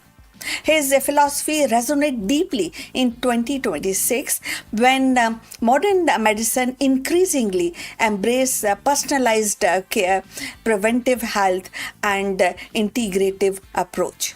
So if you have reached this far, please inform us from which city you are tuned in and which language you are watching this video. This will help us to determine the reach of our channel. So moving forward, about Charak, equally profound was Charak's emphasis on prevention. He prescribed a daily regime, that is dincharya, but that's what we call in Hindi. Then the second option he has given, seasonal routine, which is ritucharya, and dietary discipline as the pillar of resilience. He warned against the excess, idleness, and the neglect of nature's rhythm.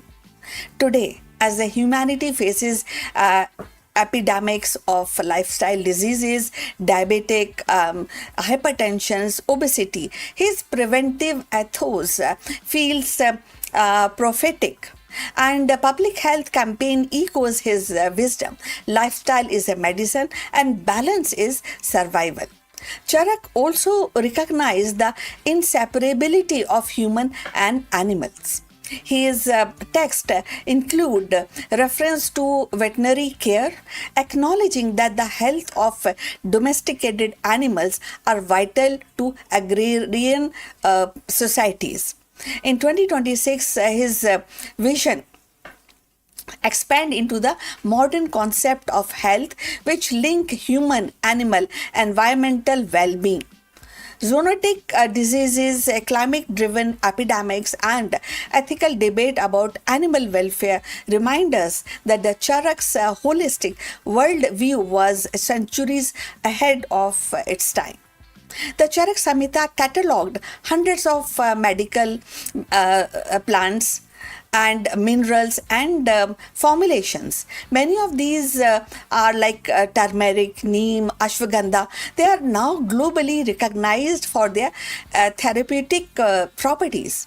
In 2026, the pharmacological and research continues to validate Charak's pharmacy and the kind of formation he actually written in his Charak Samhita, and offering sustainable alternative to synthetic drugs. His insistence on empirical observation and documentation of foreshadows the scientific method itself. Charak's relevance today extends beyond medicine into ethics and ecology. He demanded that physician embody compassion, humanity, and humility and discipline while treating patient as a whole being rather than simply a medical case. So in an era of AI diagnostics and robotic surgeries, his reminder that the healing is a moral duty is invaluable. Technology may augment skills, but empathy remains irreplaceable. So, equally, Charak's ecological sensibility feels urgent in the age of climate crisis. He viewed human as inseparable from their environment and emphasizing harmony with nature. The pollution of air, water, and soil is not merely an environmental issue, it is a medical issue also. So, his integrated worldview offers guidance for planetary health, reminding us that the well being of human, animal cannot be divorced from well being of Earth itself. Looking ahead, the scope of Charak's vision in 2026 and the beyond is vast. Ayurveda is no longer confined to India. It is a part of global movement towards the integrative medicines. AI-driven diagnostics, genetic engineering, and space medicine may dominate headlines, but Charak's principle of balance, prevention, compassion remain timeless. His legacy challenges to ensure that science serve a life, not merely a survival, that medicine heal not only body but communities and ecosystem and of course future. So Charak's voice carried across millennia remind us that health is not a conquest but a care, not a control but a balance.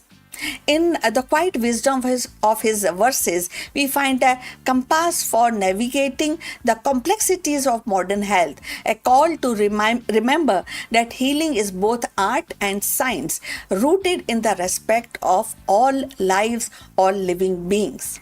So, when we talk about Charak's vision is never confined to the boundaries of his era. It was a philosophy meant to endure. In his teaching, health was not a privilege but a responsibility. Not a fleeting cure but a lifelong balance. He saw human, animal, and the environment as a thread of the same fabric, each dependent on other for the strength and the survival. The worldview resonated powerfully in 2026 when the challenges of climate change, zoonotic diseases, and the lifestyle disorder demand a holistic response. Ayurveda, as shaped by Charak, is not a relic of the past but a living system evolving along the side of modern science. It is its emphasis on prevention, compassion, and ecological harmony offers a compass for medicine in the age of AI. Biotechnology, planetary health, as researchers validate ancient formulations and integrate them with the cutting edge therapies, Charak's legacy continues to expand and bridging the tradition, innovation, humanity, and nature. So, again, we will actually understand the story of Charak is ultimately a reminder. A healing is not a conquest, but definitely a care. And in the pulse of Ayurveda, we hear his enduring message that well-being is not only for today, but for tomorrow, and for all the life that walks, flies, swim, and breathe beneath the same sky. So we have come to the end of this video. Please like and subscribe our channel. Look forward for your comments on this topic. We'll see you in the next one. But before we end, few words from our affiliate partner. Stop settling for a good enough video. If your built-in laptop camera looks like a grainy mess, it is time for an upgrade. Want to instantly level up your video presence? I like to present the Lenovo Performance FHD webcam. This is a game changer for your desktop setup. Technically, this is packed. It has a very sensitive RGB sensor, very crisp photographs it takes. Also comes with two microphones on board, which helps you to record very clear voice in stereophonic format. And these microphones are very sensitive. You can actually move away from the camera up to 2 meters, and these microphones will pick up your voice without any problem. This is a very strong piece. This is very sturdy. Comes with tripod ready. Comes with a very long leash, so it gives you a lot of flexibility to place the webcam wherever you want to keep in your studio. And also it has a swivel base, which is also very handy. So if you want to basically level up your game and you want to pick up this camera at a discount, please click on the link here or scan the QR code. Now let's get back to our video.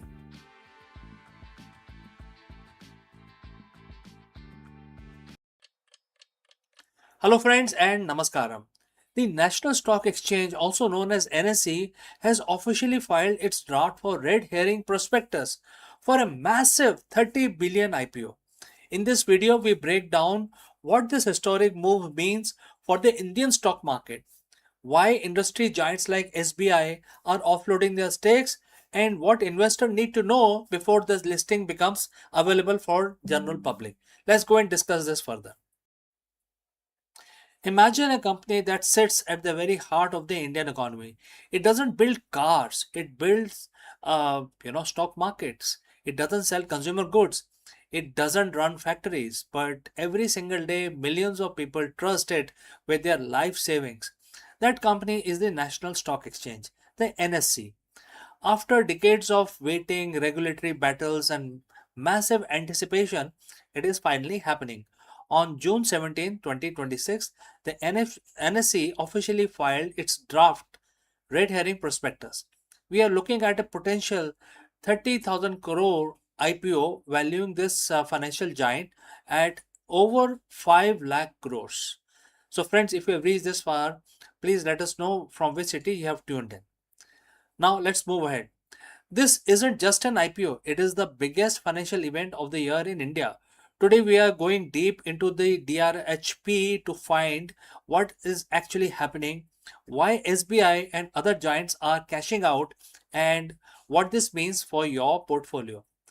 Well, it is the historic first. Let's put the numbers in perspective.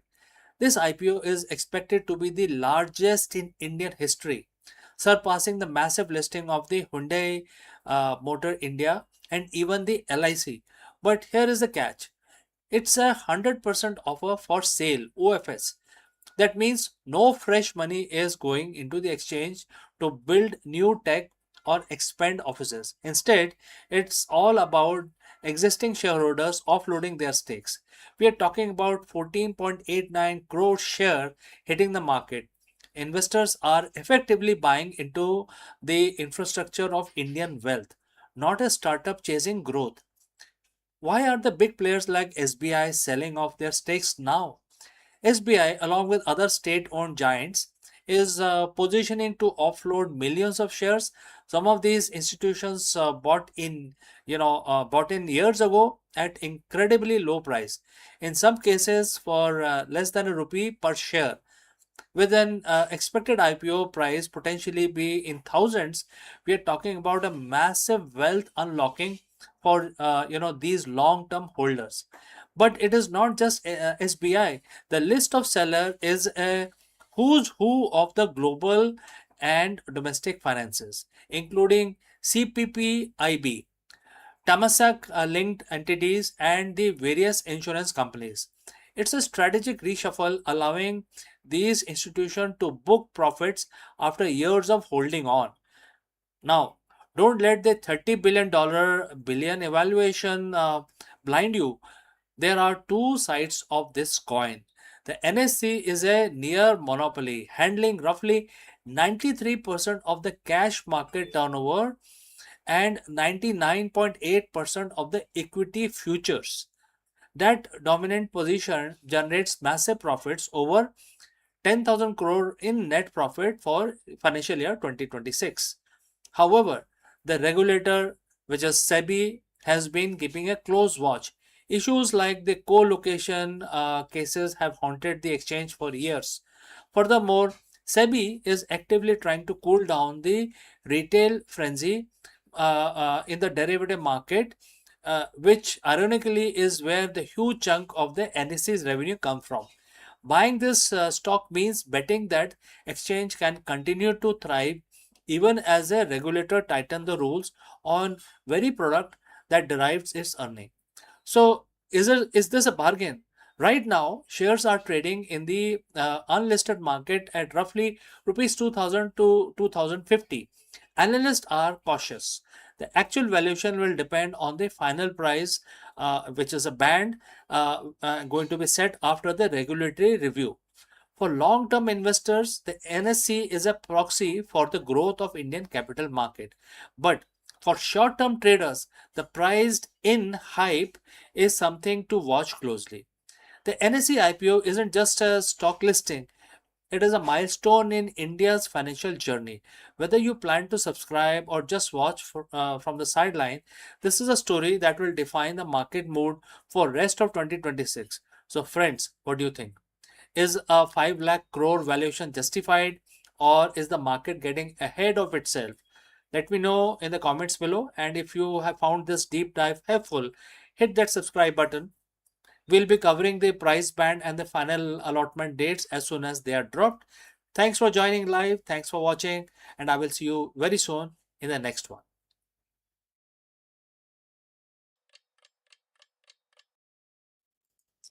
नमस्कारम दोस्तों, आप सबका स्वागत है। आज 30 जून है और आज मंगलवार का दिन है। सब जानते हैं कि जो मंगलवार का दिन होता है वो हनुमान जी के लिए समर्पित है। तो आज हम अपना दिन शुरू करेंगे हर रोज की तरह पूजा करके, और आज हम हनुमान चालीसा का पाठ करेंगे। तो ठीक है, हाथ जोड़ लीजिए, नमन कर लीजिए और हम पाठ शुरू कर रहे हैं। श्री गुरु चरण सरोज रज, निजमन मुकुर सुधार, बरनो रघुवर बिमल जसु, जो दायक फलचार। बुद्धिहीन तनु जानु के, सुमरो पवन कुमार, बल बुद्धि विद्या देहु मोहि, हरेउ कलेस विकार। जय हनुमान ज्ञान गुण सागर, जय कपीस तेहु लोक उजागर। रामदूत अतुलित बल धामा, अंजनी पुत्र पवन सुत नामा। महावीर विक्रम बजरंगी, कुमति निवार सुमत के संगी। कंचन वरन विराज सुबेसा, कानन कुंडल कुंचित केसा। हाथ वज्र ओ ध्वजा विराजे, कांधे मूज जनेऊ साजे। शंकर सुवन केसरी नंदन, तेज प्रताप महाजगबंदन। विद्यावान गुणी अति चातुर, राम काज करिबे को आतुर। प्रभु चरित्र सुनवे को रसिया, राम लखन सीता मन बसिया। सूक्ष्म रूप धरी सिंह दिखावा, विकट रूप धरी लंग जरावा। भीम रूप धरी असुर सहारे, रामचंद्र जी के काज संवारे। लाए सजीवन लखन जी आए, श्री रघुवीर हर्ष उर लाए। रघुपत कीनी बहुत बड़ाई, तुम मम प्रिय भरत सम भाई। सहस बदन तुमरो यश गावे, अस कहि श्रीपति कंठ लगावे। सनकादि ब्रह्मादि मुनीसा, नारद सारद सहित अहिसा। जम कुबेर दिक्पाल जहाँ थे, कवि कोविद कही सके कहाँ थे। तुम उपकार सुग्रीव वही कीना, राम मिलाए राजपद दीना। तुमरो मंत्र विभीषण माना, लंकेश्वर भय सब जग जाना। जुग सहस्त्र जोजन पर भानु, लीलियो ताही मधुर फल जानो। प्रभु मुद्रिका मेल मुख माही, जलद लांग गए अचरज नाही। दुर्गम का जगत के जेते, सुगम अनुग्रह तुम्हरे तेते। राम दुआरे तुम रखवाले, होत न आज्ञा बिन पैसारे। सब सुख लहे तुम्हारी सरना, तुम रक्षक काहू को डरना। आपन ते समारो आपे, तीनों लोग हाँकते कापे। भूत पिशाच निकट नहीं आवे, महावीर जब नाम सुनावे। नासे रोग हरे सब पीरा, जपत निरंतर हनुमत बीरा। संकट ते हनुमान छुड़ावे, मन क्रम वचन ध्यान जो लावे। सब पर राम तपस्वी राजा, तिनके काज सकल तुम साजा। और मनोरथ जो कोई लाए, सोई अमित जीवन फल पाए। जानो जुग प्रताप तुम्हारा, है प्रसिद्ध जगत उजियारा। साधु संत के तुम रखवाले, असुर निकंदन राम दुआरे। अस सिद्धि नौ निधि के दाता, अस पर दीन जान की माता। राम रसायन तुमरे पासा, सदा रहो रघुपति के दासा। तुमरे भजन राम को पावे, जन्म जन्म के दुख बिसरावे। अंत काल रघुबर पुर जाई, जहाँ जन हरि भक्त कहाई। और देवता चित न धरे, हनुमत से सब सुख करे। संकट कटे मिटे सब पीरा, जो सुमरे हनुमत बलबीरा। जय जय जय हनुमान गोसाई, कृपा करो गुरुदेव की नाई। जो सतपार पाठ कर कोय, छूटे है बंदी महा सुख होय। जो ये पढ़े हनुमान चालीसा, होय सिद्धि साखी गौरी सा। तुलसीदास सदा हरिचेरा, कीजे नाथ हृदय में डेरा। पवन तनय संकट हरन, मंगल मूरत रूप। राम लखन सीता सहित हृदय बसो सुरभूप। जय श्री राम, जय श्री राम। तो दोस्तों, आज हमारी पूजा संपन्न हुई। अब हम अपना दिन शुरू करेंगे। हमारी तरह आपका दिन भी शुभ रहे, इसी कामना के साथ इस वीडियो को हम यहीं समाप्त करते हैं। जल्दी मिलता हूं दूसरे वीडियो में।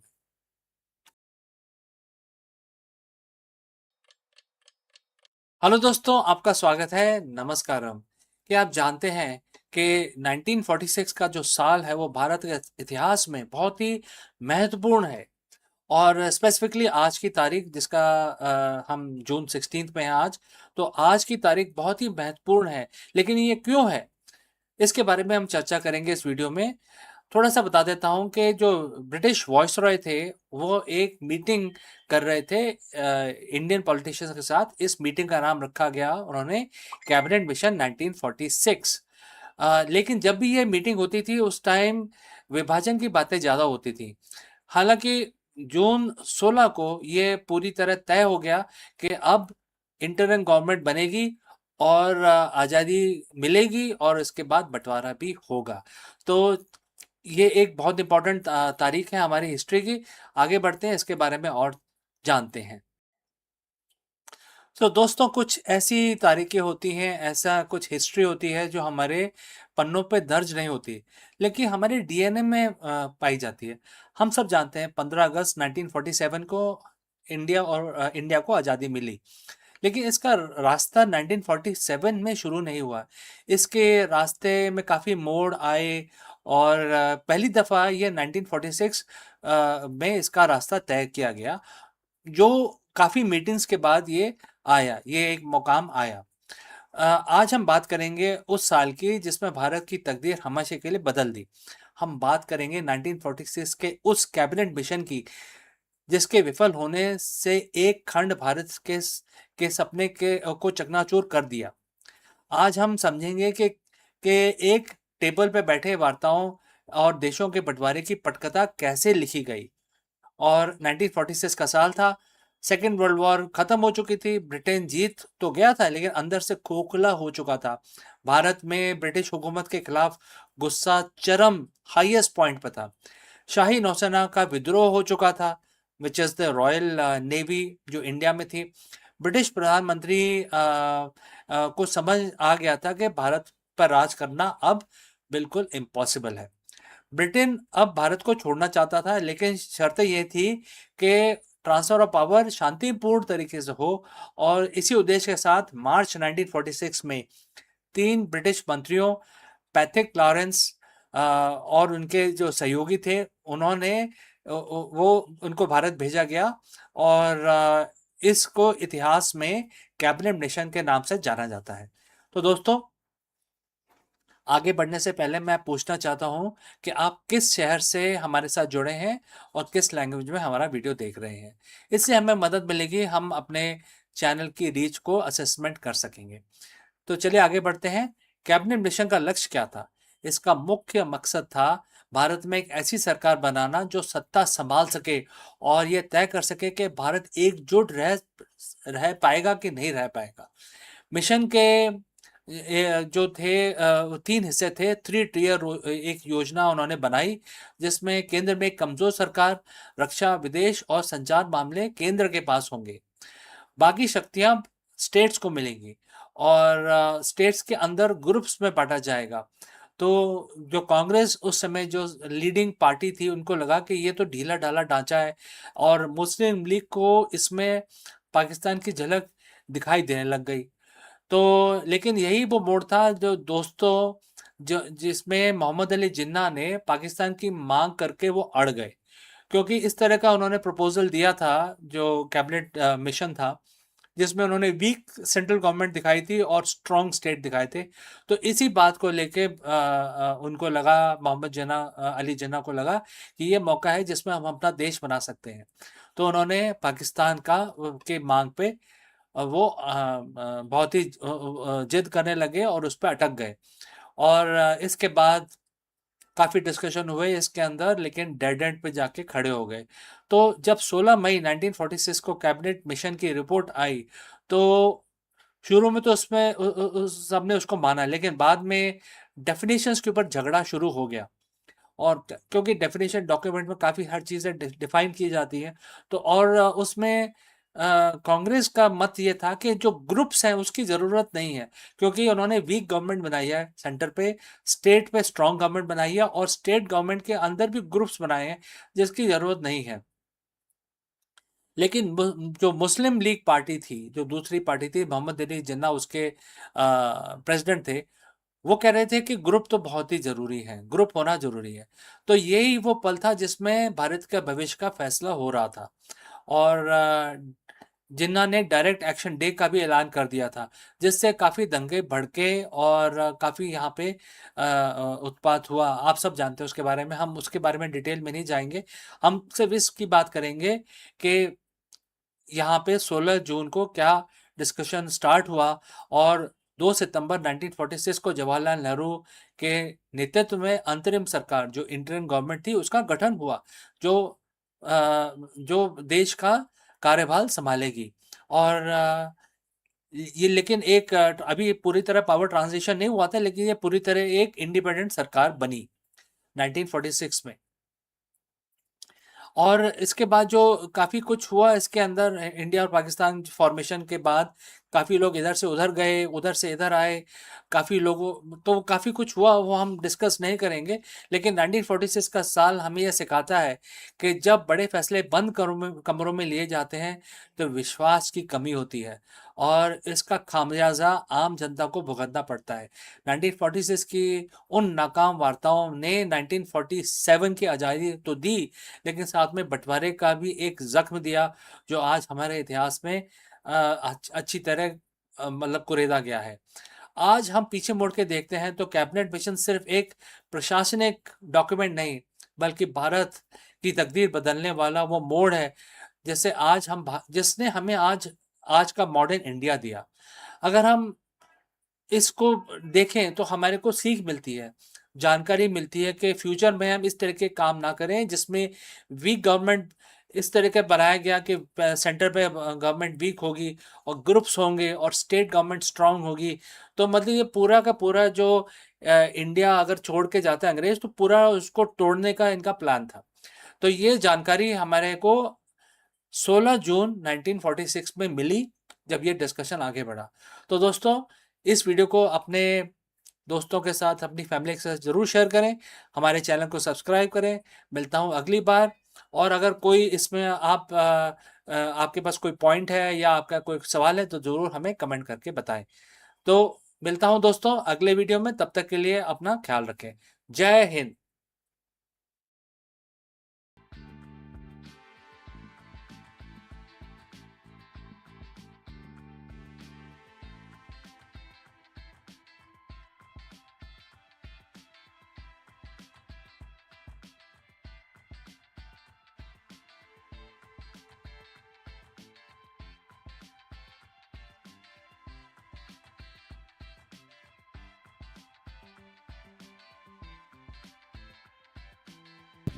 Hello friends, we all know that in today's volatile business landscape, a CEO must be more than just a strategist. They must be a vision bearer, a protector, an innovator, and a stabilizing force. Therefore, in this video, we decode the lessons learned from Bhagavad Gita and reveal the ultimate CEO matrix, a 12-point leadership framework hidden in plain sight for thousands of years. Let's go. Take a look at the modern C-suite. Today's CEO is expected to be visionary, futurist, a flawless operator, and a compassionate HR leader, a ruthless cost cutter, and an unshakable anchor during a crisis. We are told to look at Silicon Valley playbook, Ivy League case studies, and agile framework to survive. But what if the most comprehensive all-weather matrix for executive leadership wasn't written in a modern business school? What if it was mapped out thousands of years ago? So friends, welcome back. Today we are cracking open a timeless text that Bhagavad Gita talks about, specifically mentioned in chapter 9 verse 18. In this single verse, an incredible 12-point leadership framework is laid out. We call it an ultimate CEO matrix. Let's decode how these 12 ancient principles can completely redefine how you run your business today. So friends, if you have reached this far, please inform us from which city you have tuned in and in which language you are watching this video. This will help us determine the reach of our channel. Alright, let's proceed further. Let's look at the text. The verse begins with the word, I am the goal, I am the supporter. Right? As a CEO, your first and most foundational role is to be, the goal itself. In corporate terms, this is your North Star. If the CEO vision is blurry, the entire company stumbles in the dark. Being the goal means you don't just chase quarterly profits, you define the ultimate purpose of the enterprise. Why does your company exist? Where are your steering, and where are you taking the ship? You must embody that final destination. But a goal without infrastructure is just a pipe dream. And that is why the very next word is supporter, which is Bharata. This is the ultimate nod to the servant leadership. A true CEO doesn't sit on a throne expecting to be served. You are the ultimate support system. Your job is to clear roadblocks, secure funding, provide resources, and empower your executives to do their best work. You define the destinations, but you also build the road. Next, the verse gives us two seemingly contrasting roles, which is master, in Sanskrit this is Prabhu, and witness, which is Sakshi. So let's talk about being the master. At the end of the day, accountability stops with you. When the crisis strikes, a CEO must step up, claim extreme ownership, and make tough decisions. You are the ultimate authority. But look at how the Gita balances this power. Immediately after the master, it introduced the concept of witness. This is one of the rarest, most valuable skills in the modern business. Emotional detachment. As a witness, a CEO must be able to step back from the daily fire drill, put ego aside, and observe the company objectively. Are your sales dropping because of the market trends or because your product is genuinely losing relevance? If you are too emotionally reactive as a master, you will make panicked decisions. But if you can occupy the seat of an unbiased witness, you analyze data clearly, see reality of what it is, and govern with absolute clarity. Now we move from human element of the corporate scaling, and the words highlight the three beautiful concepts, which is abode, shelter, and well-wisher. Think about the word abode, which is Nivas. An abode is a home for a CEO. This means creating a corporate culture where people feel a sense of belonging. It's about building an ecosystem from talent. It doesn't just work, but thrive and put down the roots. And when things go wrong, because they have always do, you must become the shelter. In the modern corporate world, fear paralyzes innovation.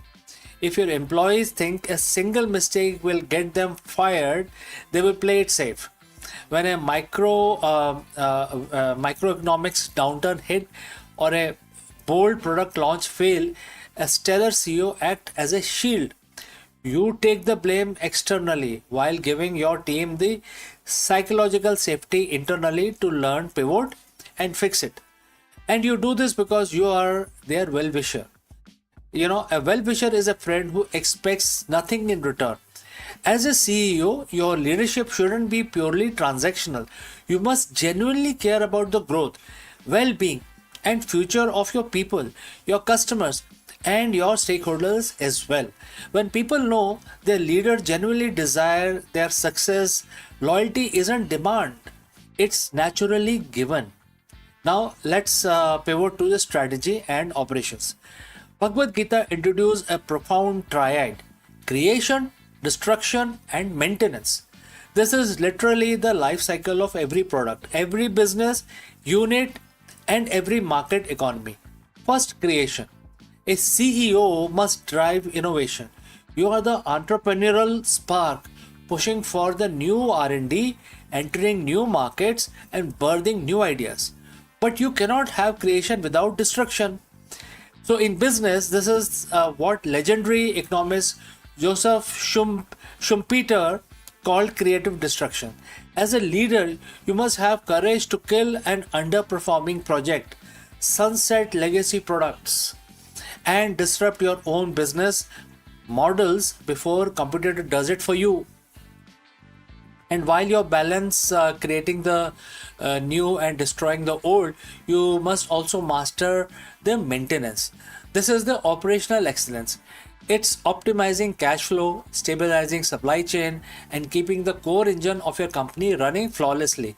The ultimate CEO knows exactly when to create, when to maintain, and when to ruthlessly destroy. Finally, the verse conclude with the ultimate asset management strategy, the reservoir and the eternal seed. The reservoir is where the wealth and the resources are stored. In business, this is your capital allocation, your treasury, your reserves, and your talent pool. A reckless CEO burns through cash to chase vanity metrics. A visionary CEO builds a deep reservoir so the company can survive dry seasons, funding droughts, and unexpected market recessions. And lastly, we have the eternal seed. What is the seed? A seed is something small today that holds the genetic blueprint of a massive forest tomorrow.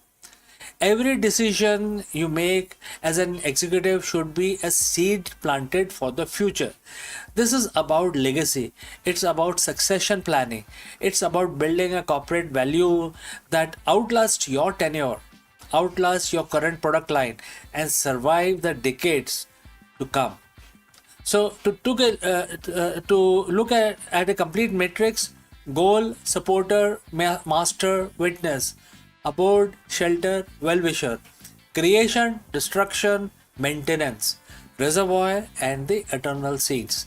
So when you synthesize chapter 9 verse 18 of the Bhagavad Gita, you realize that leadership isn't a one-dimensional job.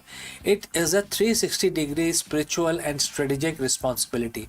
So friends, next time you walk into your boardroom or sign off on a massive corporate pivot, ask yourself, which quadrant of the matrix does my company need from me today?